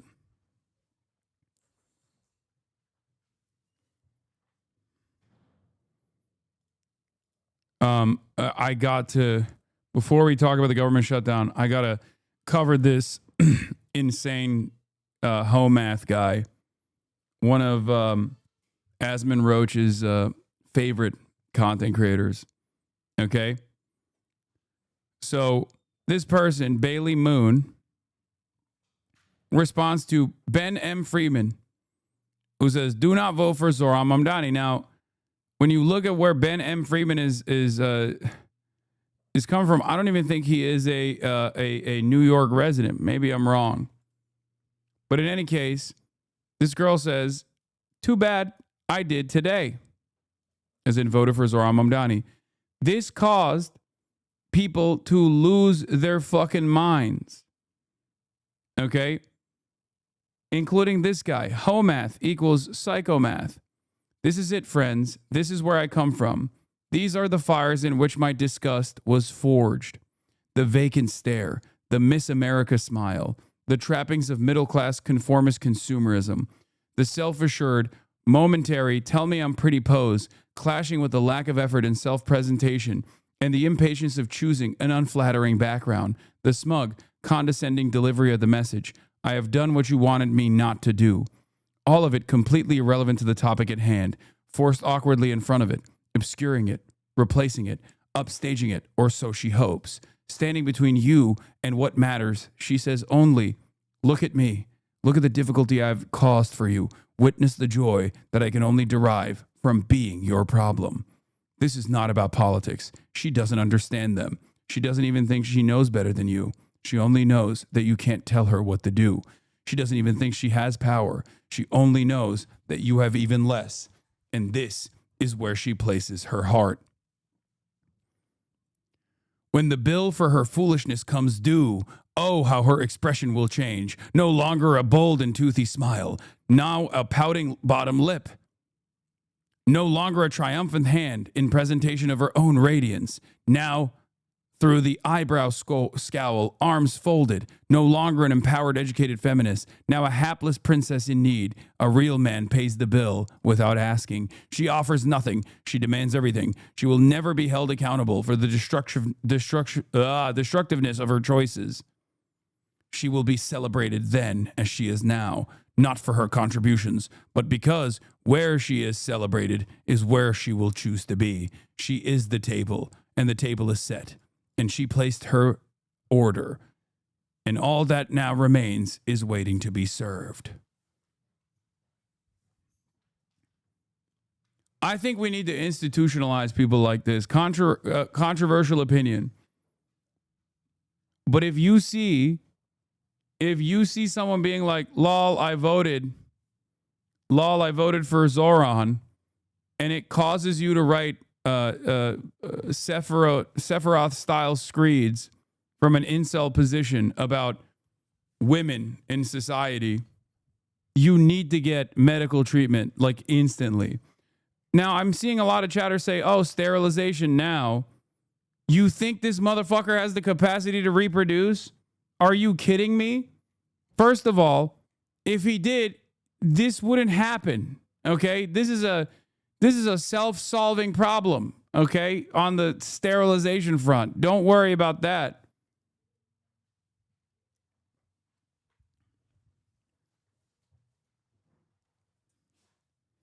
Ian Miles Chong's ChatGPT. Clearly, ChatGPT written version is even funnier.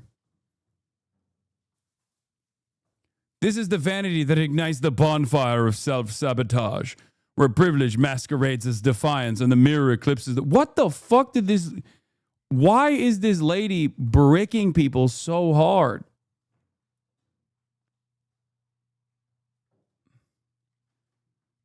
What is going on, man? I think we're fucking cooked, dude. We're fucking cooked.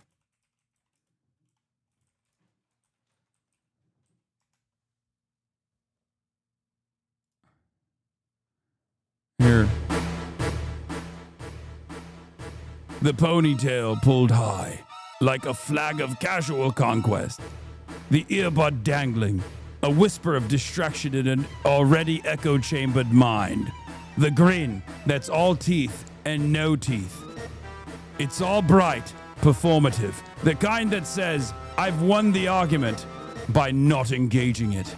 Her words, a shrug in text form. Too bad I did today. Not an explanation, not a rationale, just a taunt wrapped in faux regret, a middle finger flipped with a wink. She's not debating policy. She's declaring independence from advice, from consequence, from the very stakes that affect everyone around her. You said don't, she implies, so I did, and here's my face to prove it. She doesn't grasp the irony that is bucking in the warning. She's courting the very erosion that safeguards she takes for granted. Those rights she has, they're privileges. She will lose them, and when she does, she'll blame you for giving her the lighter she used to set her house on fire. She contributes a pixel to the chaos, yet claims the whole screen, entitled to echo, oblivious to the void.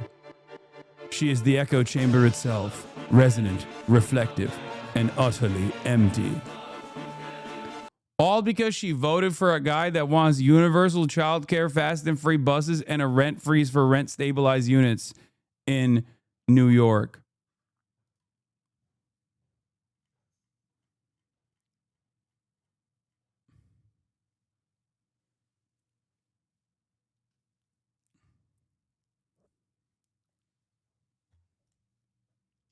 That's it. That's what this is, by the way. That's literally what this is. I hope people understand that's what's going on here. I think she responded and said, dude, this is the second time you posted about me in 12 hours. You have got to calm down. Don't flatter yourself. I post about patterns, not people. You just volunteered as the example. We used to bully people like this, man. What happened? To fucking bully people like this. We used to just point and laugh at motherfuckers that did shit like this in public. And now, in the age of everything is online, all of those who were bullied can run around and find community and live in their own filth. I don't understand it. I genuinely don't understand it. It's those who were bullied in perpetuity turning around and finding comfort that there are others who are just as mentally ill as they are. This is, I don't know. This is just so crazy. Get white people on the internet mad enough and they'll start talking like Sasuke Uchiha. Yeah, it's true.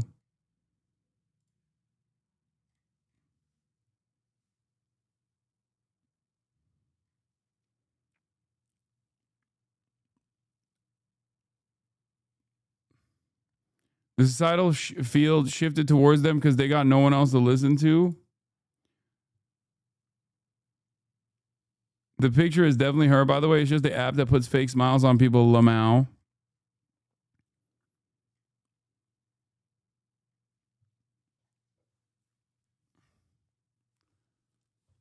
The reason right-wingers are mad is right-wingers think all feminists all feminists or left-wing women are ugly, blue-haired, polycule enjoyers, so the fact that a conventionally attractive woman is leftist doesn't compute for them.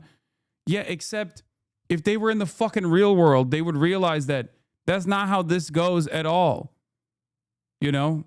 Like, that's just not how this this has nothing to do with anything. You know what I mean? People's like physical attractiveness is not slotted into some kind of political orientation. It's so stupid.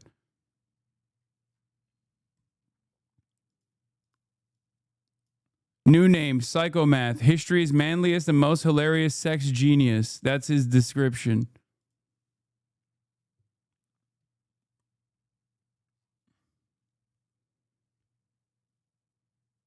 Bro trying to go after Stavros too? Who?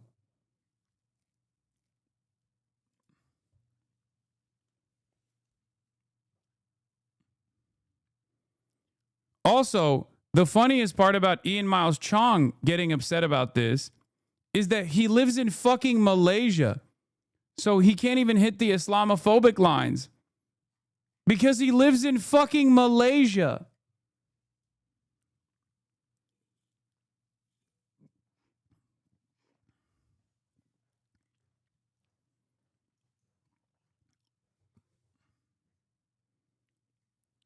I don't know, man.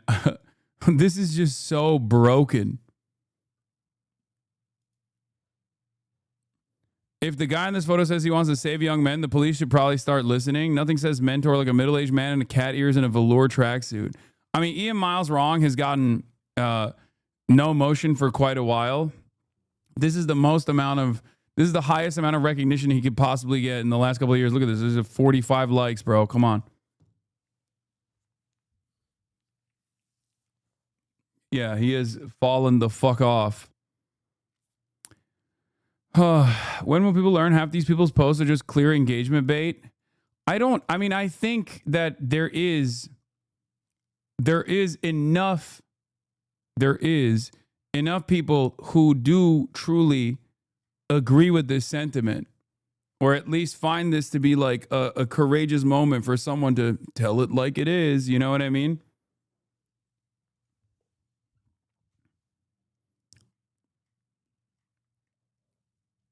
Like, I love how angry right-wing men get when you're pretty and have a different view to them. It takes a whole new genre of misogyny. When you're pretty and have a different view, this is actually seriously what happens in their minds. They cannot process the results of different ideologies any further than I have an idea and you have an idea, so we're equal, like kindergarten. And then they look, wait, what? Wait, this is kind of like this used to be the right-wing position against liberals, which was, oh, it's just a difference in opinion. Why are you getting so mad about it? And then they look for what could be causing negative emotion. Of course, the first thing they find is everyone wants to fuck me. That's it. That's all that's in there. Ideas are interchangeable and everything just happens as a response to my sexuality. No, I think in your situation, it's that. That's not always the case, but your response, like this person's response to something that is not all that significant, like a silly response being taken super sincerely, it kind of does feel like you have some pathological sexual desire here. And she has no clue why we wouldn't want people like this voting, and she never will. They keep doing it. Even when you explain it, they do it again. It's literally, you cannot process the fact that there are many ideologies out there, none of them absolute, and everyone is entitled to their own. You've literally repeated your own ignorance. Now shut the fuck up and mind your own fucking business. Yeah. She has no concept of maps and territories. If she could conceive that concept, she would explain, we just have different territories, and she would be right, but not for the right reason. My wife decides using feelings, then she uses her reason to justify the choice. What the fuck?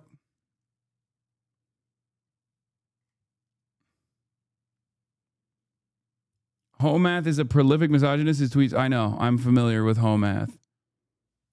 I know. He's one of the he's one of the most insane. The problem isn't that he's insane. Insane people have always existed. The problem is there are other people just as insane that he has a career posting like this. I'm 40. Oh my God. I was 16 on January 1st, 2000. I spent 4 years in college, 6 years living in my hometown, and then 10 years in big blue cities. During that time, Gen Z women grew up and became, oh my God, he's 40. I did not know that. My life experience is based almost entirely on millennial women. The TikTok girlies are exactly like them, only a bit, and then it's not a clickable. How is there a ... more on there, but it's not even like a clickable long tweet? I mean, this quite literally is no more Mr. Nice Guy. Wait, what? No more Mr. Nice Guy. I feel guilty when I say no. Practical female psychology for the practical man, the rational male to start. Oh my God, this guy is sincerely posting this. Oh my God, I thought he was making fun of Homath by being like, no more Mr. Nice Guy. Oh, it's a pause for effect. Oh, it's italicized text. He edited the formatting on Twitter.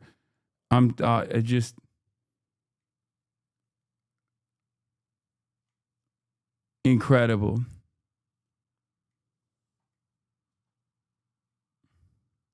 You're cooked too. Dude is way too old to be dating Gen Z women. He's like 14 years old in the older Gen Z. What the fuck?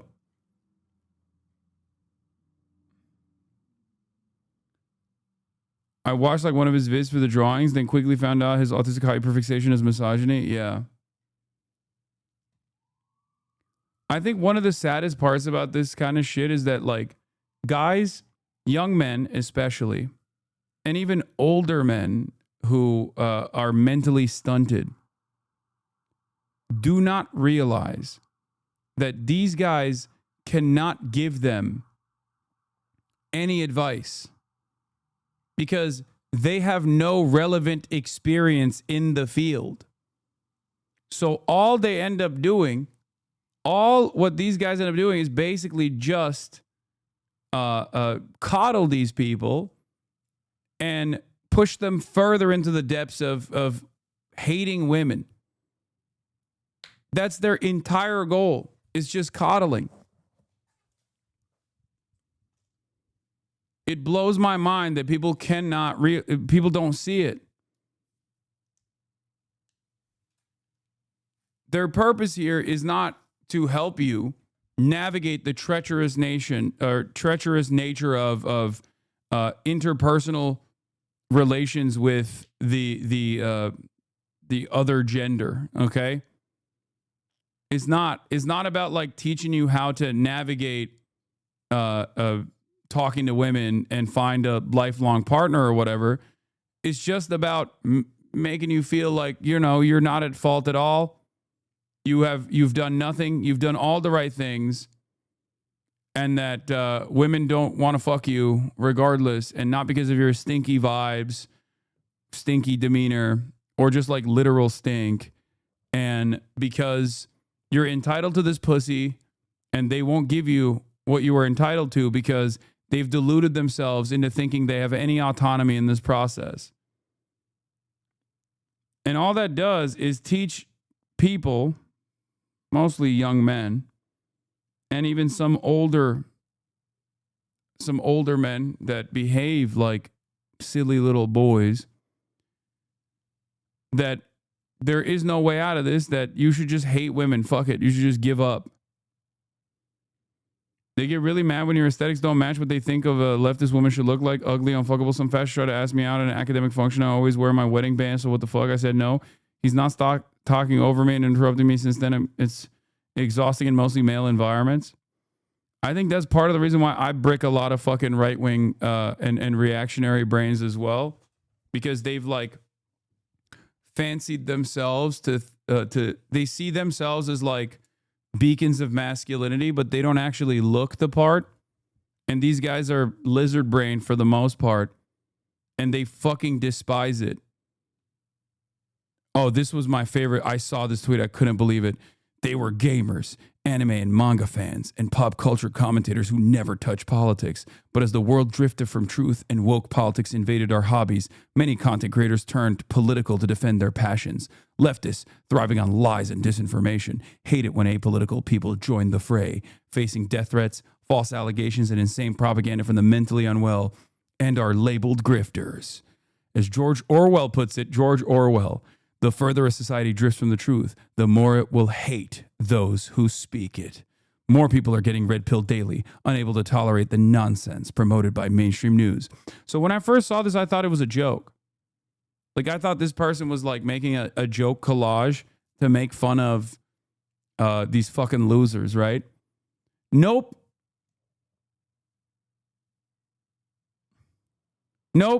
Turns out this is something that this person genuinely believes. And it turns out that, like, this is how the fandom of these content creators also see themselves as.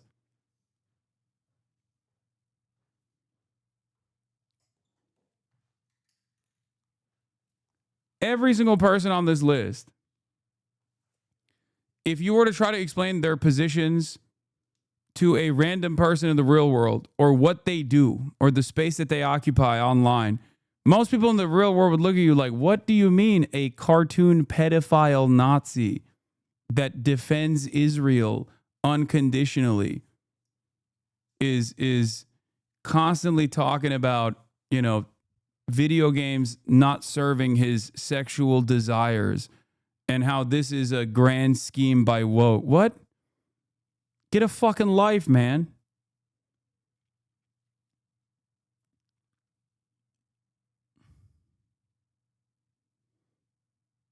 I want this on the record. I'm a sexless 39-year-old Warhammer nerd who's not angry at women or really at anything. Every time I see one of these hateful fucks, I'm so grateful that I'm not built like that. My advice to young men, just be normal and relax. Yes.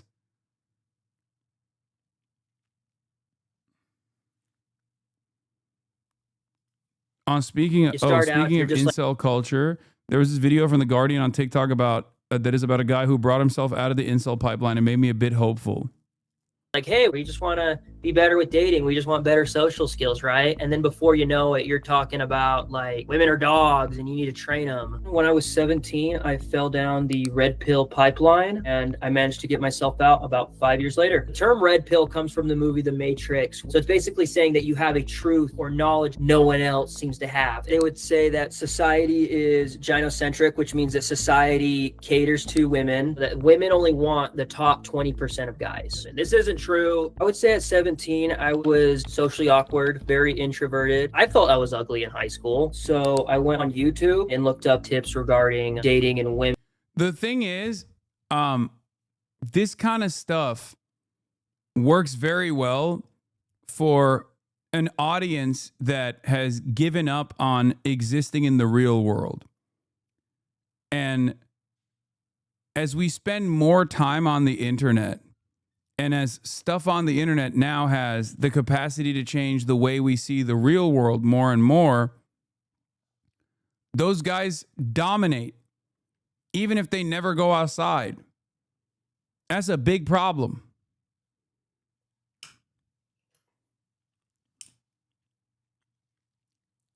That is a major issue.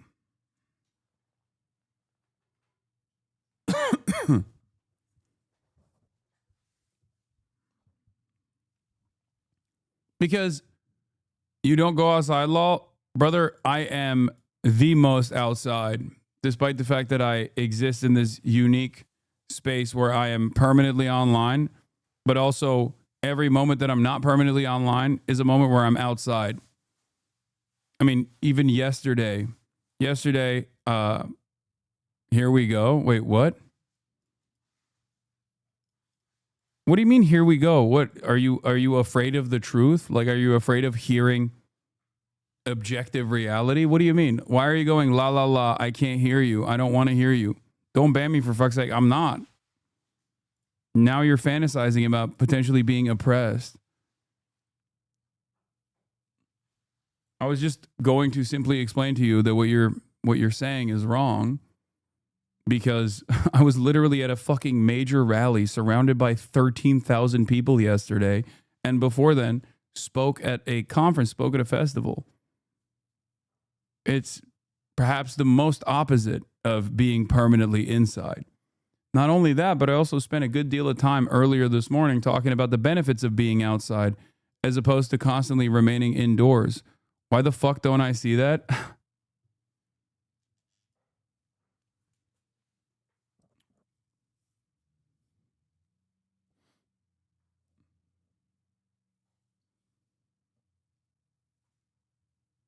It's a good question.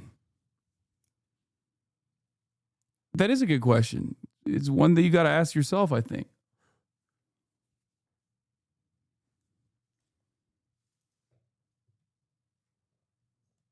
Yeah, he wasn't in here yesterday.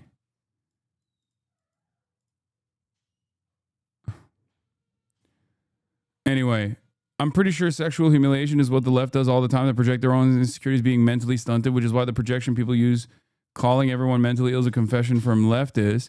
The left uses humiliation tactics to avoid education. This is why people think education is racist and offensive. Yeah, it's the left that feels like education is racist and offensive. You're right. Out of the two major parties, which one is the one that's actively engaging in battle against education, claiming it's woke and libtarded? And result to educating themselves in idols and people who tell them what to believe. It's a flaw in education, shaming people who doesn't work. It just creates a tribal justice mindset. Okay. So, don't you play basketball with people all the time? I do. I watch a good amount. I miss a fuck ton, I guess. Republicans are clearly fascist. Yes. In any case, sometimes it's okay to engage in a little bit of social ostracization towards people who are demonstrating socially maladaptive behavior. Writing a long screed about a woman for posting a selfie about herself saying she voted for Zohran Mamdani of that. If you see a random girl online saying, well, I did vote for Zohran Mamdani, okay, against a post that was demanding that people not do that, and you write multiple paragraphs, yeah, that's not normal behavior.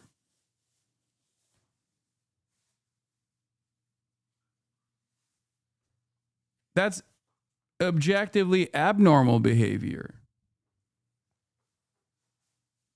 And I think it's important to call it out. It's very strange. It's very strange to get offended at calling something like that out. And it goes back to the same cycle of demanding coddling. Also, of course, like the end point of that screed is that women shouldn't be able to vote.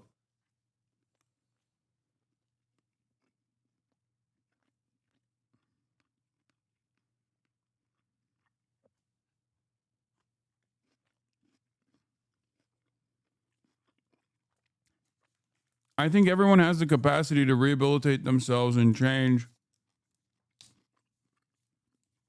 We're in the process of watching someone literally go through the motions of doing so. Okay? But just as the sense of community building plays a formative role in capturing the attention of these young men, preying on their insecurities and pushing them further and further into this black-pilled environment, I think a little bit of pushback is necessary so that some of these guys understand that their positions are wrong. I think belittling works very well.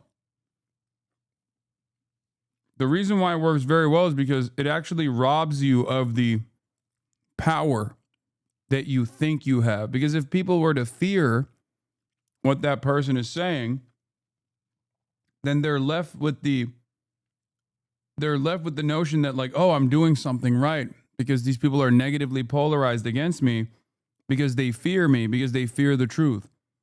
But if your goal is to shame these people a little bit, I think that hurts a little bit harder.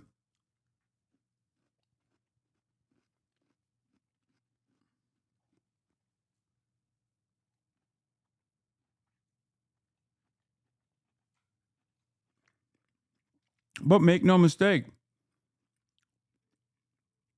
my ultimate goal always has been to show an alternative vision.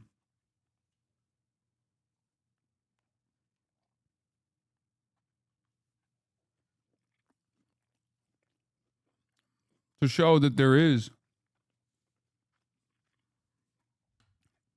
a different path. And it eventually led me down this deep dark hole. It was able to kind of take the weight of blame off of myself. Like, actually, women are the ones in control. You're actually the victim in this situation. It's a very appealing thing to be the victim. I didn't view it as like, I've got to put them down type of thing. Like, it was saying that, hey, we understand why you feel bad. If you just learn what we have to give you, you'll be the one winning here soon. Before you know it, you're commenting, you're reading more of it, but at the same time, you're distrustful of the women around you. You're distrustful of people around you because you think they don't know what you know. It just degrades your own mental health. You start, without even realizing it, isolating yourself. I actually felt really embarrassed if people caught me, which kind of is a telltale sign that's probably you should be watching it. I first started questioning my beliefs when I went through a breakup. Me and a friend of mine, we went to a cabin party. I started crying in front of one of the girls who I liked there. This girl responded rather with like shame and disgust that the red pill told me that they would react. She was actually like really kind about it. And that kind of made me think, what if I'm wrong? And then afterwards, I was bar hopping with a group of guys, and a few of them were red pilled. It was the first time actually meeting other red pill guys, and I could just kind of see how bitter and angry they were. There was There it is.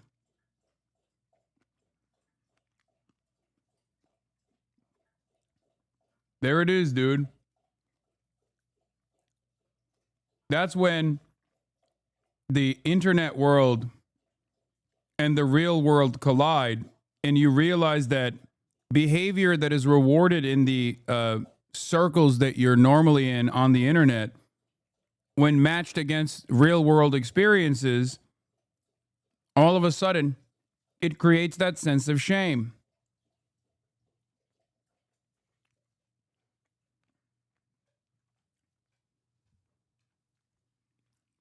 this one guy, and he was trying to do pickup techniques. It was obvious that the girls weren't liking it at all, but he kept getting more and more aggressive. I'm like, is this how I see the world? And it kind of disgusted me. I feel very guilty and ashamed because it's just like, you really thought that, man? Like, this is totally unnuanced. The reason I say it's compared to a cult, they don't like outsiders. They don't like outside thought. A lot of the comments started also sounding the same too. There was no original thought. There's a lot of, you guys make me feel like I'm at home, complaining about women, repeal the 19th. That's the amendment that allows women to vote. There was a lot of rage. I have a mom, I have women friends, so it would be kind of like, I don't want to take away their rights. And then over time, they got really disgusting. I don't feel comfortable saying some of the other stuff I saw, just vile, misogynistic comments. That was another thing that helped me realize my beliefs in the red pill were wrong. When I first started to decide to actively stop watching red pill content, it was like flooding my feed. I would just click not interested, not interested. But regardless, they just kept appearing over and over. So yeah, it took me roughly about a year. I'm on ex-red pill forums to help other people out like I would have helped me out. Helping others too is kind of maybe a way of like rectifying it. So something I wish that someone would told me when I was in the red pill, not everyone who tells you that you're right is your friend. I feel like content creators in the red pill, they don't believe sincerely what.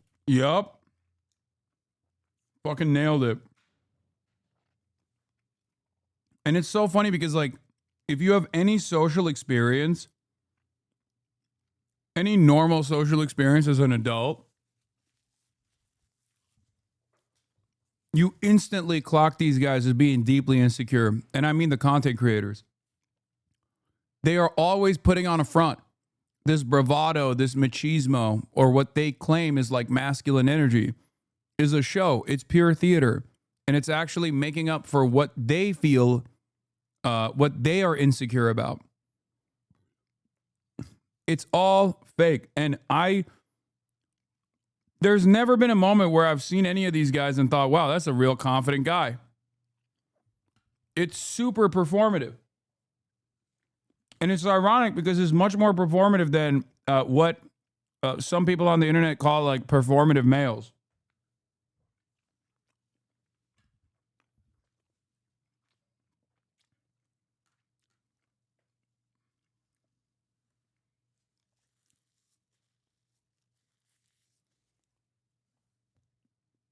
I was in that pipeline until I ran into a HasanAbi production compilation of e-girls thirsting over you. I realized my goats at the time are no pussy-having losers and needed to emulate you. 6 years later, I don't even care about women, just reading books and debating right-wingers online. Fuck you, Hasan. You ruined my life.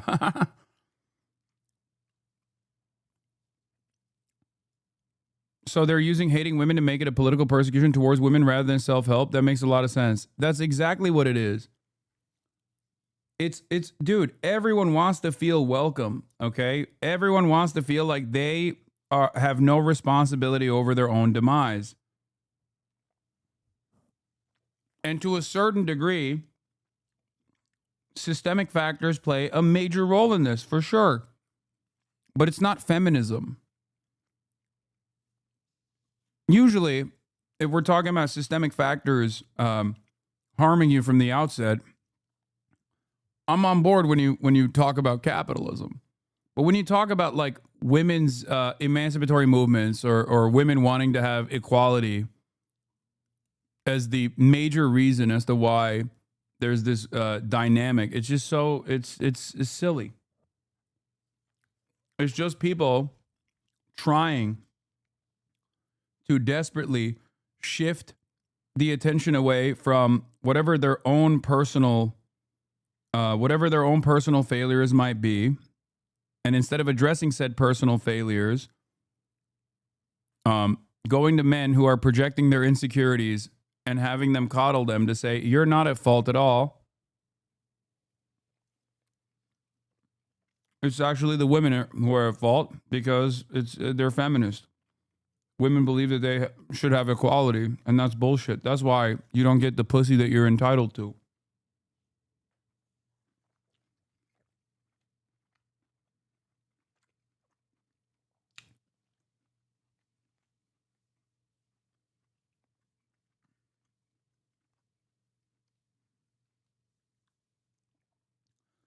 How do we fix this? I mean, one of the only ways to fix this is just by having better thought leaders and better male role models like Low Key. And also getting these dudes to fucking work.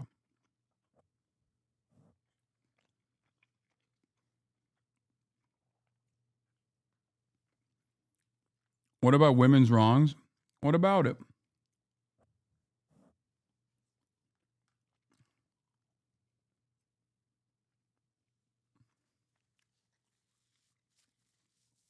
Fatlo tweeted about you.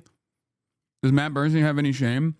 Wait, I can answer that. Hasan Piker's a misogynist, animal-abusing, terrorist-loving moron, but grifters of a feather flock together. When are all of you free Palestine Jew haters going to wake up? Fatlo.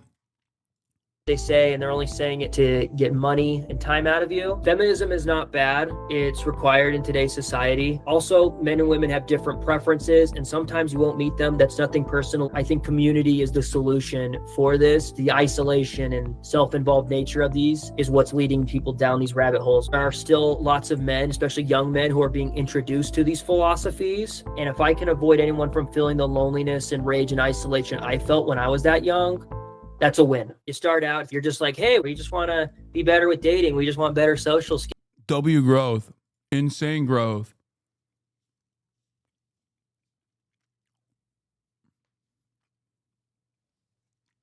I think it's notable that what got him to realize he was in the wrong was a moment of connection and vulnerability with another person is so important is why these Red Pill creators will encourage men to isolate and put up a wall. Exactly. And a lot of these dudes are, after getting their brains broken by shit that they see online, are,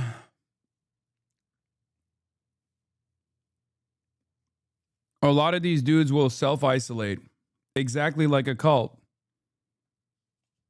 They'll self-isolate so they never have to be corrected at all, not realizing that that is actually hurting them even further.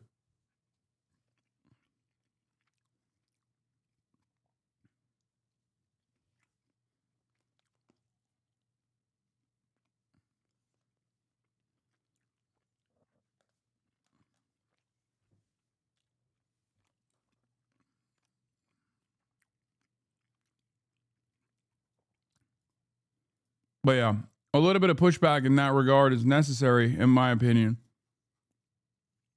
It's certainly necessary when you're trying to show people that this is not the way, you know? When you're trying to show people that this is not socially acceptable.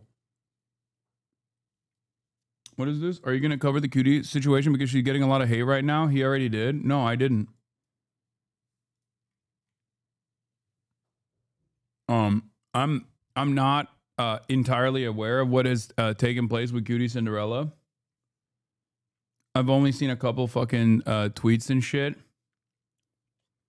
But I think as societal conditions worsen, people tend to look at imperfect allies and whatever their take is, no matter how bad it might be, right? People tend to look at imperfect allies as like the main enemy.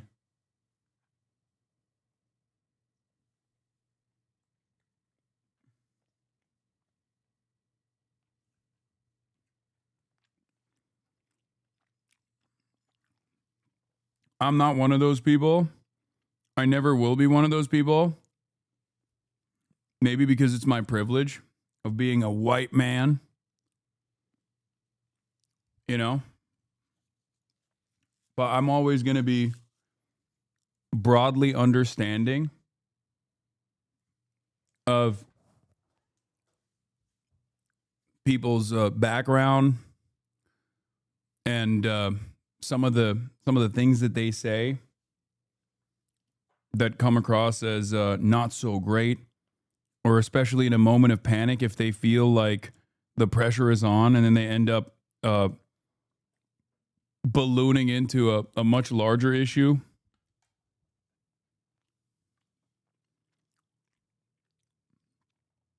White man and rich, yeah. I mean, you already know I'm the enemy. I'm an LGBTQ foe, as I openly declare all the time. Yeah, I think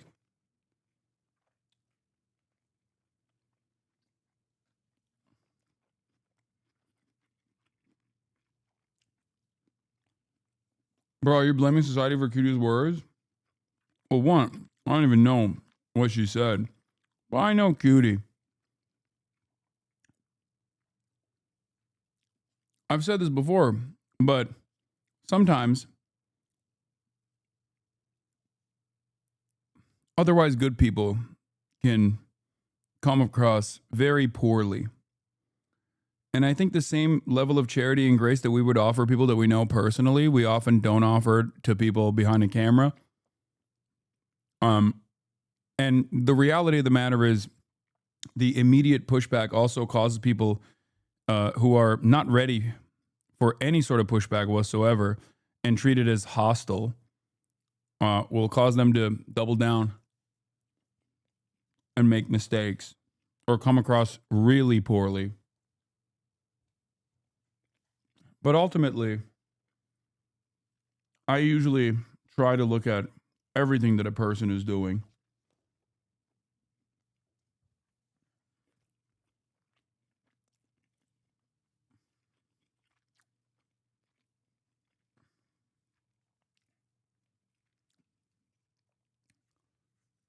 You know? It's objectively very difficult for me to look at Twitch streamers,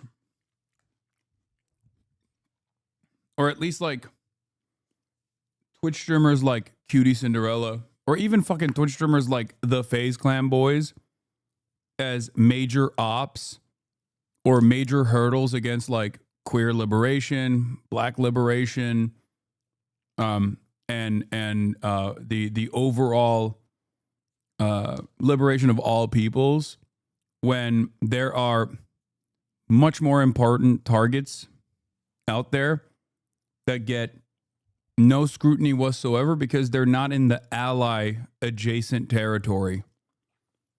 And it's also doubly silly when I consider my own position, which is someone whose ops are in the American government.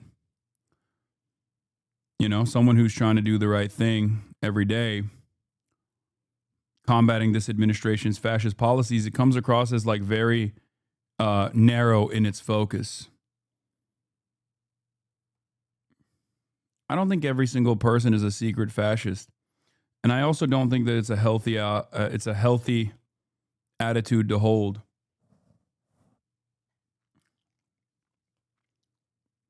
I do, however, think that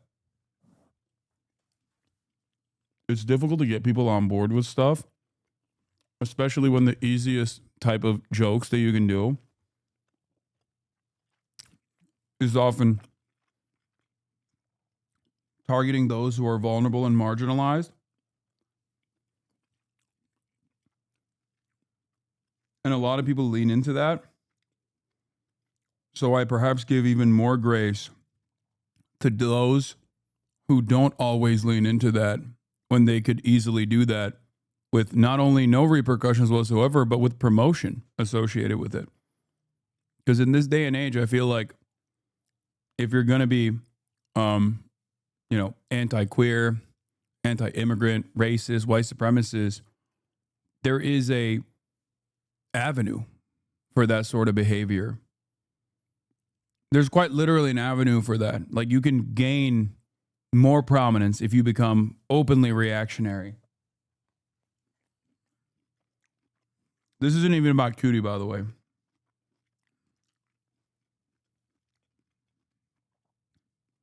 I don't know. It's just, it's very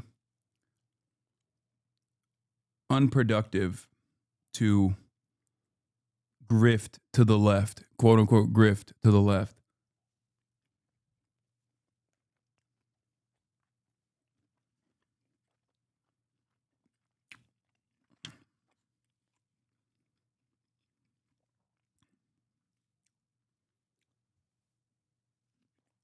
Watch Cutie's VOD if you want an in-depth apology. She apologized for it.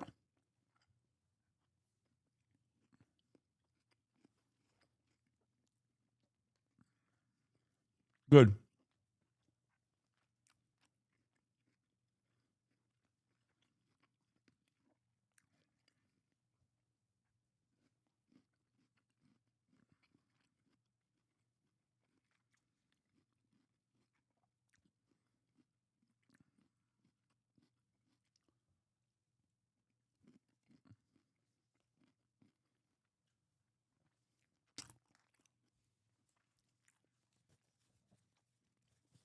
Remember,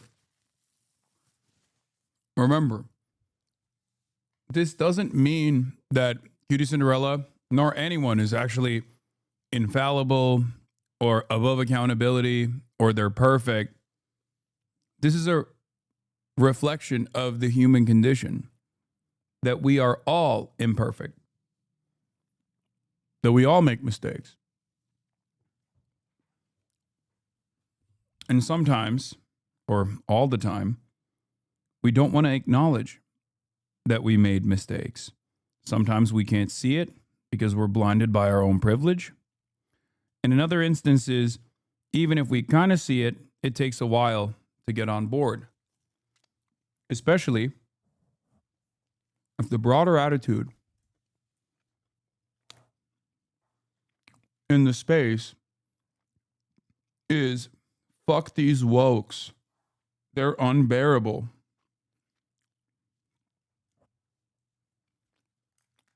This is something that I warned about quite a bit.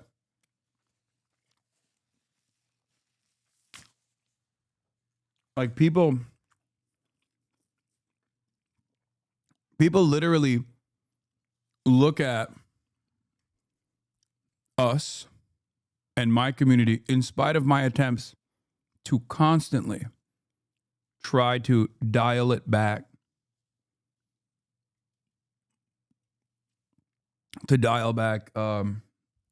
endlessly going after everyone over perceived slights or major slights that are valid, but making a much larger ordeal out of it.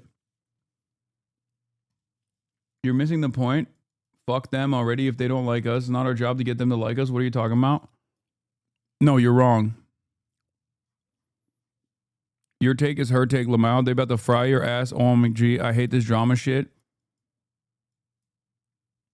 No, that has always been my job.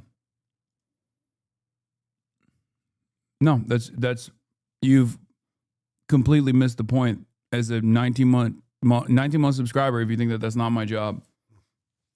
Why do you think I spend so much time talking about Zohran Mamdani, constantly having to navigate between talking about the Islamophobic attacks that he's receiving and then refusing to actually address it? Because if he were to constantly talk about that, then he would come across as a spoiler. Sometimes you have to eat it. I do it every day.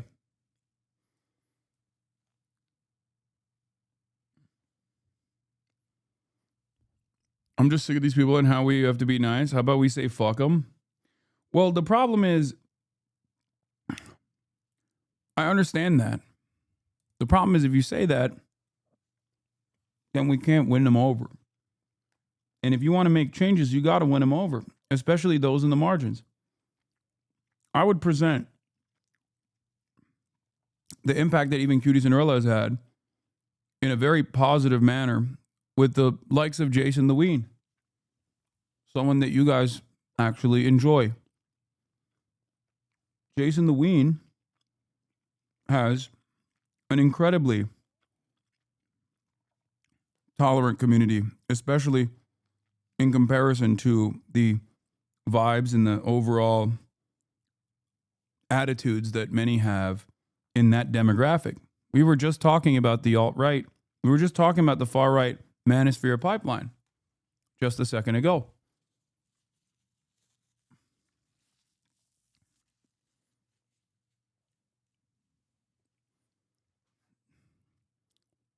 They'll always win if we keep up this mentality. That's the unfortunate reality. They don't have these sorts of hangups. They don't need to have these sorts of hangups because there is no protection that is required for any of the marginalized people. So it's a much easier ground for them to stand on to constantly refill their numbers, to constantly bring on more people onto their side. Whereas those of us who are on the left have a much more difficult undertaking.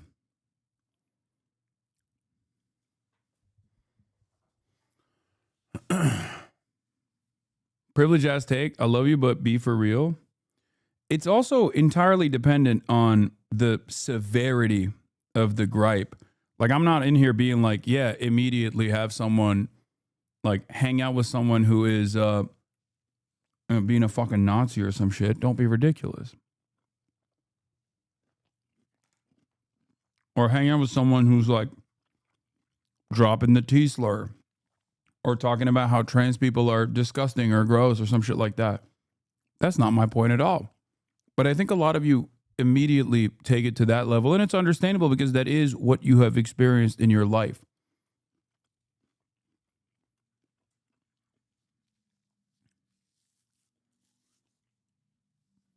As a black person, I'm tired of trying to convince Freeze to be right. I'm more about action now. Like, we need the Black Panthers back. I don't disagree with you on that. It's actually, I should have established the boundaries. Now, obviously, they can change. But it's kind of like how we do the moderation in this community, right? Where there are certain things that go beyond a minor slight.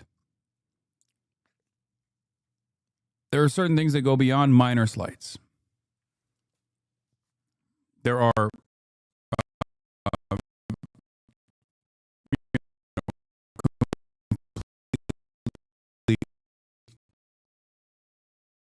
unacceptable positions that people have, and they don't hear them straight in them, as opposed to oh shit, I'm getting clapped. What the hell is going on? God damn it. The internet's getting cooked. It's picking back up. Nope, it's going back down. Wait, can you give me the bag? I'll just wait, it's fixed. It's fixed for now, I think. Potentially.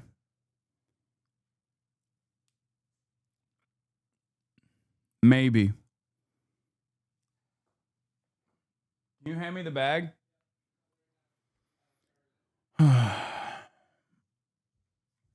We heard none of that? No, I stopped. Thank you. Wait, where's the...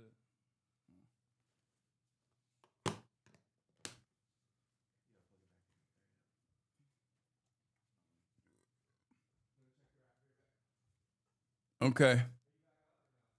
Yeah, I'm back now.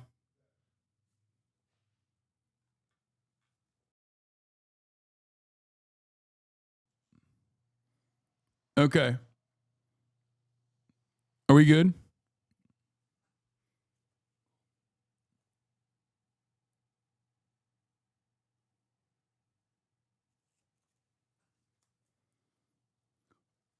I didn't speak. As soon as it bricked, I stopped speaking. Don't worry, you didn't lose anything. But yeah, the point I was making is that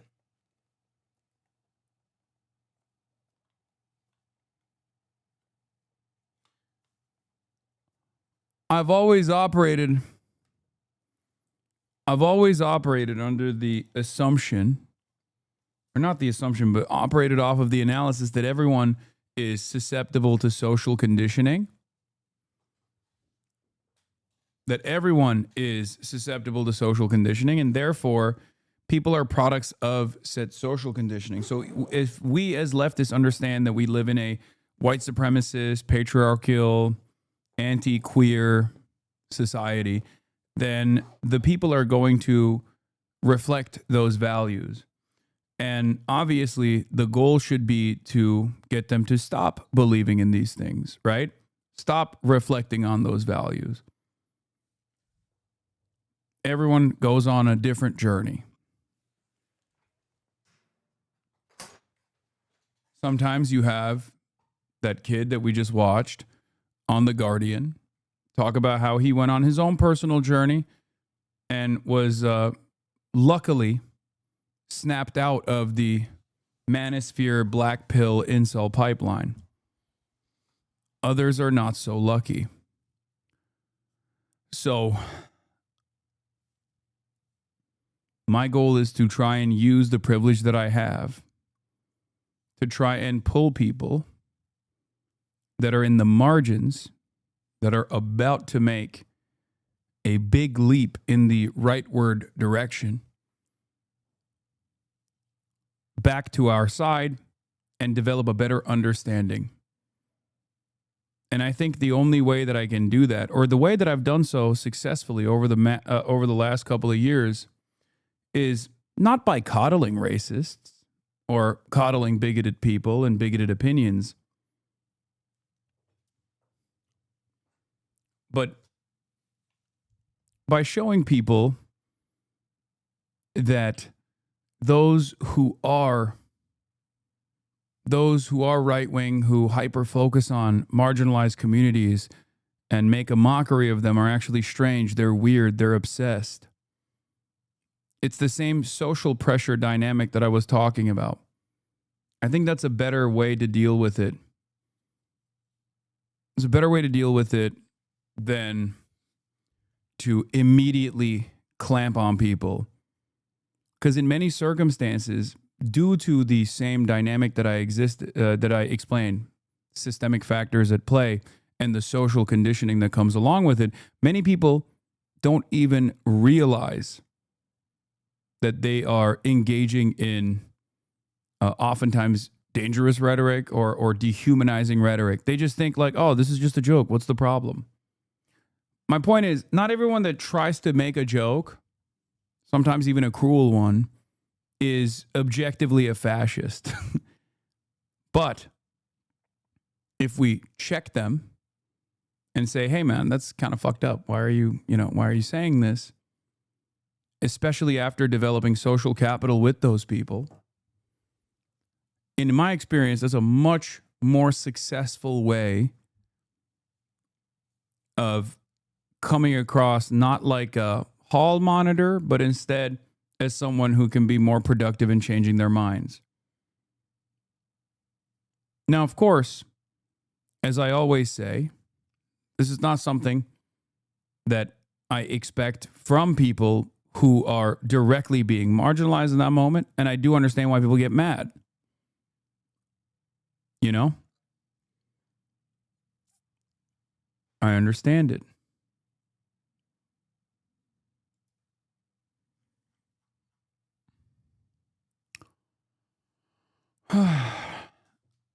That can be their first step to finding them. Yeah, exactly. I think these broader initiatives of having normal relationships with people who are not like outwardly political content creators, for example, can also help many find communities like this one. It's been very effective. And it's been especially effective. If it wasn't, then the right wing and these like dipshit, incel, racist, transphobic people wouldn't be actively trying to make me into a toxic person that is irredeemable and even go after my friends who have nothing to do with politics at all. They do that so that I am isolated in general, because they realize that if I'm not isolated and I have normal relationships with these other communities, then their fan bases will be much more charitable to my worldview. And God forbid, maybe even change their perspective.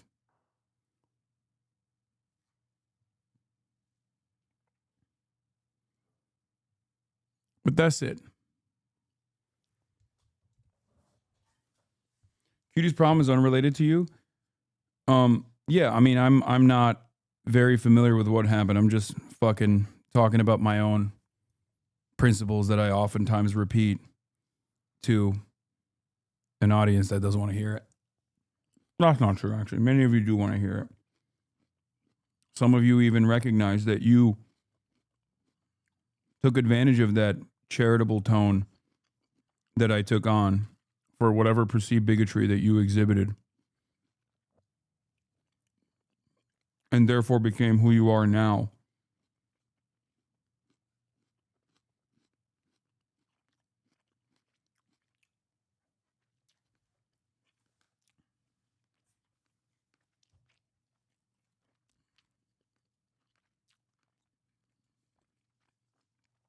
But yeah, I'll always point to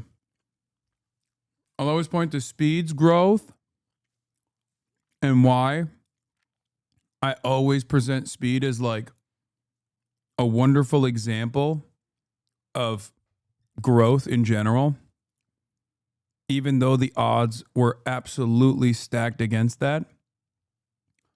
And I'll always present someone like Jason, for example, as a great alternative. People that aren't expressly political at all. The type of content creators that are seen as apolitical. And yet, they're much more tolerant.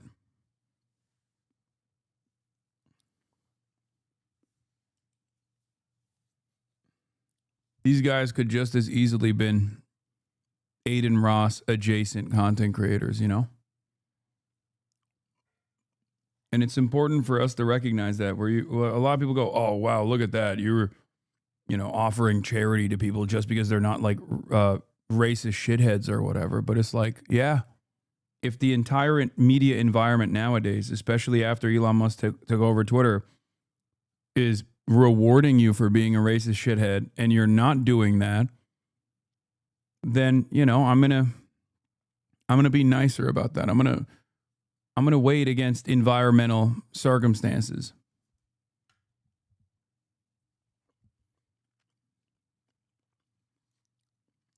That's it. You feel me? And I do this to people who have declared me their enemy, people who have declared me to be their fucking ops and shit too. No, I'm not eating fish. I'm eating chicken teriyaki.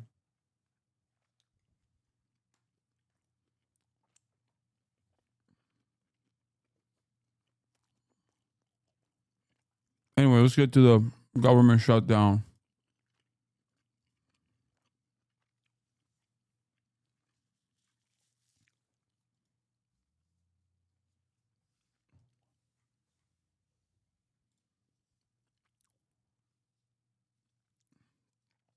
Chat, how is he responsible for explaining somebody else's actions?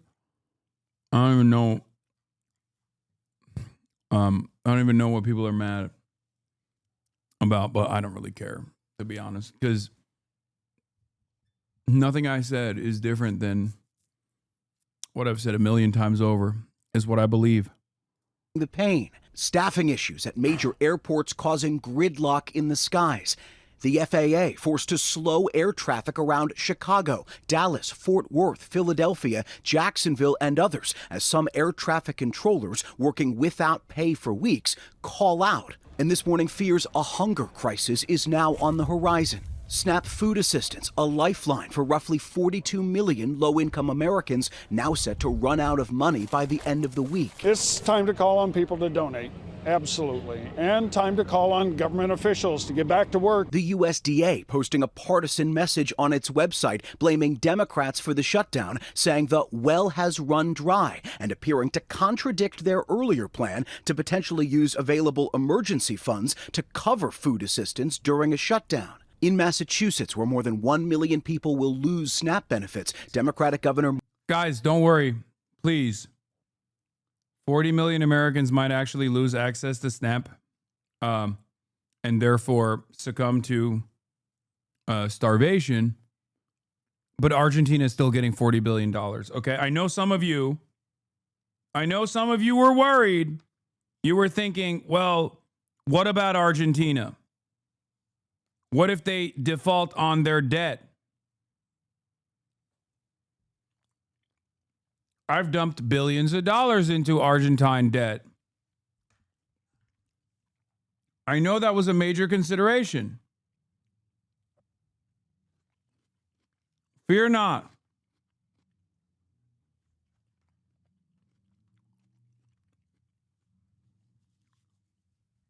Maybe some of you were worried, 40 million Americans might be starving. But what about the ballroom? Fear not. The east wing of the White House is demolished and the ballroom project continues. I know you might say, Hasan, who cares about 40 million Americans that might have to go and find food elsewhere, to go to food banks? Who cares about all of that? Are we going to war with Venezuela or not? And to them I say, fear not. We have sent aircraft carriers. We are still going to war with Venezuela. So if those are the factors in your priorities here, there is no reason for you to be afraid.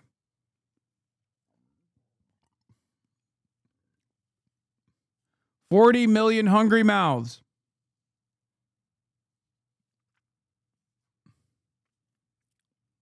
But the American war machine continues, so we can collectively release a sigh of relief.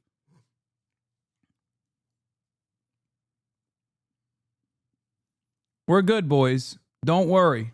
Maura Healey pointing the finger squarely at President Trump. President Trump has chosen to stop all SNAP benefits to Americans starting next week.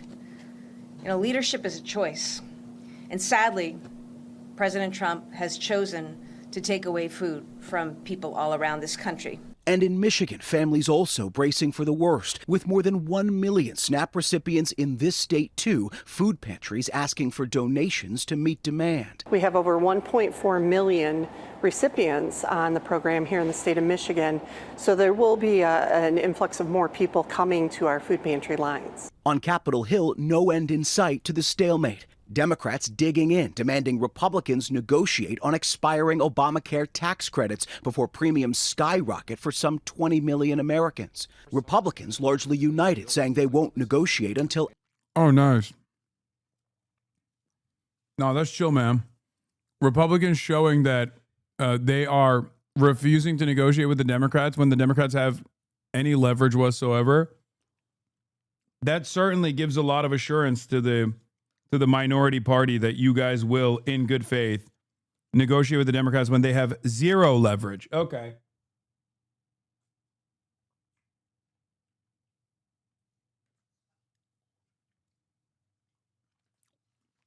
Awesome. That makes sense. I mean, but that's populist Josh Hawley, chat. There he goes. Populist Josh Hawley. I like that in the United States of America, while our foreign adversary, China, is building massive bridges, inventing new types of bone glue, creating flying cars that they're actively trying to commercialize. We have the majority controlling party refuse to offer healthcare subsidies to tens of millions of Americans in an effort not to triple their healthcare premiums. And the only point of leverage here is whether or not 40 million Americans can be fed.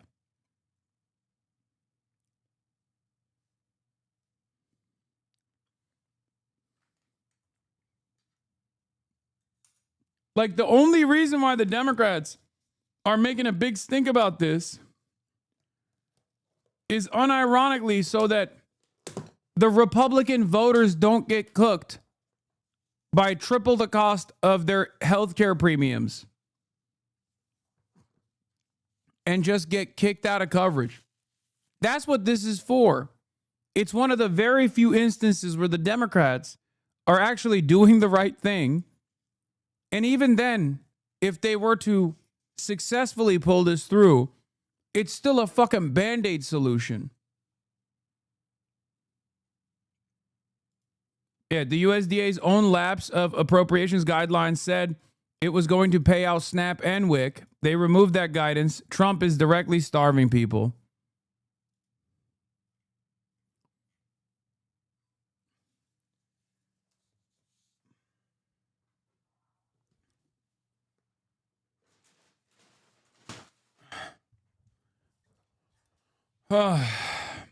Fucking awesome, man.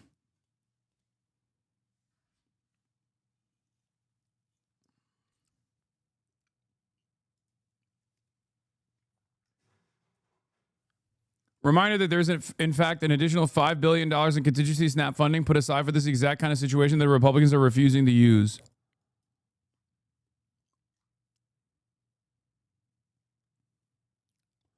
I don't know why they're doing this.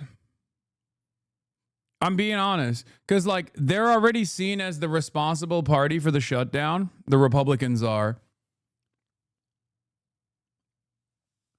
So I can't comprehend why they would further entertain being vilified.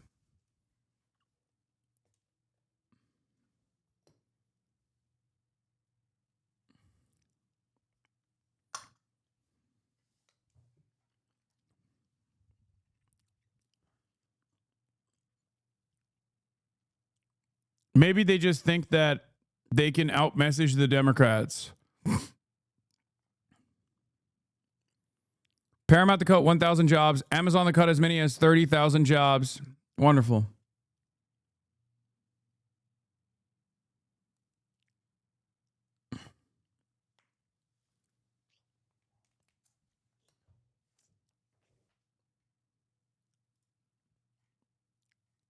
Someone in the chat, as I'm in the process of describing 40 million people starving, turned around and said, well, let's not point the finger of blame at our politicians.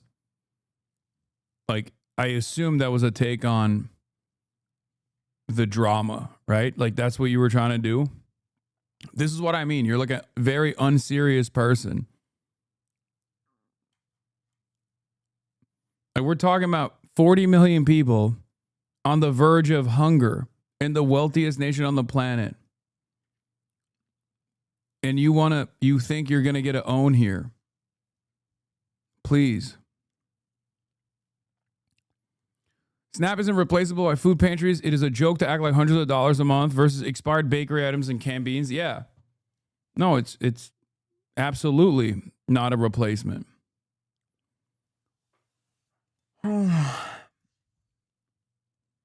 The Trump admin found $20 billion to bail out Argentina, but refused to tap into $6 billion reserve fund to provide vital food assistance to 42 million Americans. They're using food and hunger as leverage as they hold the government hostage. It's sickening.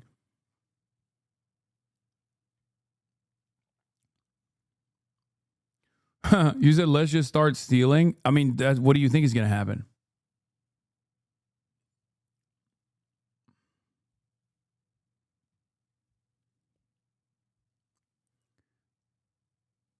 I think it's a mix of three things. One, they think they can out-message on it. Two, they hope the pressure from this in blue states makes Dems back down. Three, they hope it will incite violence and they can progress their plan. Yeah, I can see that.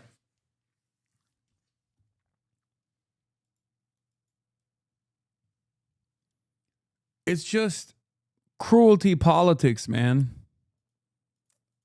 That's what this is. It's just cruelty for the sake of cruelty. That's all. That is what the modern Republican Party is. I mean, one might even say that's what they've always been. I would say that. But it's crazy that this is just melting the poor in principle.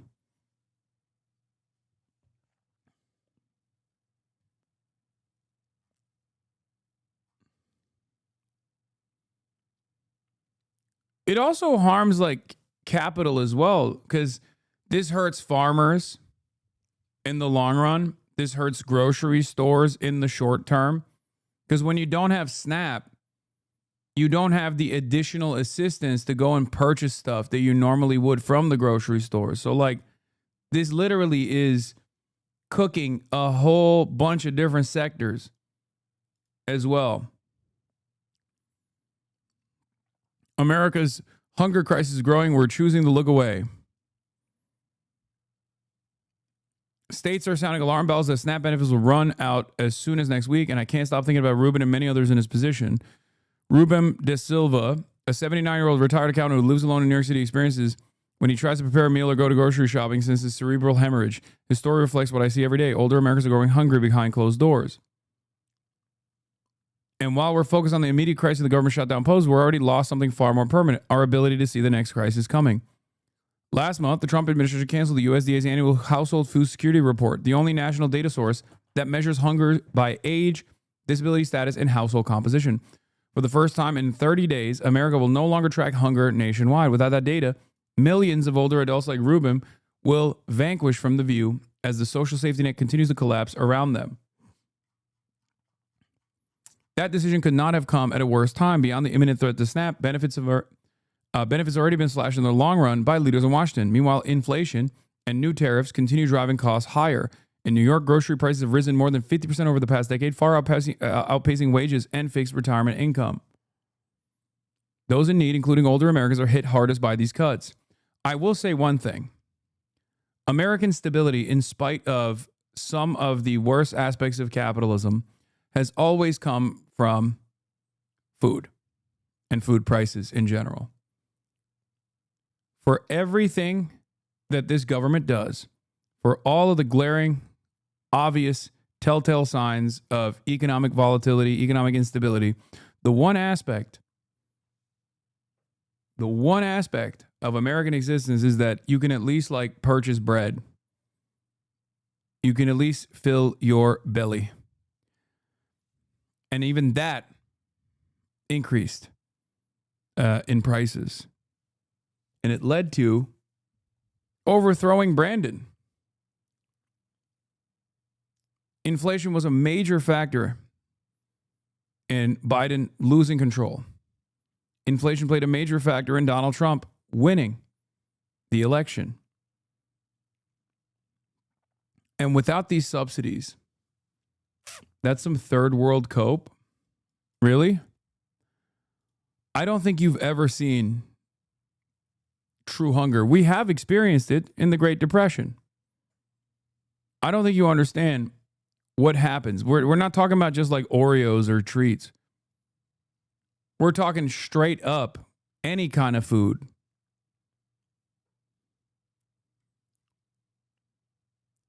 Every single revolution against monarchs has come from this.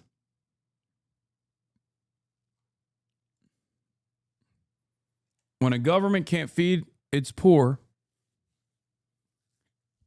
when a government refuses to feed its needy and poor and tireless masses, it will no longer be able to continue its mandate of governance. Yeah, people in my country say this. I'm saying people in the third world say, at least we have bread. Oh, you're saying that's the cope that people in your developing nations say, at least I have bread. I mean, yeah, America is a third world country with a Gucci belt. This is true. But now the Gucci belt is coming off, is my point.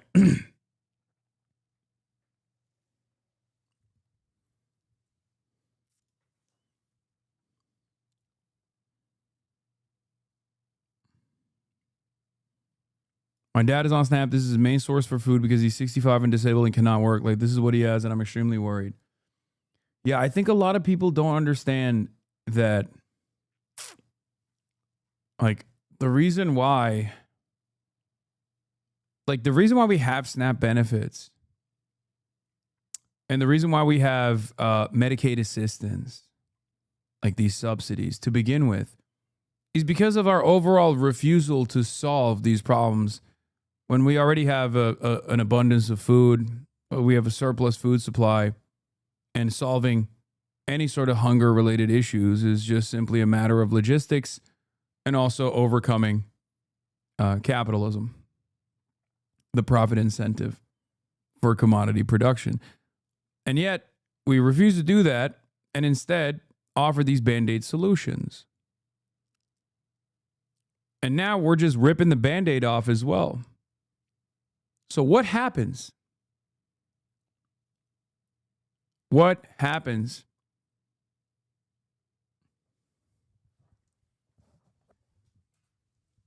Like, it's already ridiculous that so many people need SNAP assistance to begin with. But we have that as an additional subsidy for wages on the back end so that corporations can secure profits while underpaying its wage laborers. That's why people say Walmart is the greatest recipient of welfare, because not only does Walmart receive subsidies, but it also relies on its workers getting SNAP. And when that goes away, well, then it's fucking crime time. Because people think, oh, it's the lazy poor that have EBT, that have SNAP, not realizing that it's actually the working poor that have SNAP.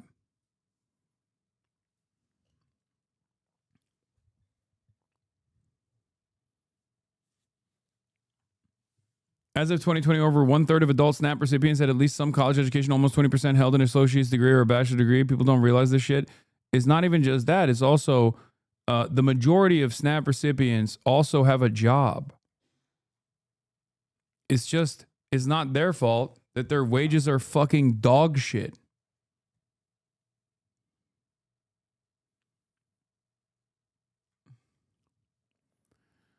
Those in need, including older Americans, are hit hardest by these cuts. Yeah, not just a job, but full-time jobs, exactly. Our neighbors who are physically or cognitively impaired, homebound, and socially isolated are unable to access additional food. They can't travel to a local food pantry or supplement what they have. On fixed incomes, every price increase means skipping a meal or cutting a prescription in half. We estimate that nearly 13 million older Americans face food insecurity. With an aging population, that number will only grow. And yet, at the very moment, we need to understand the hunger crisis better. We're eliminating our best tool for tracking it. This is just talking about how the USDA survey was abolished, or not abolished, but like stopped last month.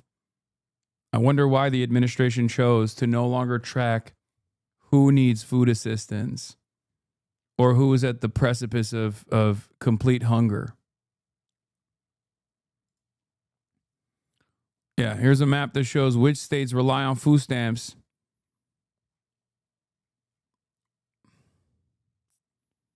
Yeah. 14% of the population in the state of California is a SNAP recipient. That's 5.3 million. 10% of the population in Texas is a SNAP recipient. That's 3.1 million. 13% of the population in Florida are SNAP recipients. That's almost 3 million. 7%, 5%, 8%, 6%, 10%, 21% in New Mexico. 12% in Arizona, 5% in Utah, 15% in Nevada. Some of these states have lower percentages of the population for SNAP recipients, not because they don't have poverty, but because their state is already made it virtually impossible to get it. They have additional hurdles to qualify. So just remember that. That doesn't mean that it's a sign of prosperity. Far from it.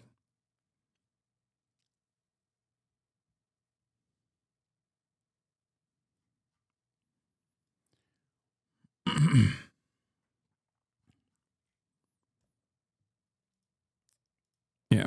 If you look at the percentage of the population, like Wyoming has a 5% SNAP recipient population percentage, but it's not low because, I mean, I'm willing to bet if I looked into what the additional hurdles are to receive SNAP, this doesn't mean that like Wyoming is doing better overall.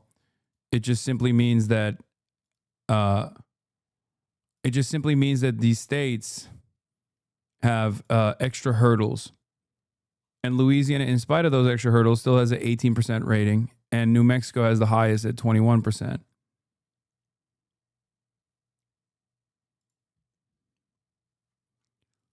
The people who receive SNAP benefits and EBT are just lazy. Hi, my name's Lacey. I'm a single mom to a medically complex child, and I work full-time. I also have to pay my rent. I also have to pay her medical bills. I also have to attend IEP meetings, which I have to go to a meeting about how IEPs are no longer. I'm literally hearing my dad getting told the exact opposite of what you're saying from Fox right now, Law. I know Fox News is lying. Fox News' primary purpose is to basically get people like your dad to abide by a false narrative. The exact opposite, the exact inverse of reality.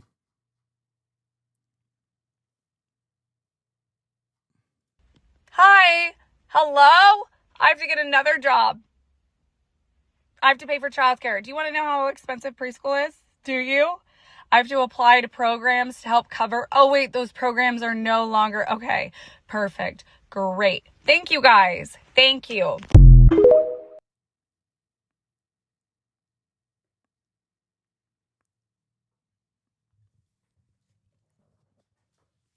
Fox News is billionaire news, baby. Its primary purpose is to get the working poor to feel as though others that are even less fortunate than they are somehow cynical money grubbers. You know, they're taking advantage of the government programs. That's the whole point, is to divide the working class further.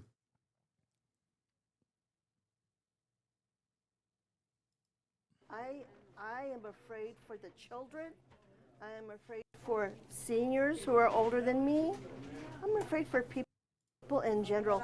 We need to eat. We're here at a food bank in rural New Mexico, where what might happen on Saturday is going to be felt hard. On Saturday, SNAP funding is supposed to lapse. That means that people who rely on food stamps across the country are not going to. The USDA notices blaming illegal alien gender mutilation. What? Senate Democrats have now voted 12 times not to fund the food stamp program, also known as the Supplemental Nutrition Assistance Program, SNAP. Bottom line, the well is run dry. It's not true. There's $5 billion that they're not tapping into. At this time, there will be no benefits issued November 1st. We are approaching an inflection point for Senate Democrats. They can continue to hold out for health care for illegal aliens and gender mutilation procedures, or reopen the government so mothers, babies, and the most vulnerable among us can receive critical nutrition assistance. I mean, I don't think anybody goes to the fucking USDA website. Maybe I'm wrong. Maybe they do. But like, not only is this a fucking obvious violation of the Hatch Act, it's also an abject lie that the government is presenting. The reason why this congressional battle, this funding battle is actually taking place is specifically because the Republicans refuse to continue funding Medicaid subsidies. Okay? That's it. So the people on Medicaid are actually going to see a triple the cost in their health care.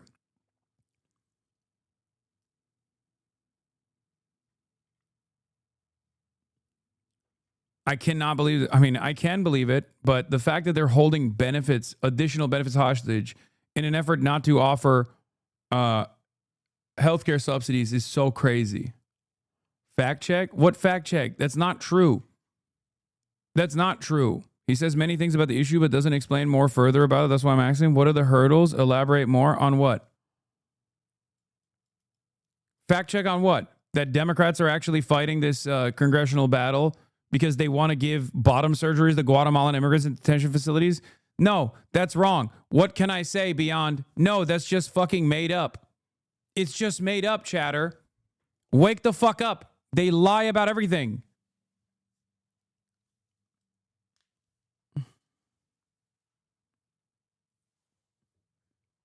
Oh, as far as hurdles to receive SNAP, here, I'll give you an example. A lot of these assistance programs, for example, will make it incredibly difficult. Long lines long lines that you have to wait through, for example, a mountain of paperwork that you have to fill, additional obligations that they add on, like additional checks, minimum work requirements for some people who already are working. Or, for example, they say, back in the day, you would get once a year, or you would have to bring in your work, your paperwork from your job site one time so that you can actually get these benefits. But now you have to do it monthly. These are all many different ways that they try to rid people, like they try to purge people off of the ranks of SNAP eligibility. All matter of the American welfare state works in this way. Okay? Like when they say work requirements, they don't just mean work requirements, because many people that are on welfare are already working, right? Many people that have SNAP benefits already work. What they mean is they're going to make it as difficult as possible to have you check in and show the government that you're actually working, like on a monthly basis. And God forbid there's any issues in your paperwork, then you're cooked. Then you're purged from the rolls.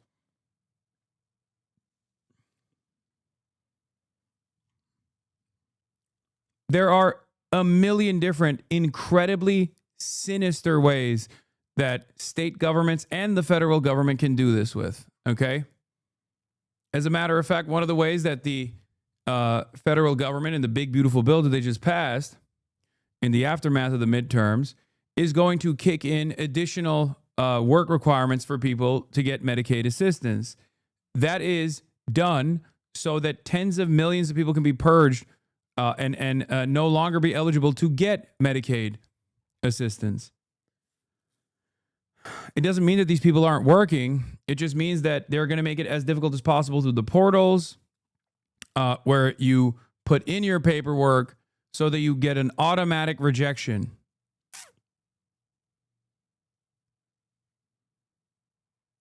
I'm a case manager. SNAP is insanely hard to receive. You need an ID. You need to diagnose disability. If you're work exempt, you need a social security number. You need to go into the office at least once, usually. Yeah, you need to go to office once to get it, and then you're fine. But some of these states will then add additional requirements that make it so that you have to go to the office multiple times. And let's say you live in a state you live in a rural part of your state, and there's no fucking public transit. Let's say it's very difficult for you to travel to the state office and then stand in a line for 3.5 fucking hours because they specifically undercut the state government caseworkers because they don't want to handle all of the extra paperwork. They make it difficult as possible. We saw this during COVID. Many of the states purposely designed incredibly complex websites to offer people additional subsidies. So in order to receive the additional subsidies during COVID, you had to go to the fucking websites by the states, and the website would brick half the time, so you couldn't even apply on the website. That was done deliberately. That was done so that people would not have ease of access. There are many different bureaucratic hurdles that the state governments place in front of people getting this aid on purpose, so they can basically eliminate as many people as possible from receiving this life-saving aid. I'm a case manager. SNAP is insanely hard to receive. You need an ID. You need to diagnose disability. If you're work exempt, you need a social security number. You need to go to the office at least once. Usually you need a phone or some way of being contacted. You need an address. There's lots of hurdles that are not even physical barriers. Dude, you are so right. It is intentionally difficult to fuck over the most vulnerable amongst us. Exactly. They don't openly say, we want to fucking kill the working poor. Okay? At least yet. They don't say that yet. They might in the future, but they don't say that right now. They say, oh, a lot of people are taking advantage of the expansive welfare state, which we don't really have an expansive welfare state regardless, but they say a lot of people are taking advantage of it. They're lazy. So we have to ensure that people aren't cheating the system. Meanwhile, because of all of the limitations that I described, there is no problem with quote unquote cheating the system. The real problem is that people who need this assistance can't even get it already.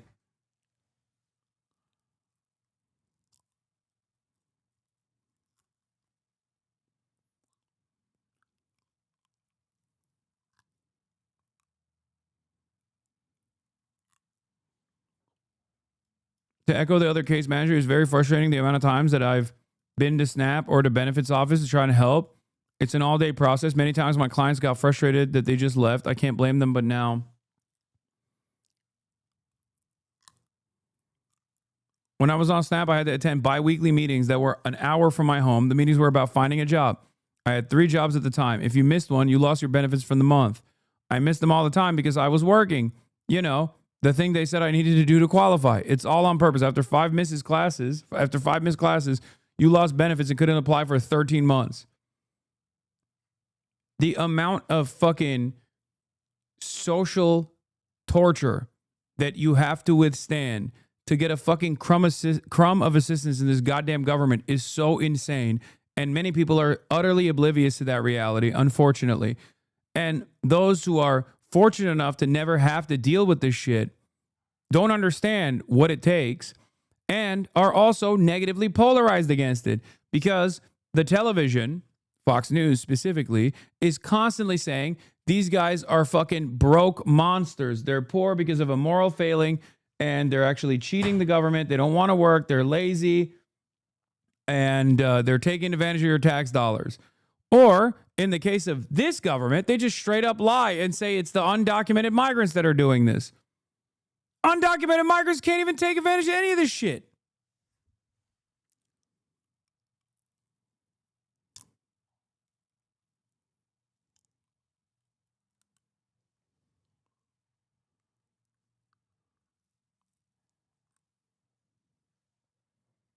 Going to be able to go get food, put food on the table for themselves and their families in the way that they used to. And perhaps no state is feeling the brunt of that more than right here.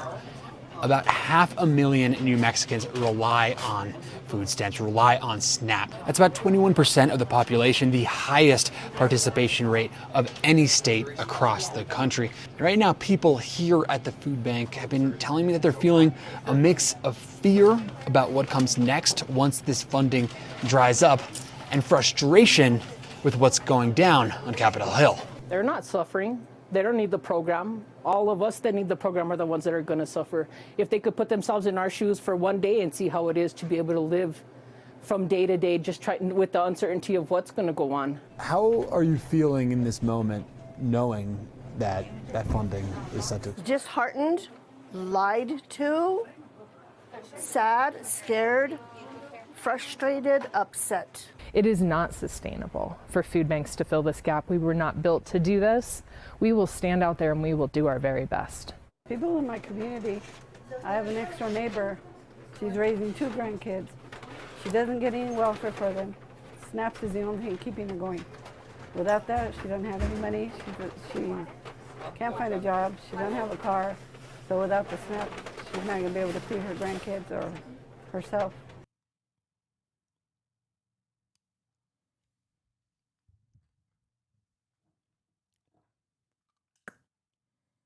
I spent time working in fraud investigation for Snap too, and it might legitimately have been the worst experience I've ever had in my life. Nobody's trying to cheat the system on purpose. People trying to defraud Snapper in a situation so fucking desperate that they've determined that it's worth the risk of lying.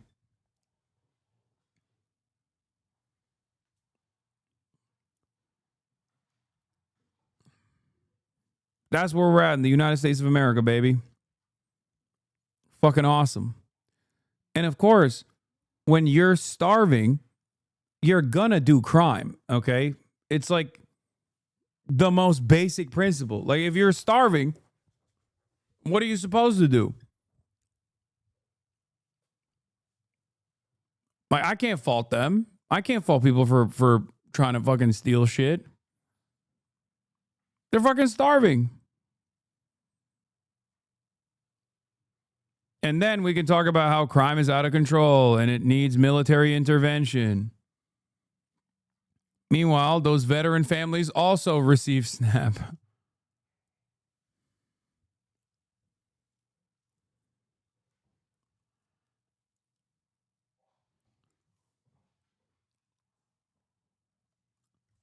I cannot think of a more insane analogy where the psychotic billionaire-backed administration is building a fucking ballroom while 40 million Americans are about to lose the marginal assistance that they get to eat food every day.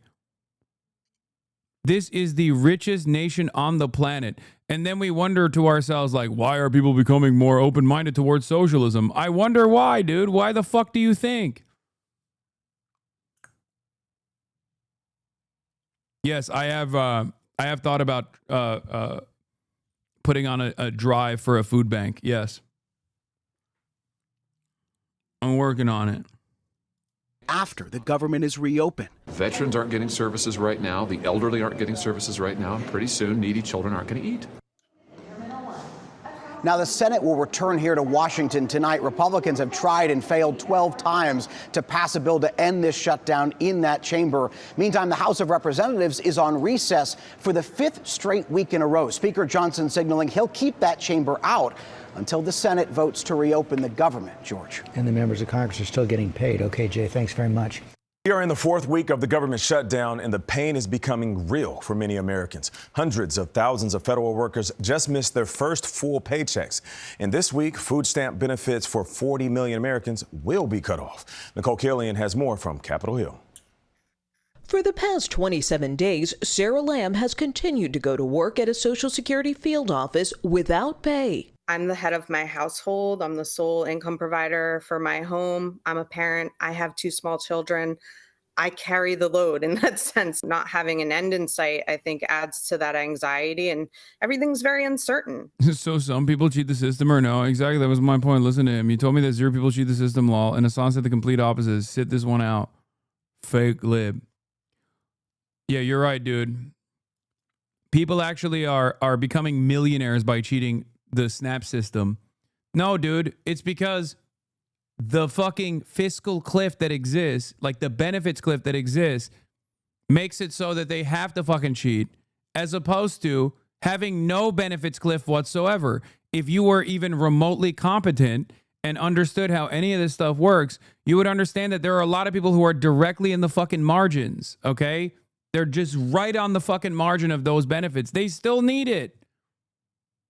Hasan is a terrorist, and if you watch this idiot, you're just as brainwashed. God, I fucking love these dipshits, dude. Oh my God. Enjoy your parents and your grandparents starving, chatter. You know? Your fucking goat did this, okay? You can go to sleep hungry every night and close your eyes and imagine how beautiful the fucking ballroom for your big, beautiful president is going to look like. You can eat those dreams instead. Moron. Are work requirements important in your opinion? Fuck no. Fuck no. Absolutely not. No, it doesn't work that way anyway.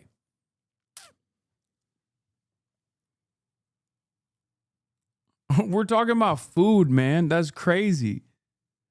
Like, I love this idea that people are like, well, if there's no work requirements, everyone will stop working. And then what? Live off of $25 in assistance a week? Like, what are you, fucking crazy?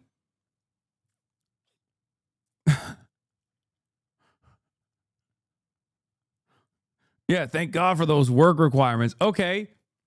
That's not the reason why fucking 80% of people on Snap are working already.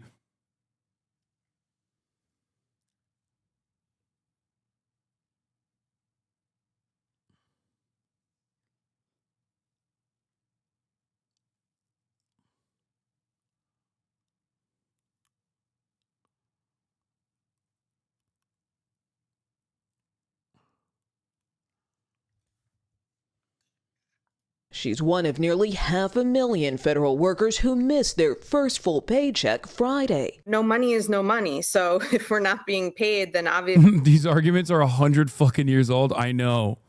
No, not even. Especially if we're talking about crime and the likelihood of crime happening as a consequence of poverty. That argument is thousands of years old. It's not even hundreds of years old. Thousands. Okay? That's like ancient Greece. Like, it's fucking insane. Okay? The Romans knew this reality.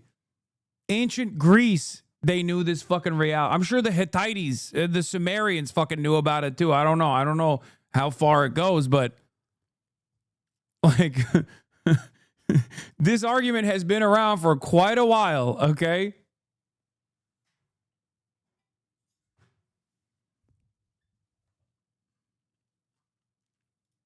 edits have to be made. I have a mortgage. It's only my name on the deed to this house. So the benefits cliff is insane for everything. I used to work in a restaurant. We ended up having really good holiday season. I made $1,000 too much for the year and ended up owing $4,000 for ACA subsidies. I no longer qualify for it. It was horrible. It took me all year to pay it. Yeah, that's another reason why I advocate for universal health care. The benefits cliff is fucking insane, okay? It makes no damn sense. Like, do you think this person is a cheater? Because that's what the government thinks. That the government's saying, oh, well, made $1,000 over the line that you can't cross, so sorry. Now we got to fucking claw back those additional subsidies. A benefits cliff is, let's say, up to $30,000 you get Medicaid coverage, okay? As in the government gives you $4,000 a year to pay for your health care.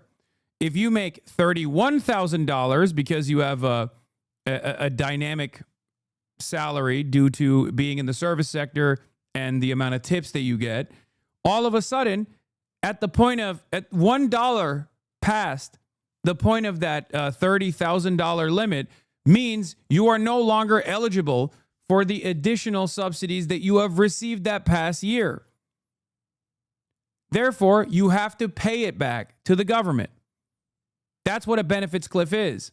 And if you're getting $4,000 in assistance at the $30,000 price point, technically you're better off not making that extra $1,000 because now you have to pay $3,000 additional to the federal government, as opposed to receiving a total with your benefits, $34,000 a year. That is what is known as a benefits cliff. And the greatest elimination of said benefits cliff is universality. Universal policies, universal health care, universal child care.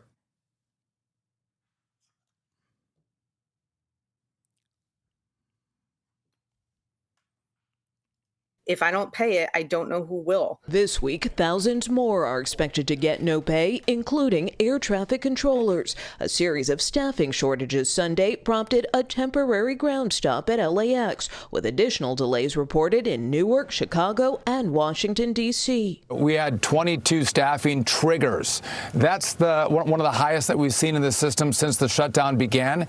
And that's a sign that the controllers are wearing thin. The U.S. Department of Agriculture also issued a dire warning about the food stamp program SNAP, which covers more than 40 million Americans. The agency bluntly stated on its website, the well has run dry. At this time, there will be... I guess technically this is universal when you think about it. The only time where there is universality is when they just shut the faucet entirely. Fucking awesome. And they fuck over the working poor unconditionally across the board. 40 million Americans. 40 million Americans. No benefits issued November 1st. If the president was in D.C. rather than being overseas, we could open up the government on Tuesday or Wednesday, and there wouldn't be any crisis in the food stamp program. There is an urgent need to reopen the government. On Face the Nation, Democratic leader Hakeem Jeffries defended his party's strategy, insisting Republicans must extend expiring tax credits under the Affordable Care Act to combat rising premiums as open enrollment begins at the end of this week. That's why we need action, not simply words, a wing and a prayer. No votes are currently scheduled on government funding, but there are some bipartisan discussions on various measures to pay essential and furloughed federal workers. Tony? Nicole, thank you very much. Allahu Akbar. The symbolic Sudanese city. I work in healthcare regulatory policy. I can attest that the big bill work requirements will remove caregivers from Medicaid benefits that otherwise allow them to be full-time caregivers for their children or completely dependent parents. That means patients relying on 24/7 caregiving by a relative will no longer have them at home. With excruciating home healthcare costs, patients, mostly kids, will die from preventable complications. Yep. Former dependent of a vet here. My family relies on SNAP, myself and my 2 kids. I am unable to afford childcare, so we rely on SNAP, $725 a month or so. And I just got a bill for $4,000 for 10 fucking years ago for the birth of my son from when I was on TRICARE. So now no SNAP and new debt looming over our heads. I have 2 autistic kids who only eat very specific safe foods. Food banks are not an option for us. This is the reality of many Americans. There are 40 million Americans like that. Okay? 40 million.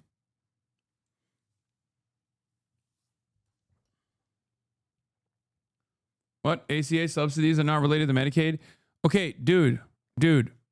It's just the Affordable Care Act's marketplaces, okay?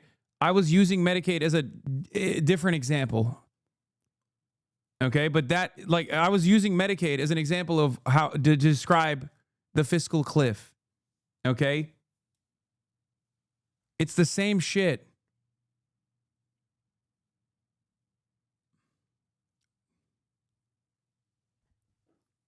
And for the record, the ACA subsidies that are coming in also do come from Obamacare, specifically to states that have expanded Medicaid under the ACA.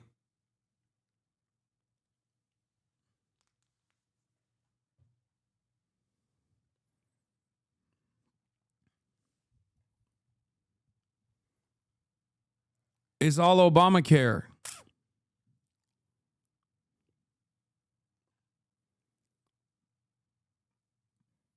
I work for a government contractor, and they sent out a whole sheet of resources, aka loan programs, that help workers during this unprecedented time, loans to live. Don't worry, dude. We got what was it fucking called? Oh my god, Klarna.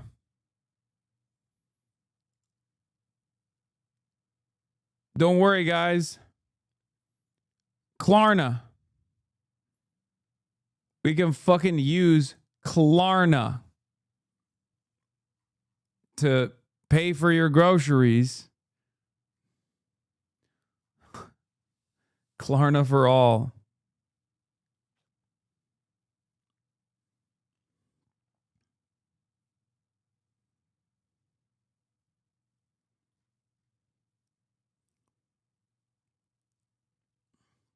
I've literally never heard of that.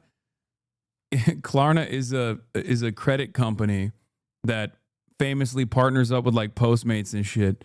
So you can actually take out loans, like micro loans, to pay for your pizza delivery. It's awesome. Yeah, Lamau, except they make you pay a quarter up front. Yeah, put your fucking burrito purchase on a payment plan, dude.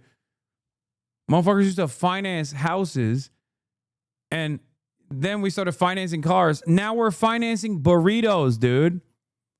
We're financing Taco Bell, and no one looks at that and goes, I think this system is fucking broken.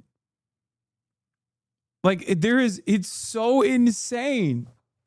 It is so insane to me that we're just out here being like, America, the wealthiest nation on earth, unimaginable amounts of debt. So much debt that motherfuckers are taking on debt to eat burritos.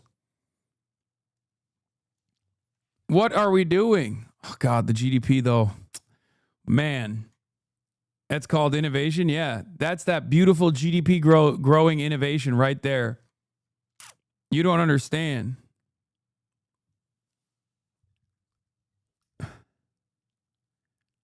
Burrito debt. Now we have another fucking company.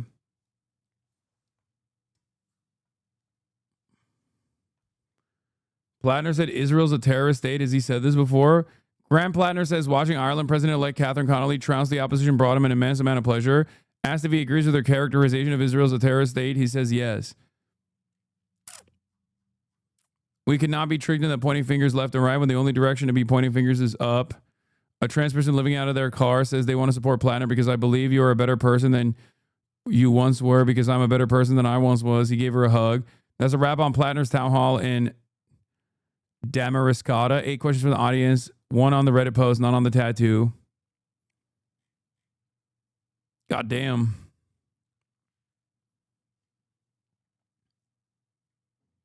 I've been financing gas and it's awful like my bank figured me out. The money that doesn't get used to pay the burrito can be put in a Roth that beats the stock market, then use those earnings to pay it off.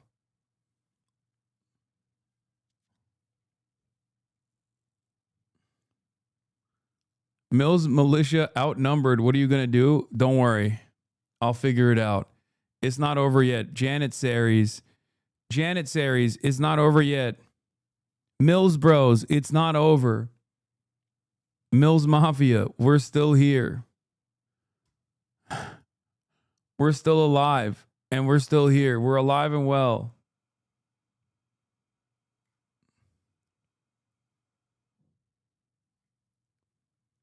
Why hasn't anybody just said that they're Argentina so they can get bailed out? Yeah. Hello, Mr. President. I'm Argentina, the beautiful nation state. Please give me $20 billion. Otherwise, if you do not give me $20 billion, I might default on my debt. And you have some very powerful Americans who have purchased my debt. Oh, wow. Thank you. You're doubling the money for no reason, and you will now give me $40 billion? Yeah, yo soy Argentina.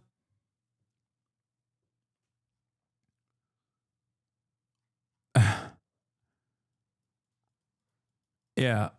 Anyway. The composer for Halo is running for a Republican seat? What the fuck? I don't care.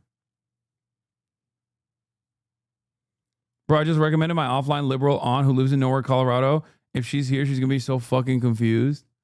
What do you mean? She gets it. She should also say she's Argentina, the glorious nation of Argentina. So she can also get $40 billion from the government.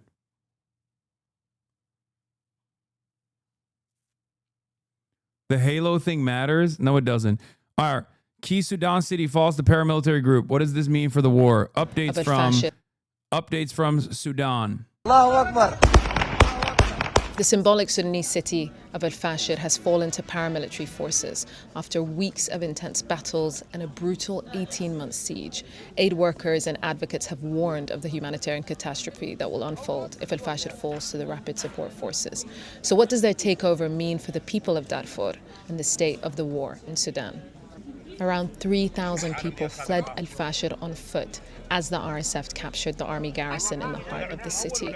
Some were scattered across fields monitored by RSF drones, and others left in queues, trailed by RSF trucks. Women have been leaving the city in droves for months.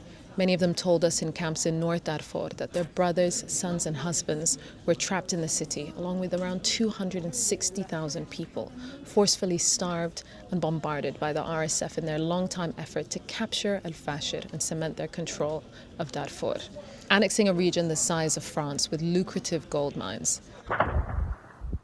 Thousands of civilians are trapped and face extrajudicial killings and arrests. Harrowing videos are surfacing that show fighters executing people in mass graves. This man in the white scarf has been seen in other instances wearing RSF fatigues.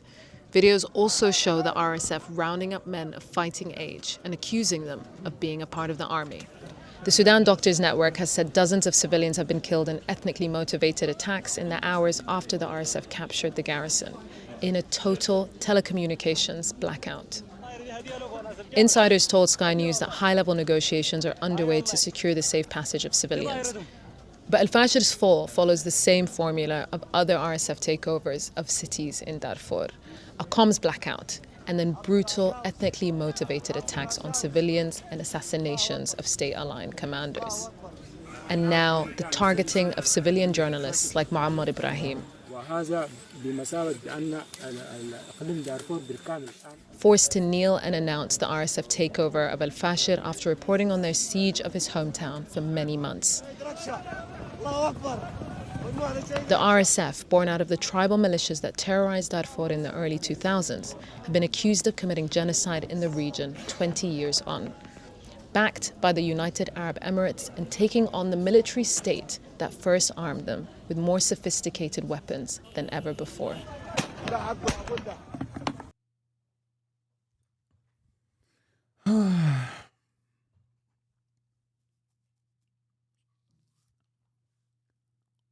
The Rapid Support Forces are a funded paramilitary group by the United Arab Emirates.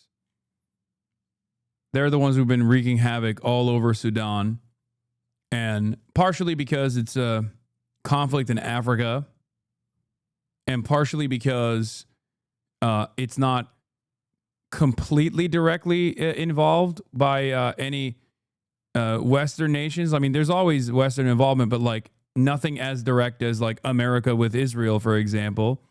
It doesn't get a lot of coverage. Let's talk about what this is the Al Jazeera report on the Sudanese civil war as a starter. What's happening in Sudan, because people are talking about the risk of genocide here in Darfur, in the city of Al Fashir. It's also being masqueraded as like ethnic tensions, even though there is ethnic violence. The major reason for the genocidal ethnic cleansing campaign is specifically for territorial acquisition and, of course, extraction of national resources. And I mean, they even mentioned it with like gold and other things like that. It's a very dire situation. There is fighting in all directions. Most of the attacks are happening on civilians' facilities, particularly civilians' homes. We're past one. for the people on the ground in El Fasher, they don't need press releases. They need protection. A civil war broke out in Sudan just over a year ago, and there's fighting across large parts of the country. The capital, Khartoum, is barely functioning.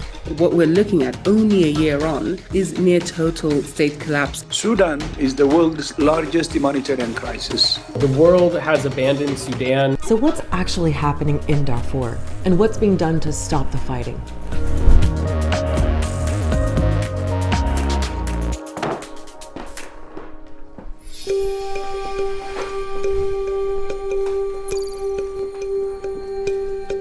First, a quick reminder of the backstory. Sudan was ruled by one man, Omar al-Bashir, for 30 years. He was brought down in 2019 in part because of pressure from huge protests.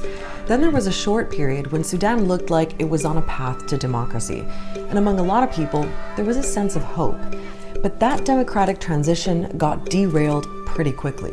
In 2021, there was a military coup, and then, last year, war broke out. It started out as a personal rivalry between these two generals, General Burhan, who leads Sudan's national army, that's the Sudanese Armed Forces, or SAF, and General Hemeti, who leads a paramilitary group called the Rapid Support Forces, or RSF. And basically, you've ended up with SAF and the RSF in a bitter fight to control Sudan. There are many other armed groups in the mix, but SAF basically controls parts of the east and north, and the RSF has most of the west, and most of the capital, Khartoum. Khartoum is obviously a symbolic territory, and so we will continue to see both SAF and the RSF fight over that territory, even as they win and lose other territories around the country. Sudan, as we know it, has died. And it is now a series of regional conflicts with regional forces defending regional interests. And that brings us to what's happening in Darfur, which is a huge region, roughly the size of Spain. It's divided into 5 states, and the RSF already has control of 4 of them. Now the battle is on for the last one, North Darfur, and its capital El Fasher, where SAF have a military base and are trying to hold on to the city. For most of last year, there were various truces in El Fasher, where local armed groups agreed not to take sides and acted like a buffer between RSF and SAF. But the latest truce appeared to collapse in April, and several groups aligned themselves with SAF to fight against the RSF. And that puts El Fasher very much back in the crosshairs of RSF. What RSF is doing in El Fasher right now is that they are essentially trying to strangulate the city. They've even tried cutting off water to the city. That's how brutal this is getting. There's a strategic sort of logic of at the RSF leadership level, which is to take El Fasher and therefore have control over all 5 states of Darfur and all 3 border points with Libya, with Chad, with the Central African Republic. If you don't control El Fasher, you don't control Darfur. And RSF knows that. But if the RSF take control of El Fasher, there are huge fears about what it means for the estimated 1.8 million people living there, especially because there's an ethnic dimension to this war, where you have, very broadly, Arab militias aligned with the RSF targeting what are commonly referred to as non-Arab groups. And to understand that, we have to go back to the 2000s. In 2003, there was an uprising in Darfur against the government of Omar al-Bashir. The rebel groups were mostly from non-Arab communities like the Zagawa, Masalit, and Fur, who felt neglected by the Arab-dominated government. Bashir responded by arming local Arab militias known as the Janjaweed to fight against the rebels. They killed, raped, burned, massively displaced up to 1/3 of the population of Darfur as a whole. Violence is worsening. The bombing, murder, and rape of innocent civilians. Genocide there has already claimed 400,000 lives. Remains of Darfur's dead, brought to the surface by strong desert winds. Later, the Janjaweed evolved and rebranded as the Rapid Support Forces. And in 2017, Bashir's government made the RSF an official paramilitary unit, a kind of second army.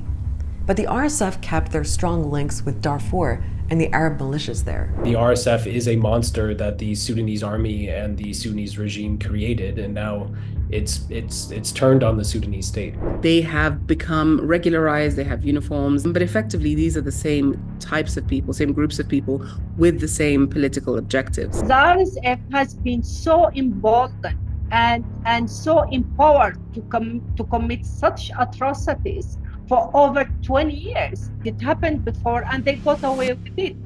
So what's happening in Darfur now is basically an old conflict that's being reignited. There's mounting evidence that the RSF and its allies are using similar tactics as before. These pictures show RSF forces rounding up people from the Masalit ethnic group in a place called Ardamata in West Darfur late last year. It's a suburb of the city of Al Janaina. And a recent UN report described how the RSF have been targeting the Masalit community, and that between 10 and 15,000 people were killed in Al Janaina. An independent investigation says it's found clear evidence that massacres against the Masalit amount to genocide. In the last couple of months, the fighting has moved to El Fasher. A team of researchers at Yale University have been monitoring the area using satellite imagery. We believe that they burned, just in the past 2 months, well over 40 villages in and around El Fasher, primarily Zagawa communities. And so the tempo of destruction, of intentional targeting of communities by RSF in Darfur has sped up. And that's why people are increasingly worried about what could happen if the RSF take over the whole of El Fasher. It's a city where hundreds of thousands of people fled to escape recent RSF attacks in other parts of Darfur and the conflict back in the 2000s. Al Fasher has become a sanctuary city, and this is what really has inflated its population in recent months. If El Fasher falls, then there will be nothing that prevents rapid support forces from then identifying every single community left standing that they missed. And it's not just fear of more killings. And yeah, El Fasher has now been captured by the RSF. RSF seized El Fasher after a 500-day siege, trapping over 260,000 civilians. Hospitals were looted as reports emerged of executions of ethnic cleansing. The UAE-backed RSF has begun mass killings amid total security collapse.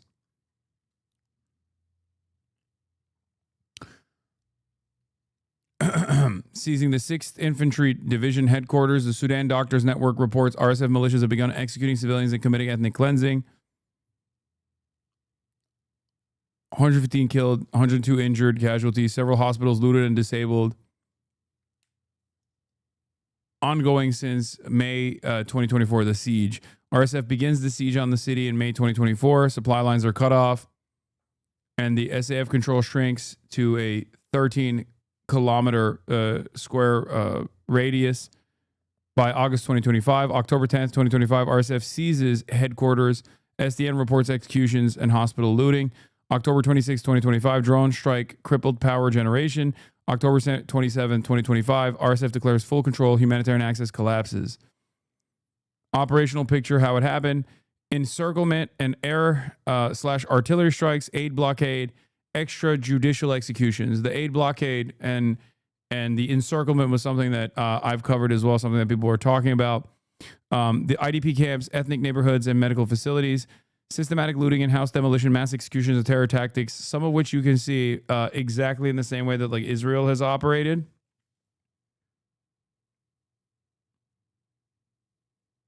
Exactly how Israel does it. El Fasher is now occupied, and a risk of large-scale ethnic cleansing is sharply increased. These are, of course, this militia, the Rapid Support Forces militia, is backed by the United Arab Emirates. And they announced that they would kill civilians attempting to flee the siege, while field reports confirmed the hospitals were looted amid the security collapse. They get logistical training, or they get logistical aid, and they do joint training.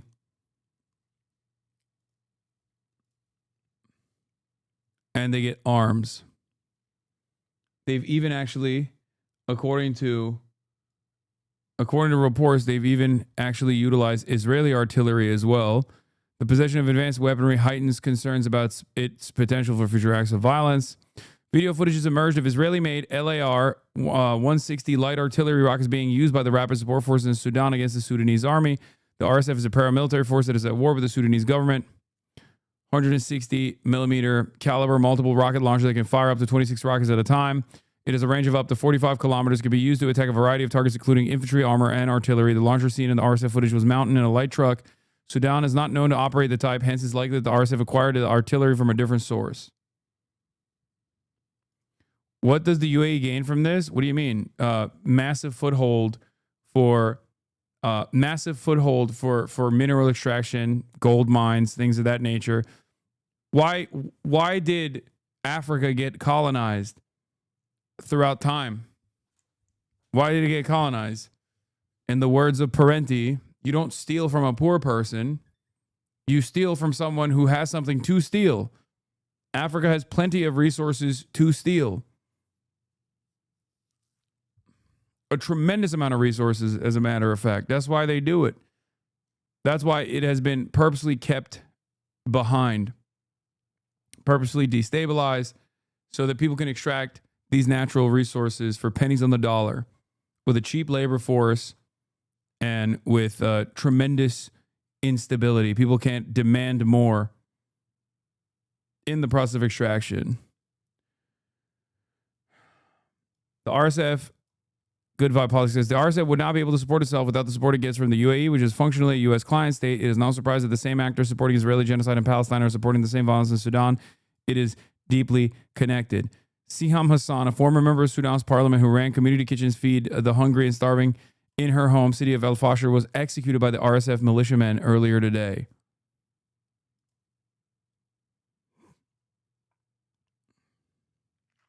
People in El Fasher are already starving. Right now, Sudan is facing one of the world's biggest hunger crises. Almost half the population don't have enough to eat. Around 5 million people are teetering on the brink of starvation. In one refugee camp south of El Fasher, a child is dying every 2 hours because of malnutrition, according to Doctors Without Borders.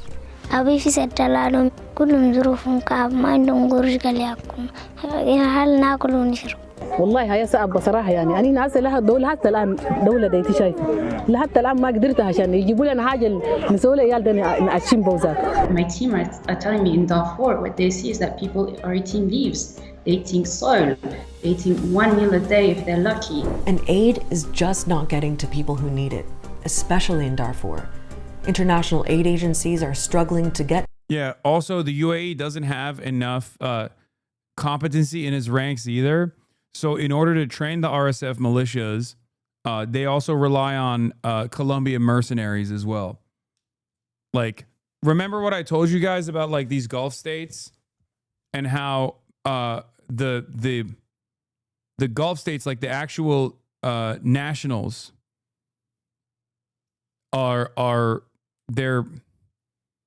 they have too much money individually because like their actual population is very small. It's mostly just like immigrant workers, right? Some literally devoid of passports. The actual citizens, the number of citizens is much smaller. And they also have a fuck ton of money because of all the natural resources they have, specifically oil money. And that's the reason why they're like, why the fuck would I go and die in Sudan?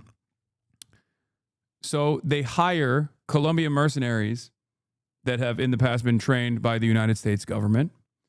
And they get those guys to go and train the rapid support forces at the behest of the UAE.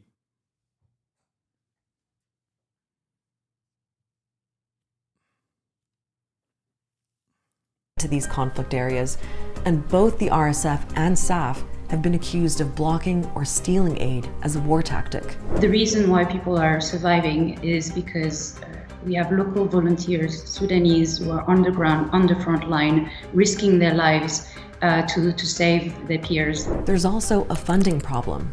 The UN says it needs $2.7 billion for its aid operations in Sudan this year, and that it's only received 17% of that. Now, something else to keep in mind is that this war is also being fueled because the RSF and SAF are getting support from other countries. The UAE is accused of supplying weapons to the RSF, allegations that a panel of UN experts described as credible based on their own investigations. The UAE denies supplying weapons, calling the accusations propaganda, and says it's transporting aid to Sudan. And then you've got Russia, which appears to be backing both sides. A mercenary group linked to the Russian government is said to be supplying the RSF with weapons, while Russia is also supporting SAF as a way, it seems, to secure access to Sudan's Red Sea coast, where SAF is in control. SAF also has Egypt on its side. General Burhan has made visits to Cairo. There are also reports that SAF has been using Iranian drones. If supplies to these two sides slowed down, I think we would see this war start to die down quite a bit as well. So outside powers and backers of these two sides are clearly helping prolong the war. At the same time, there have been some diplomatic efforts to try to stop the fighting. For example, Egypt and the UAE reportedly brought the two sides together for talks in Bahrain earlier this year. And the UN Security Council has adopted a resolution calling for the RSF to stop its attack on al-Fashir, for both sides to agree to a ceasefire and to allow aid in. Yeah, the UAE lost almost an entire unit of all UAE nationals when they invaded Yemen, and there was massive public backlash. It was like 35 people in one day. After that, they only used mercenaries. Yeah, and their like annual household income is far higher than like the average American even.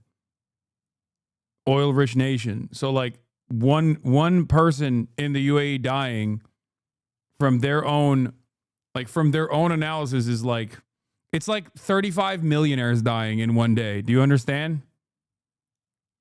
Maybe not that much, but close to it.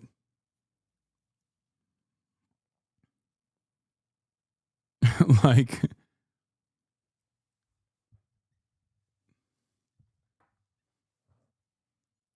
hence why they utilize mercenaries instead.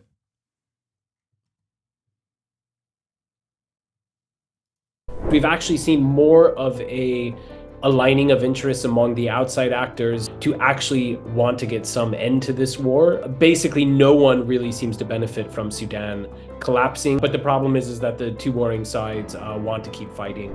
And remember, it's not really just two sides because of all the other groups involved, especially in Darfur. And that makes finding any kind of resolution even harder. Whether there's enough global political will to even push for that is a whole other question. The spillover from the Sudan war is tremendous. It affects the whole region. It could easily affect the whole continent of Africa.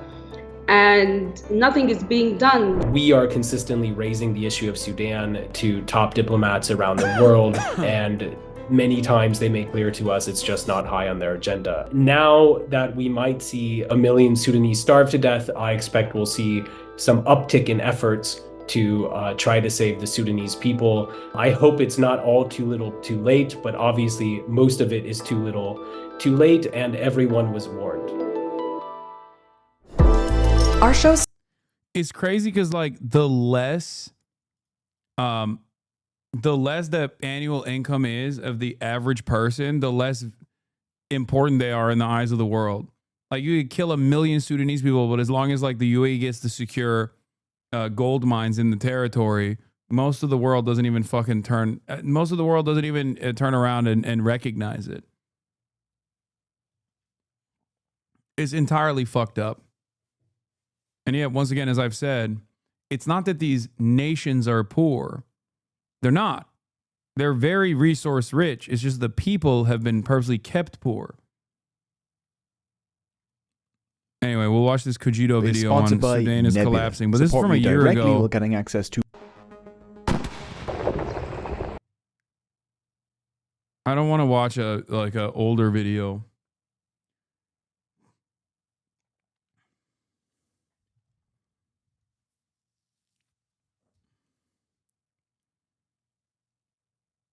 Yes, Africa is not underdeveloped, it's overexploited.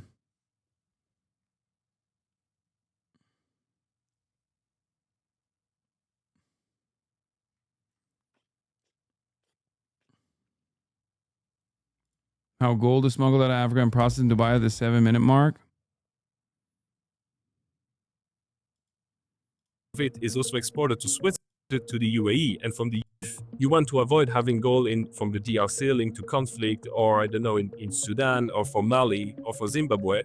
The majority of this illegal gold is exported to the UAE, and from the UAE, a large part of it is also exported to Switzerland, and then from Switzerland, we know that a huge part of gold is also exported to the US. But when it's imported in the US, the majority of the importer will just say, oh, it gold from Switzerland, refined in Switzerland. The origin of this gold would just be Switzerland.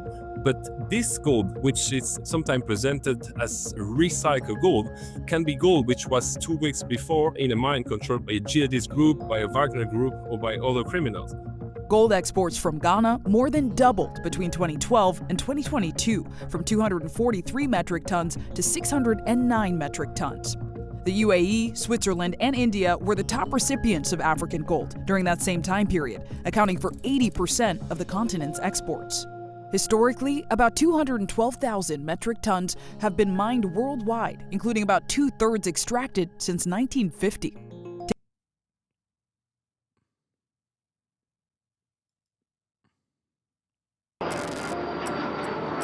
You arrive at Dubai International Airport. You are carrying a bag full of gold. I mean full. Gold bars, jewelry, chunks of raw, unrefined gold, full.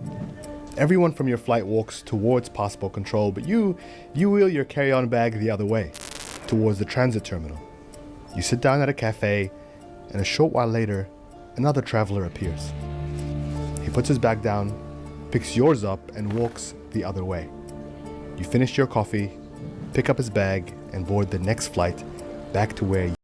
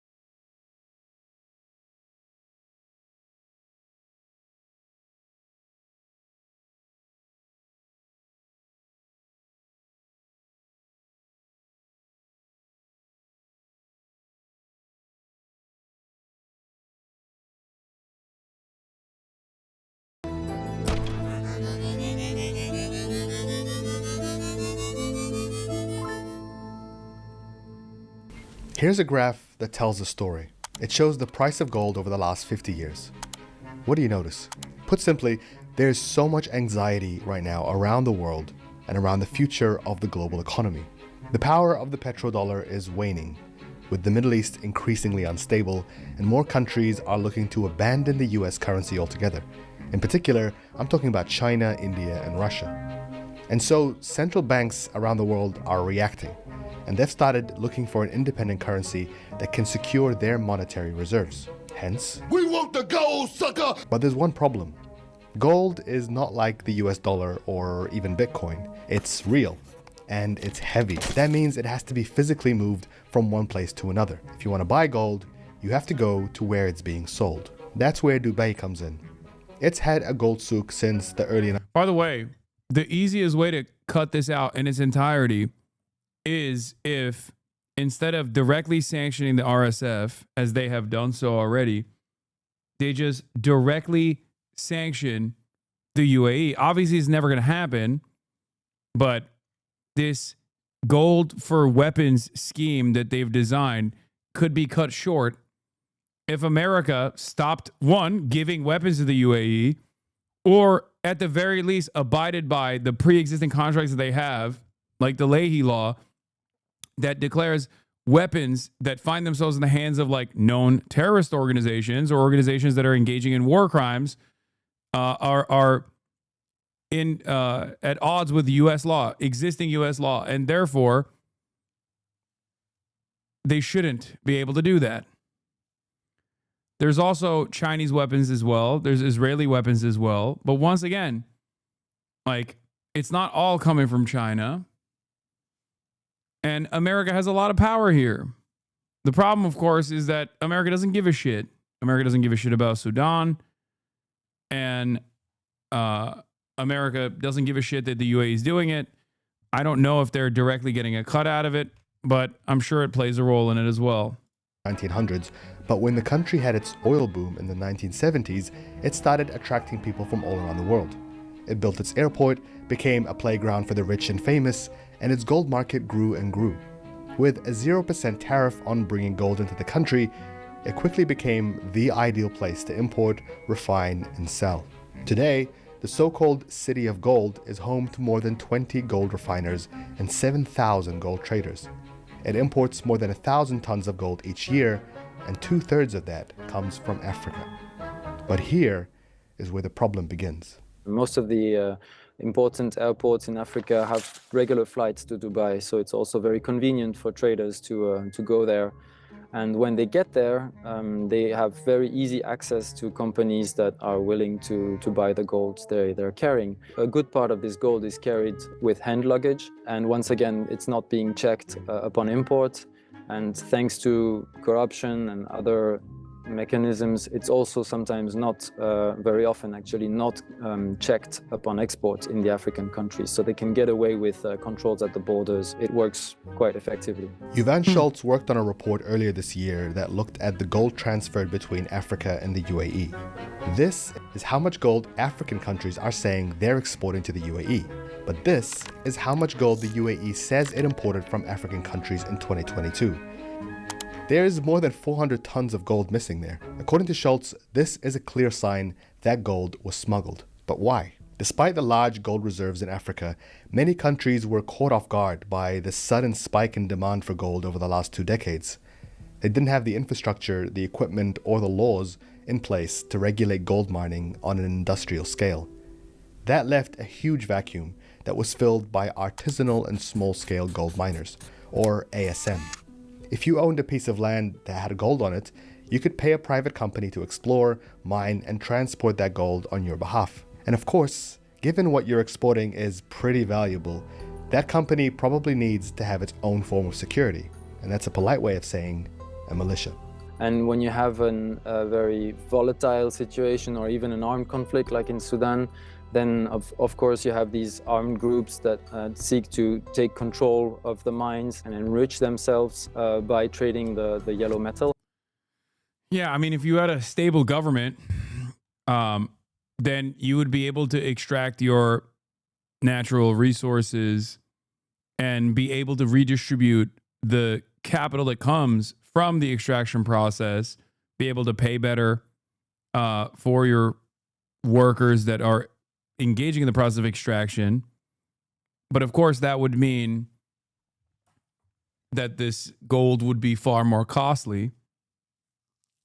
And the profits for those who are basically fencing this gold would be far slimmer.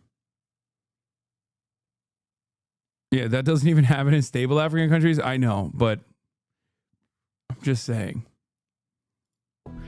And that's typically what we're observing at the moment in Sudan. Sudan has been in a state of near constant war for decades, and its former leader, Omar al-Bashir, fueled the conflict by empowering both the military as well as regional mercenary groups to help him quash anti-government rebellions in places like Darfur, where the worst of the fighting was taking place. In 2011, the international community stepped in, splitting the country along ethnic and religious lines and forming South Sudan. The problem was 75% of Sudan's large oil reserves were in the south. And overnight, the government lost its single biggest source of income. Now, Sudan always knew it had gold, but it had never really... Also, they're hella tall. South Sudan, the youngest country on the planet. Also happens to be the tallest country, I think, on the planet, too. They explored it before. It also had a big problem. After the war in Darfur, crippling US sanctions meant that Sudan couldn't just hire international mining companies to help it set up its industry. So instead, al-Bashir handed out subsidized contracts to anyone who had the means to mine that gold. And most of those contracts went to generals and rebel leaders who'd helped him fight in Darfur. With so many actors and little to no official regulation, what should have become Sudan's burgeoning gold industry instead became ripe with corruption. In 2017, reports started reaching the country's trade ministry that Khartoum airport and the port of Sudan were being used to smuggle out gold, mostly heading to the UAE. In one example, a 2-ton barrel of sand samples being loaded onto an Emirates airline flight was found to be largely made up of raw gold. In another instance, a sick woman was driven to the door of her flight in an ambulance. But the paramedic who was helping her get onto her flight was caught trying to sneak gold bars he'd hidden inside of an oxygen cylinder into her bag. In 2018, Sudan's trade minister Musa Karama sounded the alarm. مطار الخرطوم أكبر منفذ للتهريب وأنه في عام 2015 طلعت منه 102 طن. Never eating Dubai chocolate again? Yeah. Fun fact, that's also, I believe, people are going to yell at me for saying this, but a Turkish invention. They just sell it as Dubai chocolate because nobody would fucking buy it if you sold it as Turkish chocolate.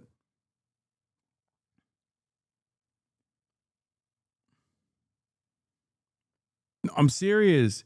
No, I think it's literally because there was like Turkey has a fuck ton of pistachios.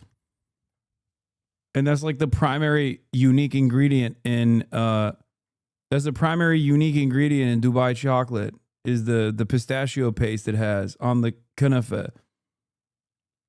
Also, for the record, that's not even a new phenomenon. Look at fucking Greek yogurt, brother.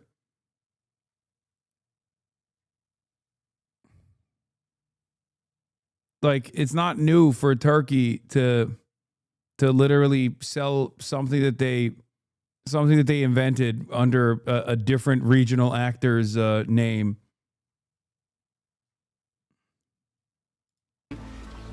من مطار الخرطوم ومطار دبي في الوقت اللي بتقول حكومة السودان انه انتاجها كله في هذا العام كان 70 طن فقط. لو ال 100 طن دي كلها جات لبنك السودان يعني الطن بحوالي 46 مليون دولار. يعني نتكلم عن 4 مليار ونص. ده أكثر من 50% من إجمالي وارداتنا يعني. دي براهن. One of the biggest untapped mines in the country was Jebel Amr in North Darfur. It quickly fell into the hands of Hamitti, or Mohammed Hamdan Dagalo, the leader of the Rapid Support Forces. The RSF was a paramilitary group that grew out of the Janjaweed militia, whose leaders had been charged by the International Criminal Court with committing dozens of war crimes in Darfur. Hamitti set up a private firm to oversee the gold production, Al Junaid Company, and left his brother in charge of it. The revenue from the gold would allow the RSF to expand, buy weapons, and make Hamitti one of the richest and most powerful men in Sudan. The RSF is rich. They have business interests and business holdings that will, Hamitti bailed out the National Bank. It is one rich family and they have their fingers in everything. And all their businesses are based in the UAE. During his rise to power, Hamitti began fostering I apologize. It was invented in Dubai. It's just produced in Turkey. And in January 2025, a German court in Cologne decided that Aldi has to stop selling his product named Alien Dubai Handmade Chocolate on the ground that it might mislead consumers that the chocolate has been produced in Dubai while it's actually produced in Turkey. But no, it's invented by... It was invented by Sarah Hamouda, a British-Egyptian engineer living in Dubai at the time. Hamouda was pregnant, and through her food craving, she came in to imagine a combination of chocolate, pistachio, tahini, and kunafa, a Middle Eastern dessert made of kadif syrup and soft cheese. At home, Hamouda worked on developing a bar before contacting Noel Katis Omamalen, a Filipino culinary consultant who had trained as a pastry chef. In his account of Dubai Chocolate's creation, Omamalen said the pair wanted to create a chocolate bar with the flavor of a dessert. His favorite Arabic dessert was kunafa, and because he thought it would have an appealing crunch and nostalgic value, Omamalen suggested a chocolate bar using his flavors. Together, they developed the chocolate, forming a partnership in the online shop Fixed Dessert Chocolatier, which in 2022 launched Can't Get kunafe of it. Can't get kunafe. Contained pistachio, tahini, and kadayif, and was covered in yellow and green patterns. Bars are made by hand, and the interior is piped. The team working 6 to 8 hours produced 25 bars a day. It's actually fucking delicious. I'm not gonna lie. I have had it. Only the Turkish one, though. Don't worry.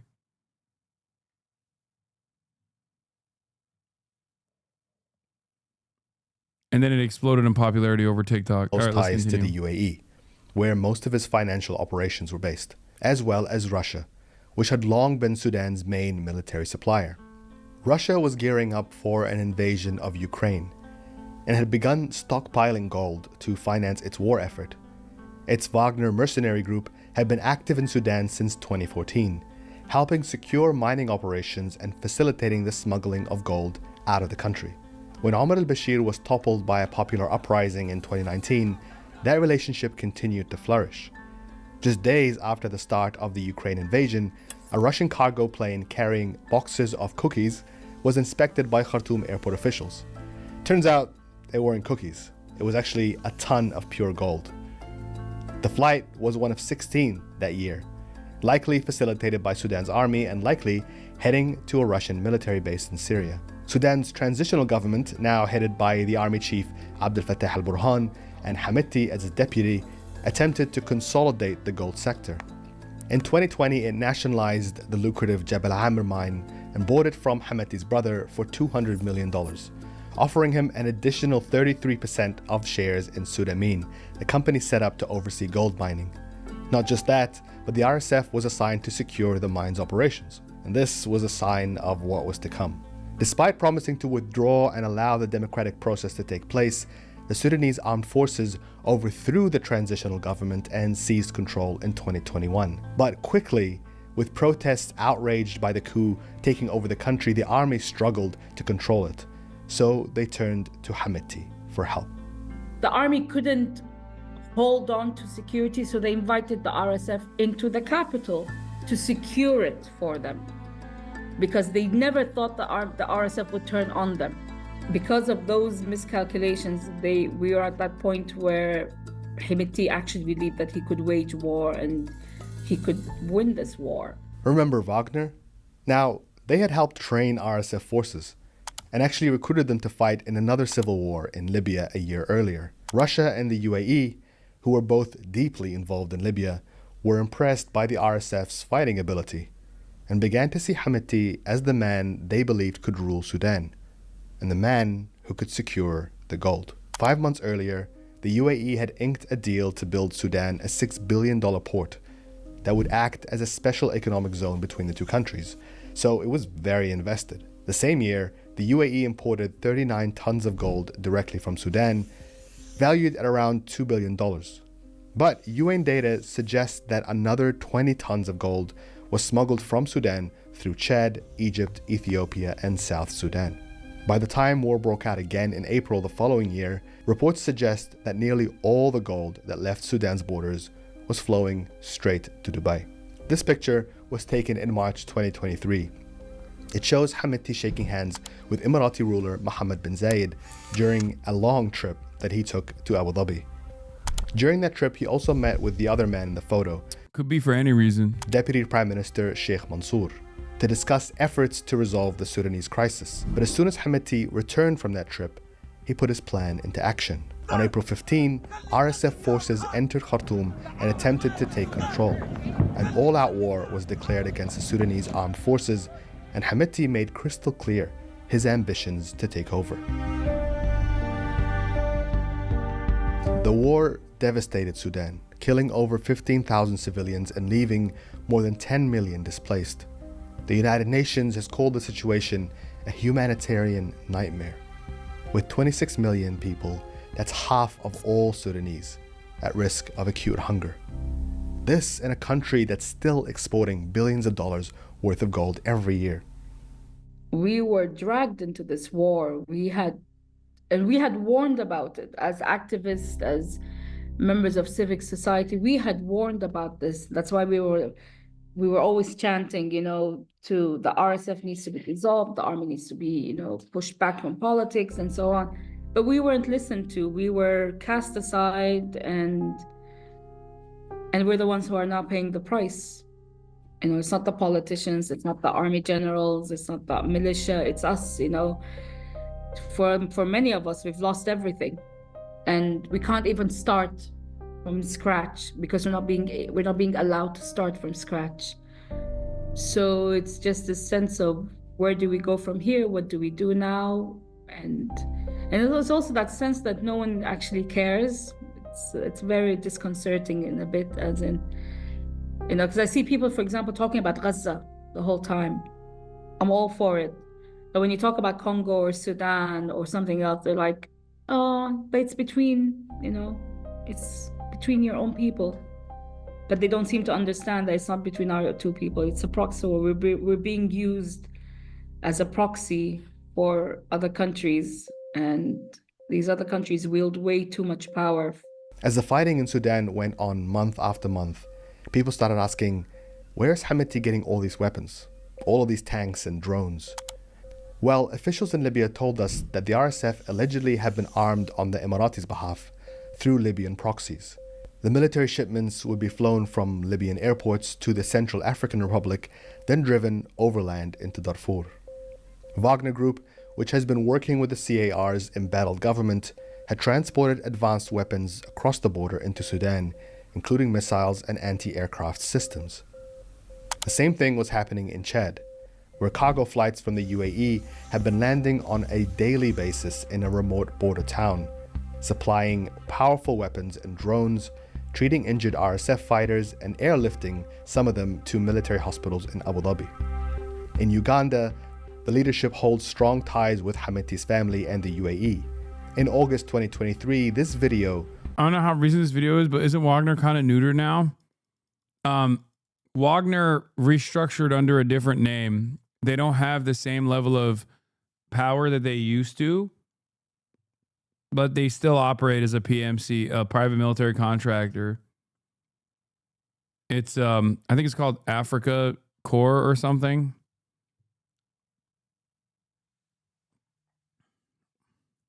It's still the same shit, though. It's still...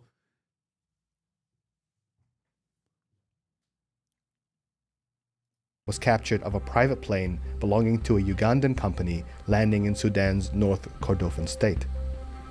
According to local sources, the plane had arrived from the UAE and was carrying Russian-made artillery rockets.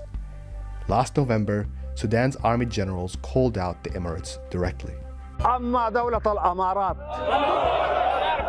أنا ما قادر أنا أعرف منظمة إرهابية أعرف منظمة مافيا منظمة إجرامية لكن دولة مافيا أول مرة نسمع بها. The UAE has denied these allegations, saying it was only providing humanitarian support and that it has consistently called for de-escalation, a ceasefire, and the initiation of diplomatic dialogue. The RSF has also denied it's getting weapons from the UAE. They say that they have their own means of accessing and transporting arms. And while ceasefire talks start and stop without any progress, Hemeti has continued his diplomatic visits to African neighbors, painting himself as the man trying to save Sudan. أخاطبكم اليوم وبلادنا تشهد المزيد من نزيف الدماء بسبب حرب 15 أبريل اللعينة. هذه الحرب التي أشعلها فلول النظام السابق وأجبرنا على خوضها مكرهين. ويشهد الله أننا سعينا بصدق لتلافيها وتجنب بلادنا وويلاتها حتى وقع الهجوم الغادر علينا الذي لم يترك لنا خيارا سوى القتال دفاعا عن أنفسنا. ومن هنا ندعو إلى تشكيل لجنة تحقيق دولية لمعرفة من أشعل هذه الحرب ومحاسبته على جميع إفرازاتها. Meanwhile, people in Khartoum are sharing stories of RSF soldiers breaking into their houses with metal detectors specifically designed to find gold. Last year, the US, UK, and several EU countries put sanctions on private companies belonging to the RSF and the Sudanese armed forces. They included the UAE-based gold mining company Al Junaid, run by Hemeti's brother, who was also placed under sanctions. Then in January 2025, the Biden administration extended those sanctions to Hamidti himself, accusing the RSF of committing genocide in Sudan. But despite efforts by Sudan's government to hold the UAE responsible, the International Court of Justice threw out their case in May because the UAE had opted out of a key article in the Genocide Convention, preventing them from being sued in the UN court. It's a new form of land grab, of colonialism, call it what you want, but this is what's happening. And if you look at throughout the whole scale of Africa, from the Sahel to the Red Sea, that's what's been happening. You know, you don't wage wars because you can't afford to wage a war, but you will pay someone to wage that war for you. In return, you will have access to things that in your own country you do not have. I mean, when will Israel use what's going on in Sudan to deflect from their crimes, try to further demonize Muslims? Seems like a hostile talking point. What do you mean? They already do it. They literally do it all the time. They will always say, what about Sudan? You don't care about Sudan. What about Sudan? They say it all the time. And Israel defenders do it all the time as well. All the way down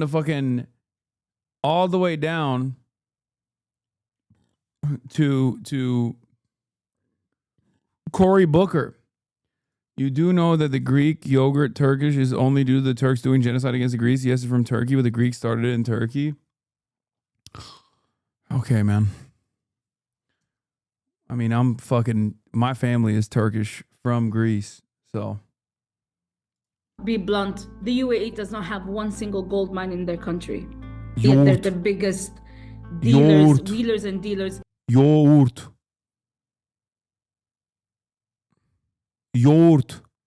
That's the word. Yogurt. Like, goddamn, bro. Let the fucking Turks have something, you know? It's Turkic in origin. Nomadic motherfuckers who started doing it with the horse milk initially, okay?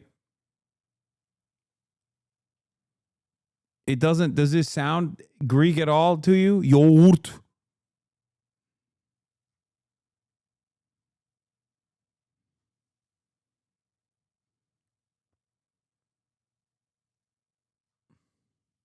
In gold in the world right now. How can that be? It just, 1 + 1, the numbers don't lie, the evidence is. Show us proof of Kaya. We don't see her. You mean life? Proof of life of Kaya? She's currently on a fucking long ass walk.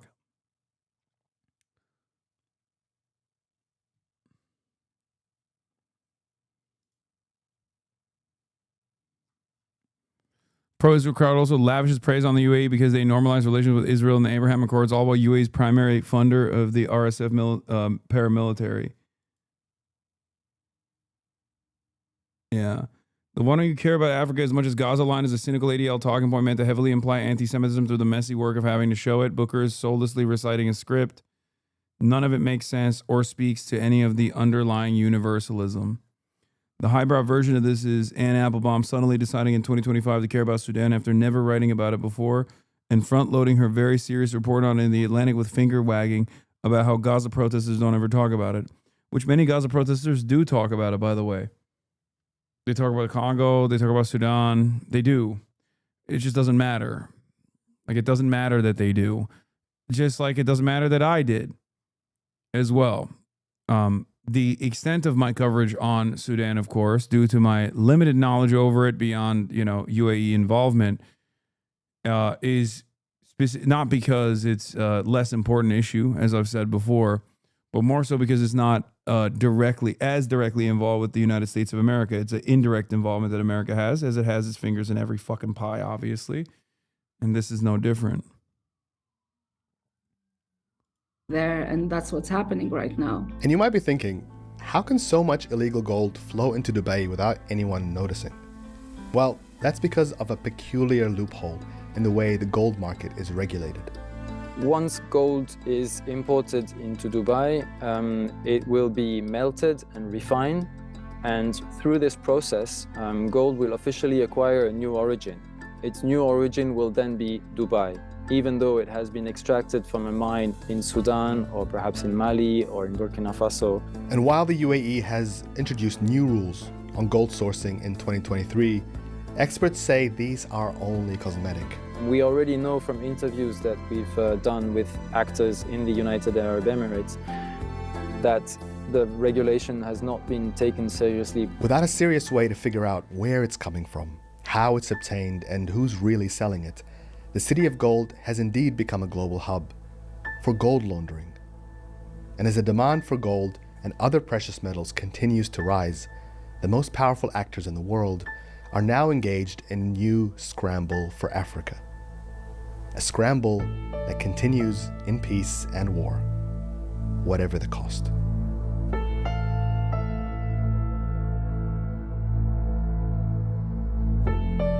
Thank you for watching this episode of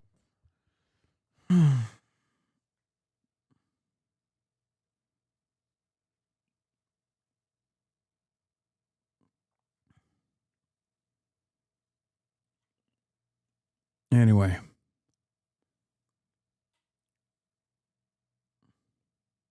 The UAE is supplying the RSF from multiple bases around Africa and the region. In the west, there's Libya and Chad, and in the east, they have bases in Somalia's Puntland and Yemen's Socotra archipelago.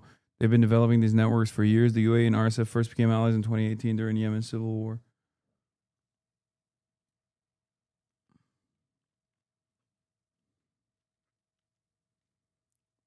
The only real form of civil government left after the seizing of power and then after the war starting is resistance committees, which are just local councils trying to meet people's needs. Has Hasan addressed the Jabri video yet? Jabri? Jabri made a new video about what?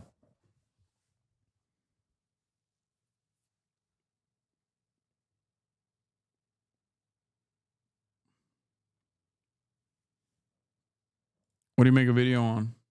the big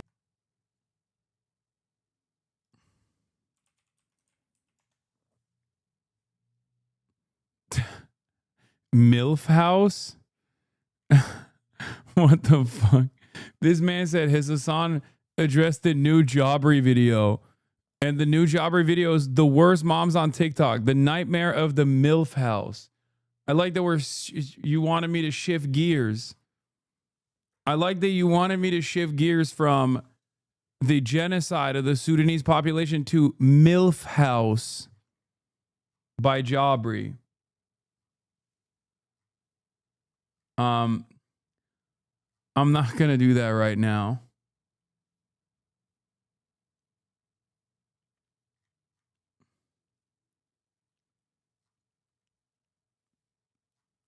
I'm gonna end it today for 7 hours and 30 minutes. I'm tired, but I'll get to some of the other stuff later tomorrow. Hopefully, I'll move into more fun stuff. Hasan's a fake leftist. He never addresses MILF house. I know. I'm fucking bullshit, man. I'm fucking bullshit leftist. You already know. Fake ass leftist never talking about MILF house. MILF house scares you. Anyway, love you guys. I will see you tomorrow. Part-time Hasi, part-time Piker. You already know what it is.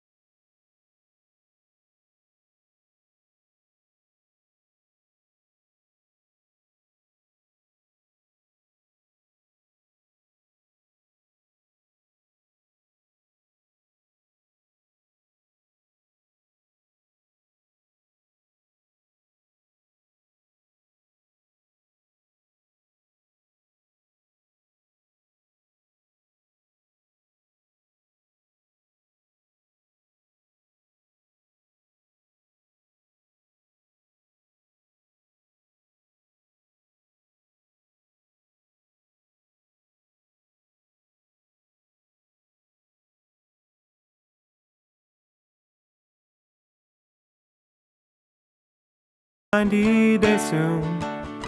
Just you wait. Ba-da-da, ba-da-da, ba-da-da-da-da-da. Hey, what can you say? The 3-minute ad is through, but he'll debate view will soon. You wait. Sha-ba-da, sha-ba-da-da-da-da-da-da. Hey, what can you say? Hey, the 3-minute ad is through, but he'll be nameless king soon. You wait. Sha-ba-da.